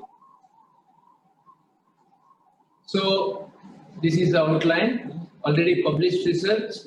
The ongoing research studies primarily at NIMHANS, and to summarize where we should go from here. Now first let us look at research which has been published in healthy people. Assuming all of us here are healthy, how will yoga benefit a person who has no recognizable mental disorder? Now there is quite a lot of research. I'm not going to show you all the slides because it becomes very boring, but to emphasize this one particular study in meditation, it is actually meditation. I prefer to call it yoga because there is nothing called yoga without meditation. It is like saying it is physics without mathematics. So I would say yoga, but this study was done in long-term meditators, and it clearly shows that people who do long-term meditation have a slower rate of decline in their brain cells or the gray area of the brain over time. As people who do not do, as you can see, all of us lose brain cells with age, but the people who meditate do not lose it as fast as the others do. Sarah Lazar and her team in US also did on research on Buddhist meditators with, encouraged by the Dalai Lama, and also were able to show that actually there is an increase in certain areas of the brain, thickness of certain areas of the cortex of the brain in people who practice long-term meditation. So this is now clear evidence, nobody can deny this, that yoga and meditative practices increase the resilience of the brain to age-related damage.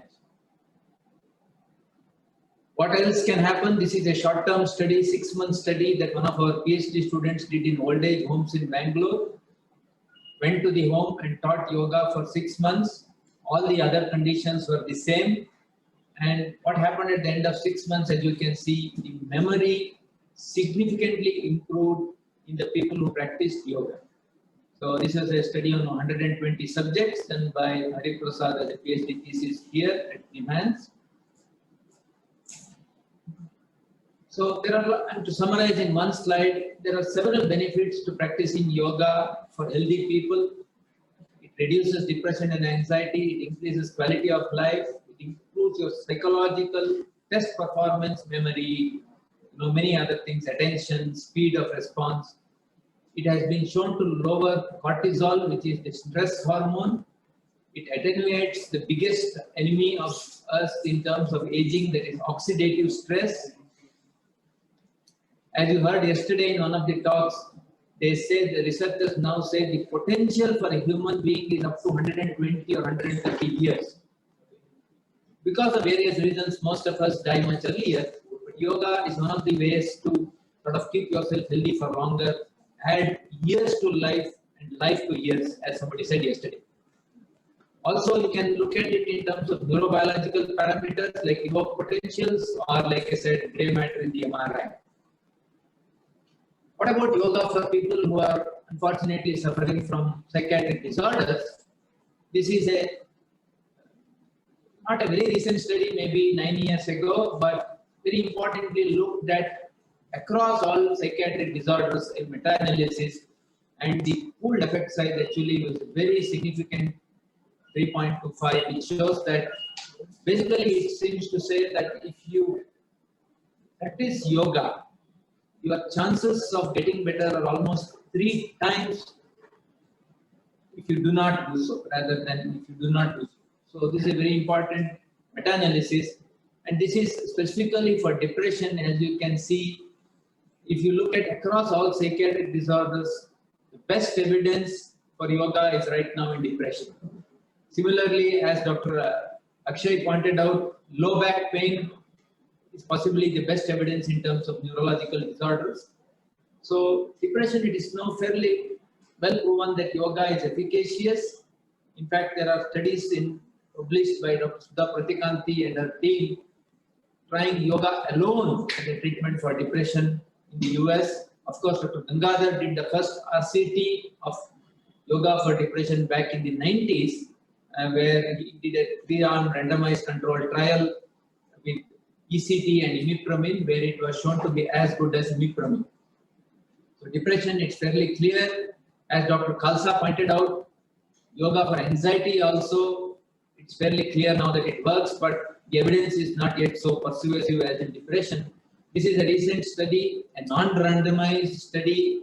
This is, of course, the SKY study which I talked about. The other one, which is now on the slide, is a more recent study, non-randomized, but showed very similar results. Yoga only, yoga plus drugs, or drug only. Yoga, arms in which yoga was there were clearly better than the drug only arm.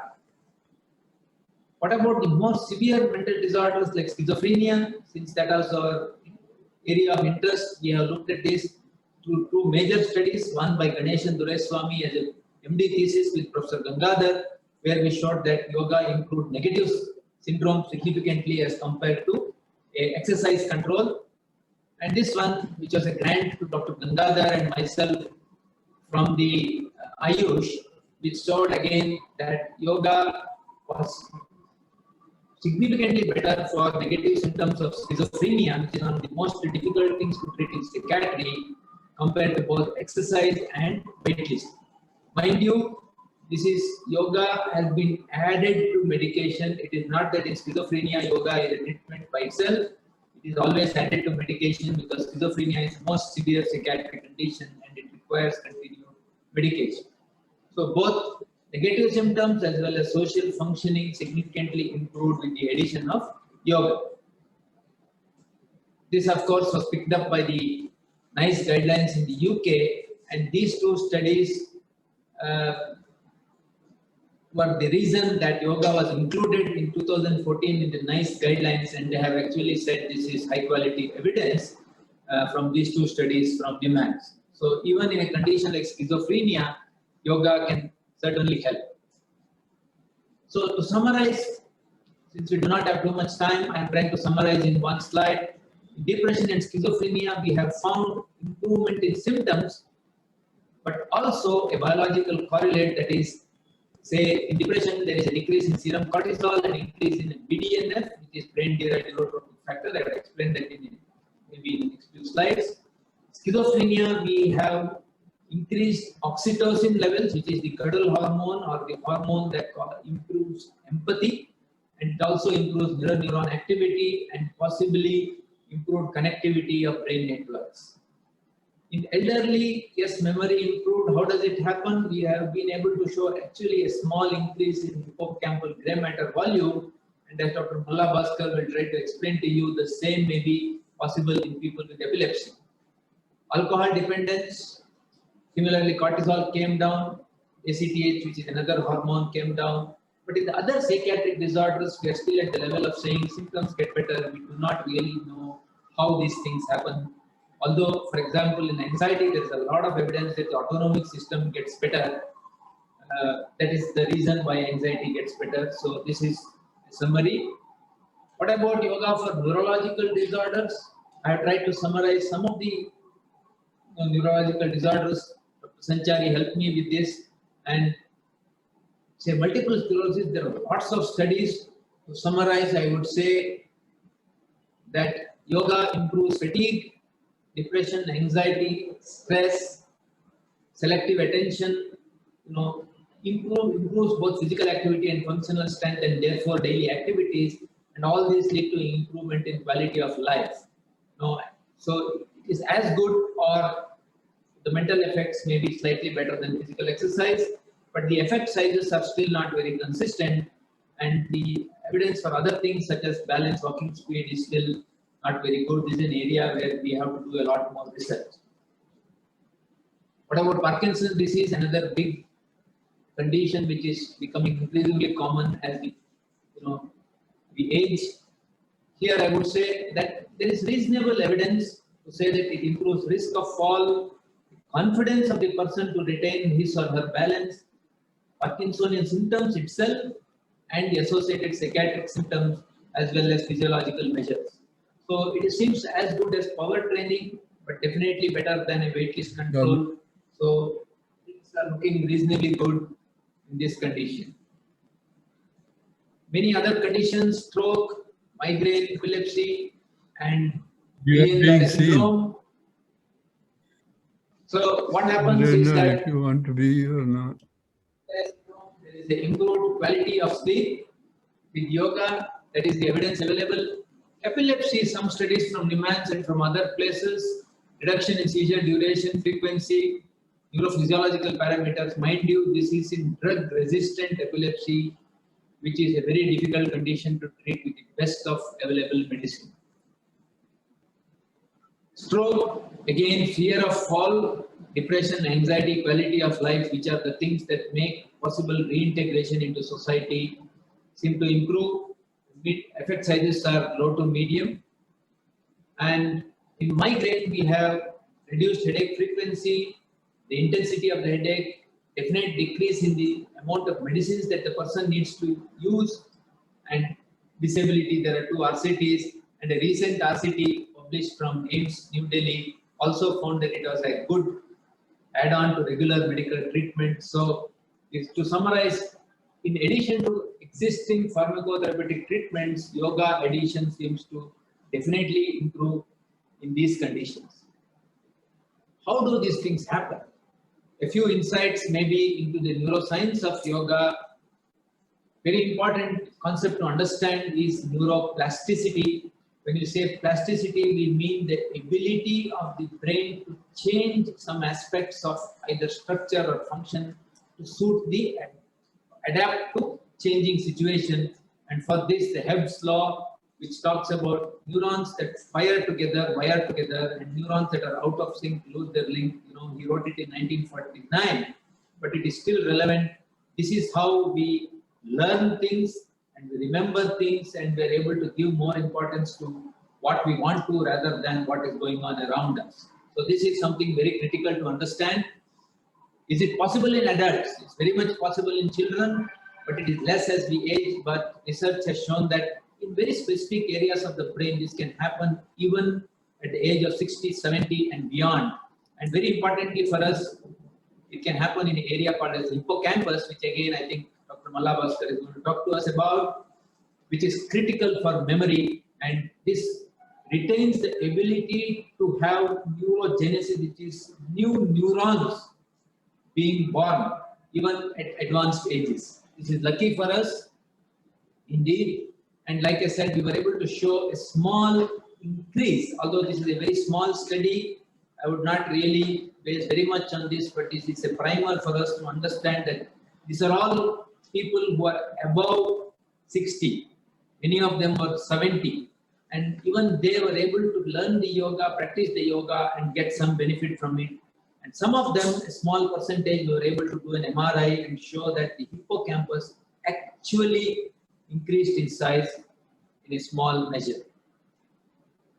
Similarly, we can use neurophysiological techniques such as the P300, which is a event-related potential in the EEG, which improves after yoga. This was shown in a Sudarshan Kriya study by Janki Ramaiah and others along with Dr. Gangadhar. And in our studies of depression, we have shown that Yogasana, of course, practice yoga, reduce depression, and a very nice correlation with depression reducing and cortisol also reducing is seen, showing that there is a link between these two. This is what I was talking about. BDNF, brain-derived neurotropic factor, is a neurotransmitter which is considered as a marker of the brain's ability to change itself or repair itself. So the more it is, the more equipped your brain is to correct or adapt to situations, and it is well known that in patients with depression it is actually reduced. Whereas in people who did yoga, it went up. It's not only yoga, all treatments actually increase BDNF. For example, electroconvulsive therapy is the strongest, single strongest, inducer of BDNF. So it looks like whether you do yoga, whether you take medicine or you take ECT, the final common pathway is neuroplasticity. So it's also worthwhile, you can look at it another way and say yoga works similar to other mechanisms of treatment. So it is as biological as any other treatment. So the thin line between what is called as biological and what is called as psychological actually is increasingly being eroded. CBT, for example, cognitive behavior therapy, has been shown to actually change several parameters in the brain, which is a purely psychological therapy. So you need not worry about what kind of treatment you are taking as long as it helps you. Again, there is a nice correlation between cortisol going down and BDNF going up, which is what returning the brain to its some kind of a homeostatic level is what it seems to do.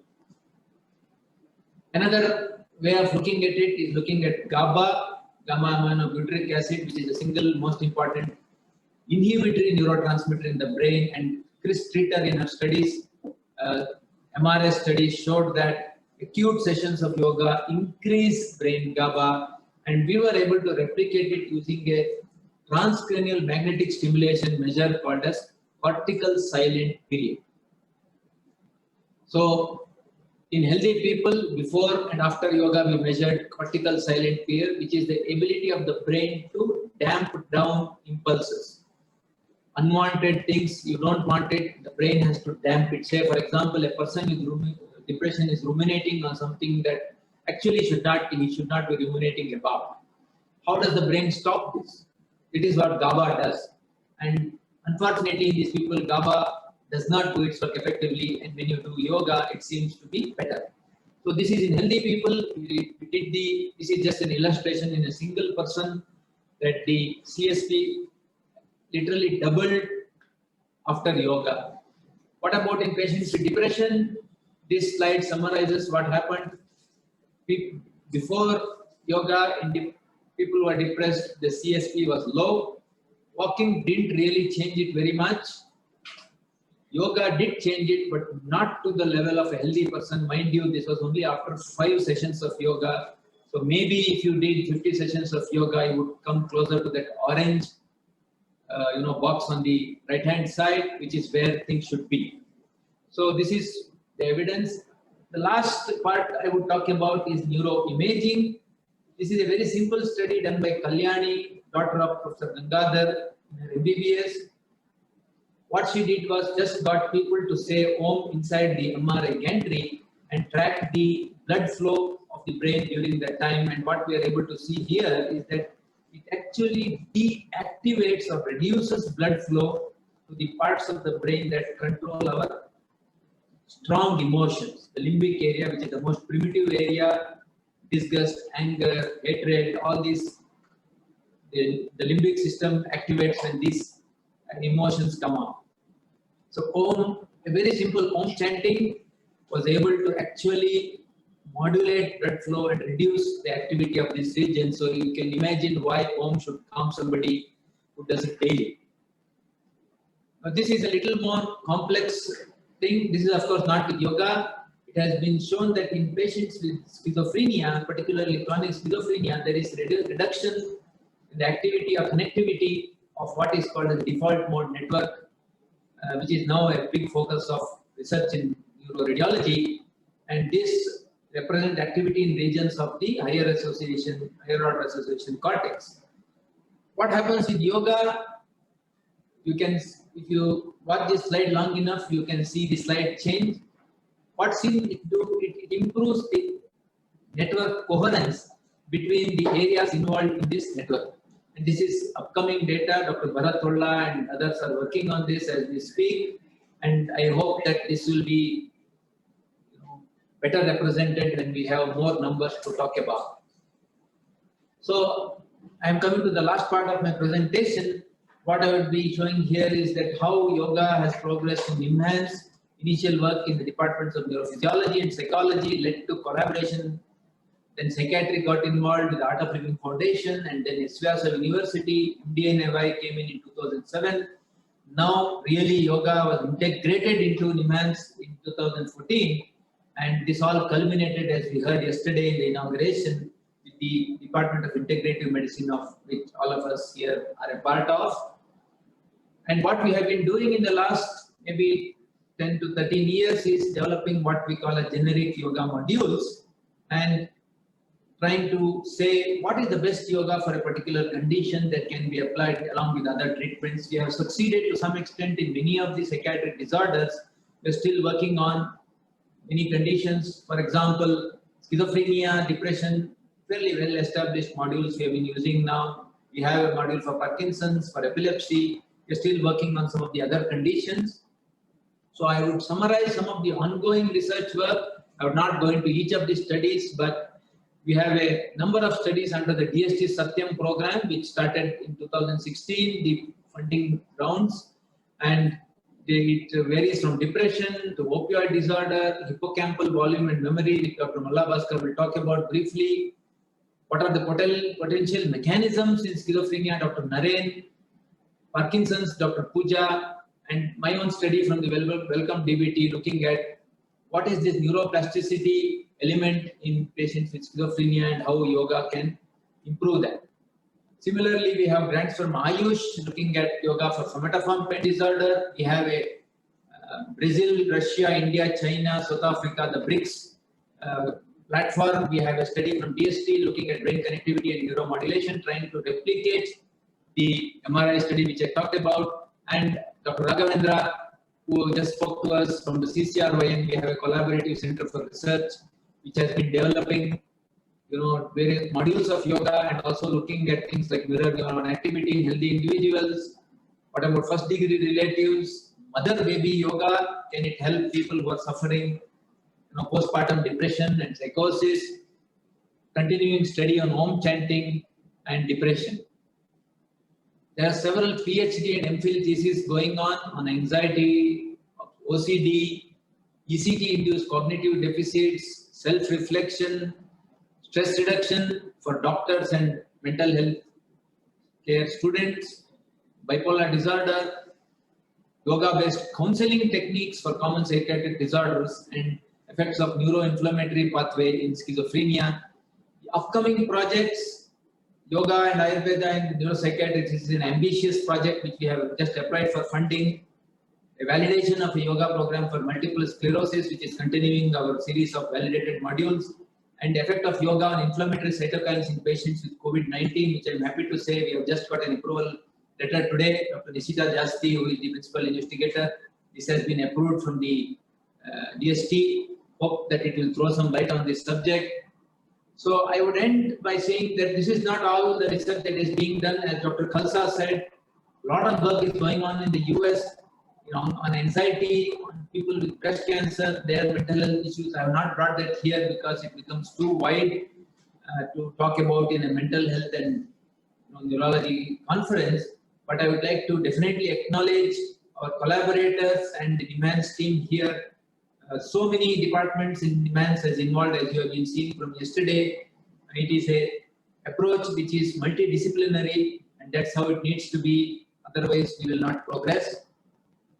Thank you very much. I hope it has been of help to people who have stayed till this late time, and I thank everybody for their participation. Thank you.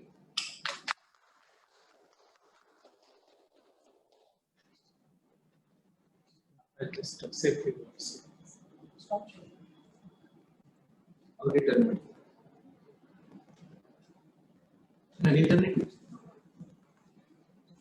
So, some of you may be considering undertaking yoga research. So, I'll share our experience briefly, and then you're welcome to contact us anytime if you want more information.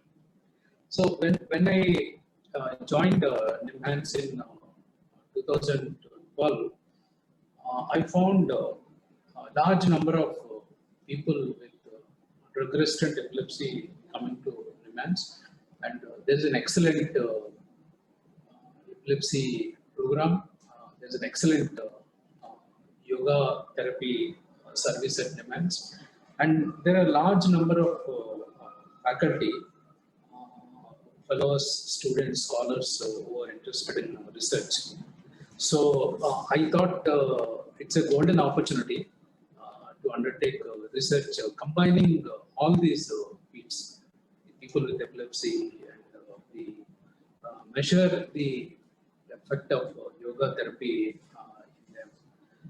So we wrote a grant proposal taking these people specifically with temporal lobe epilepsy with a disease called mesial temporal sclerosis, and they are all candidates for surgery.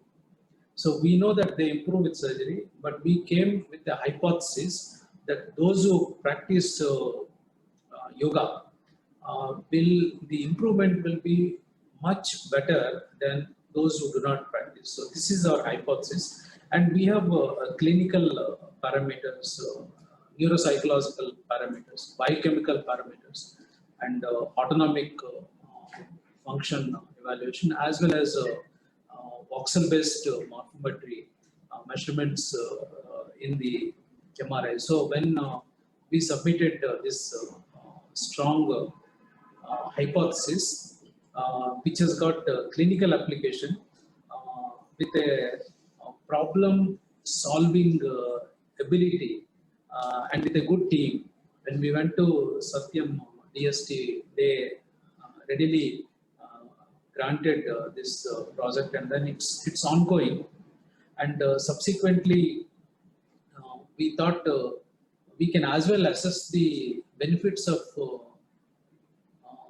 measure the benefits of yoga intervention in the part of the brain which we remove. Dr. Shivaram mentioned about neurogenesis. So this is birth of new neurons. We again went with the hypothesis that people who practice yoga will have birth of new neurons, and these neurons will help in the improvement in cognition, improvement in memory, and improvement in overall quality of life measures. So the tissue, the hippocampal tissue which is being removed during surgery is subjected to neuropathological as well as biophysical studies to identify this birth of new neurons, and the preliminary trends are quite encouraging. Of course, we need more number of people to undergo surgery and then undergo the studies. But I want to emphasize a few points. In case if you are considering yoga research, you should have a very strong hypothesis.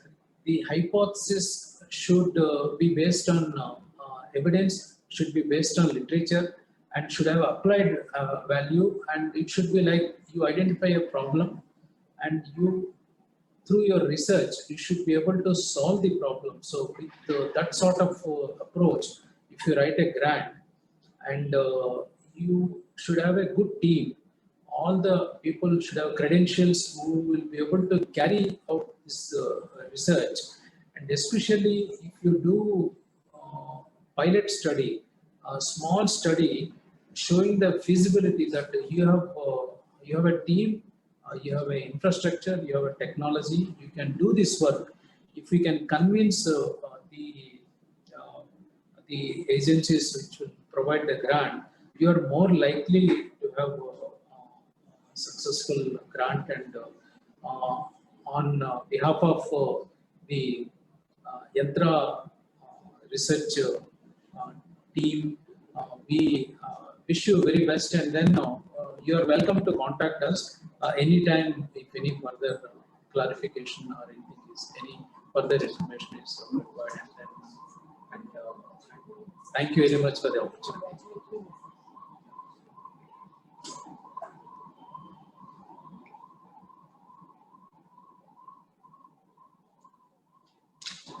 Thank you very much, sir. Thank you very much, Shivram sir. Thank you very much, Dr. Malla Bhaskar Rao sir. As we can see, there is no further question even in the chat box. So now I would like to request Dr. Hemant Bhargav sir to come and felicitate Dr. Shivram sir.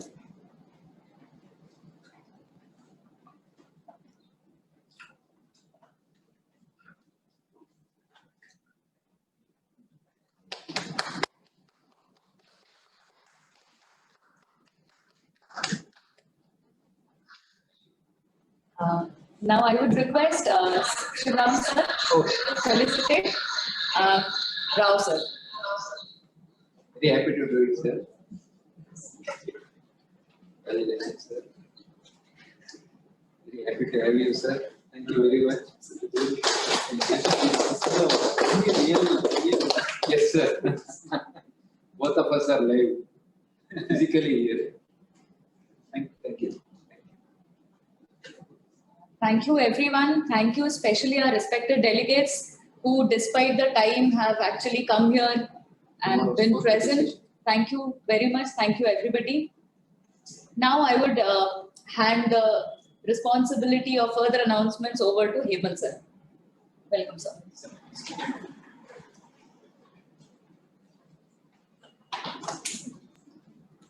So, dear delegates, thank you very much for being with us. I know it is late and it is dinner time now, but there are very quick announcements for you. Please note that tomorrow we are going to have a practical yoga session. For the whole week, this will continue from 4:30 p.m. to 5:30 p.m. The Zoom ID is there on the slide. You can please take a photo or take a screenshot of this image. This is the ID and this is the password. Please note that the usual link that you are using for the 9th and 10th Yantra sessions will be valid for 16th and 17th also. So this Zoom link is only for the practical sessions which will go on for the whole week, and the whole week at 4:30 p.m. you should log in using this ID and password. Another thing is the yoga session is actually going to be a practical session, so I request you to have a mat with you, wear a loose comfortable dress, and it is preferable that you remain empty stomach for at least 3 hours before we do this yoga practice. So please join us tomorrow at 4:30 p.m. I would also like to display some slides on the activities that NIMHANS is doing. So kindly have a look at the next slide.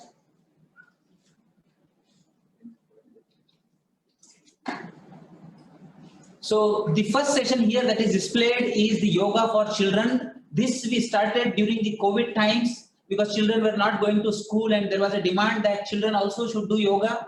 So we have specially designed module for children actually between the 5 to 10 years of age. And we take these sessions at 10 a.m. on Mondays, Wednesdays and Fridays. The Zoom ID is given there. Also on Tuesday, Thursday and Saturday, we take sessions for children between 10 to 15. These sessions are open for all. Even the practical sessions that are going to happen tomorrow are open for all. Anybody can log in. You can spread it to your contacts and they can log in on those practical sessions and on these sessions also. Next, this is a specific session for people who are suffering from COVID. So we have started these sessions for almost 2 months now, and there are number of people who are coming and getting benefited. The Zoom ID is given here. The link is also given. Monday to Friday, 4:30 to 5, we teach highly specific breathing techniques to enhance the cardiorespiratory system for COVID-19. So I request all of you to pass on this message and join and take the benefit of these sessions. Those who are diagnosed positive or who have mild to moderate symptoms, they can log in here. And then the next session is for people who are healthy to enhance their well-being. We are running this session almost since last 4 months. These sessions are going on in India as well as in US. So 6:50 a.m. from Monday to Friday and 7:30 a.m. in the morning. So depending on your situation, you can log in and take benefits of these free yoga sessions that we are continuing, and we are going to continue during these COVID times. So these details of these sessions are also available on our website. Our website is www.nimhansyoga.in. So this is our website address. I thank you all once again for being with us today. Looking forward to seeing all of you in the practical sessions starting from tomorrow. And of course, we will resume our academic activities next Friday at 3:30. We will have another round of poster sessions as well. And as you all know, next Friday and Saturday, please block your time from 3:30 to 4 in the afternoon till 8 o'clock. We will have a continuation of this academic feast that we are having. And I wish all of you a very nice weekend. And please join us for the practical sessions. Thank you very much. Namaste. Namaste. Thank you.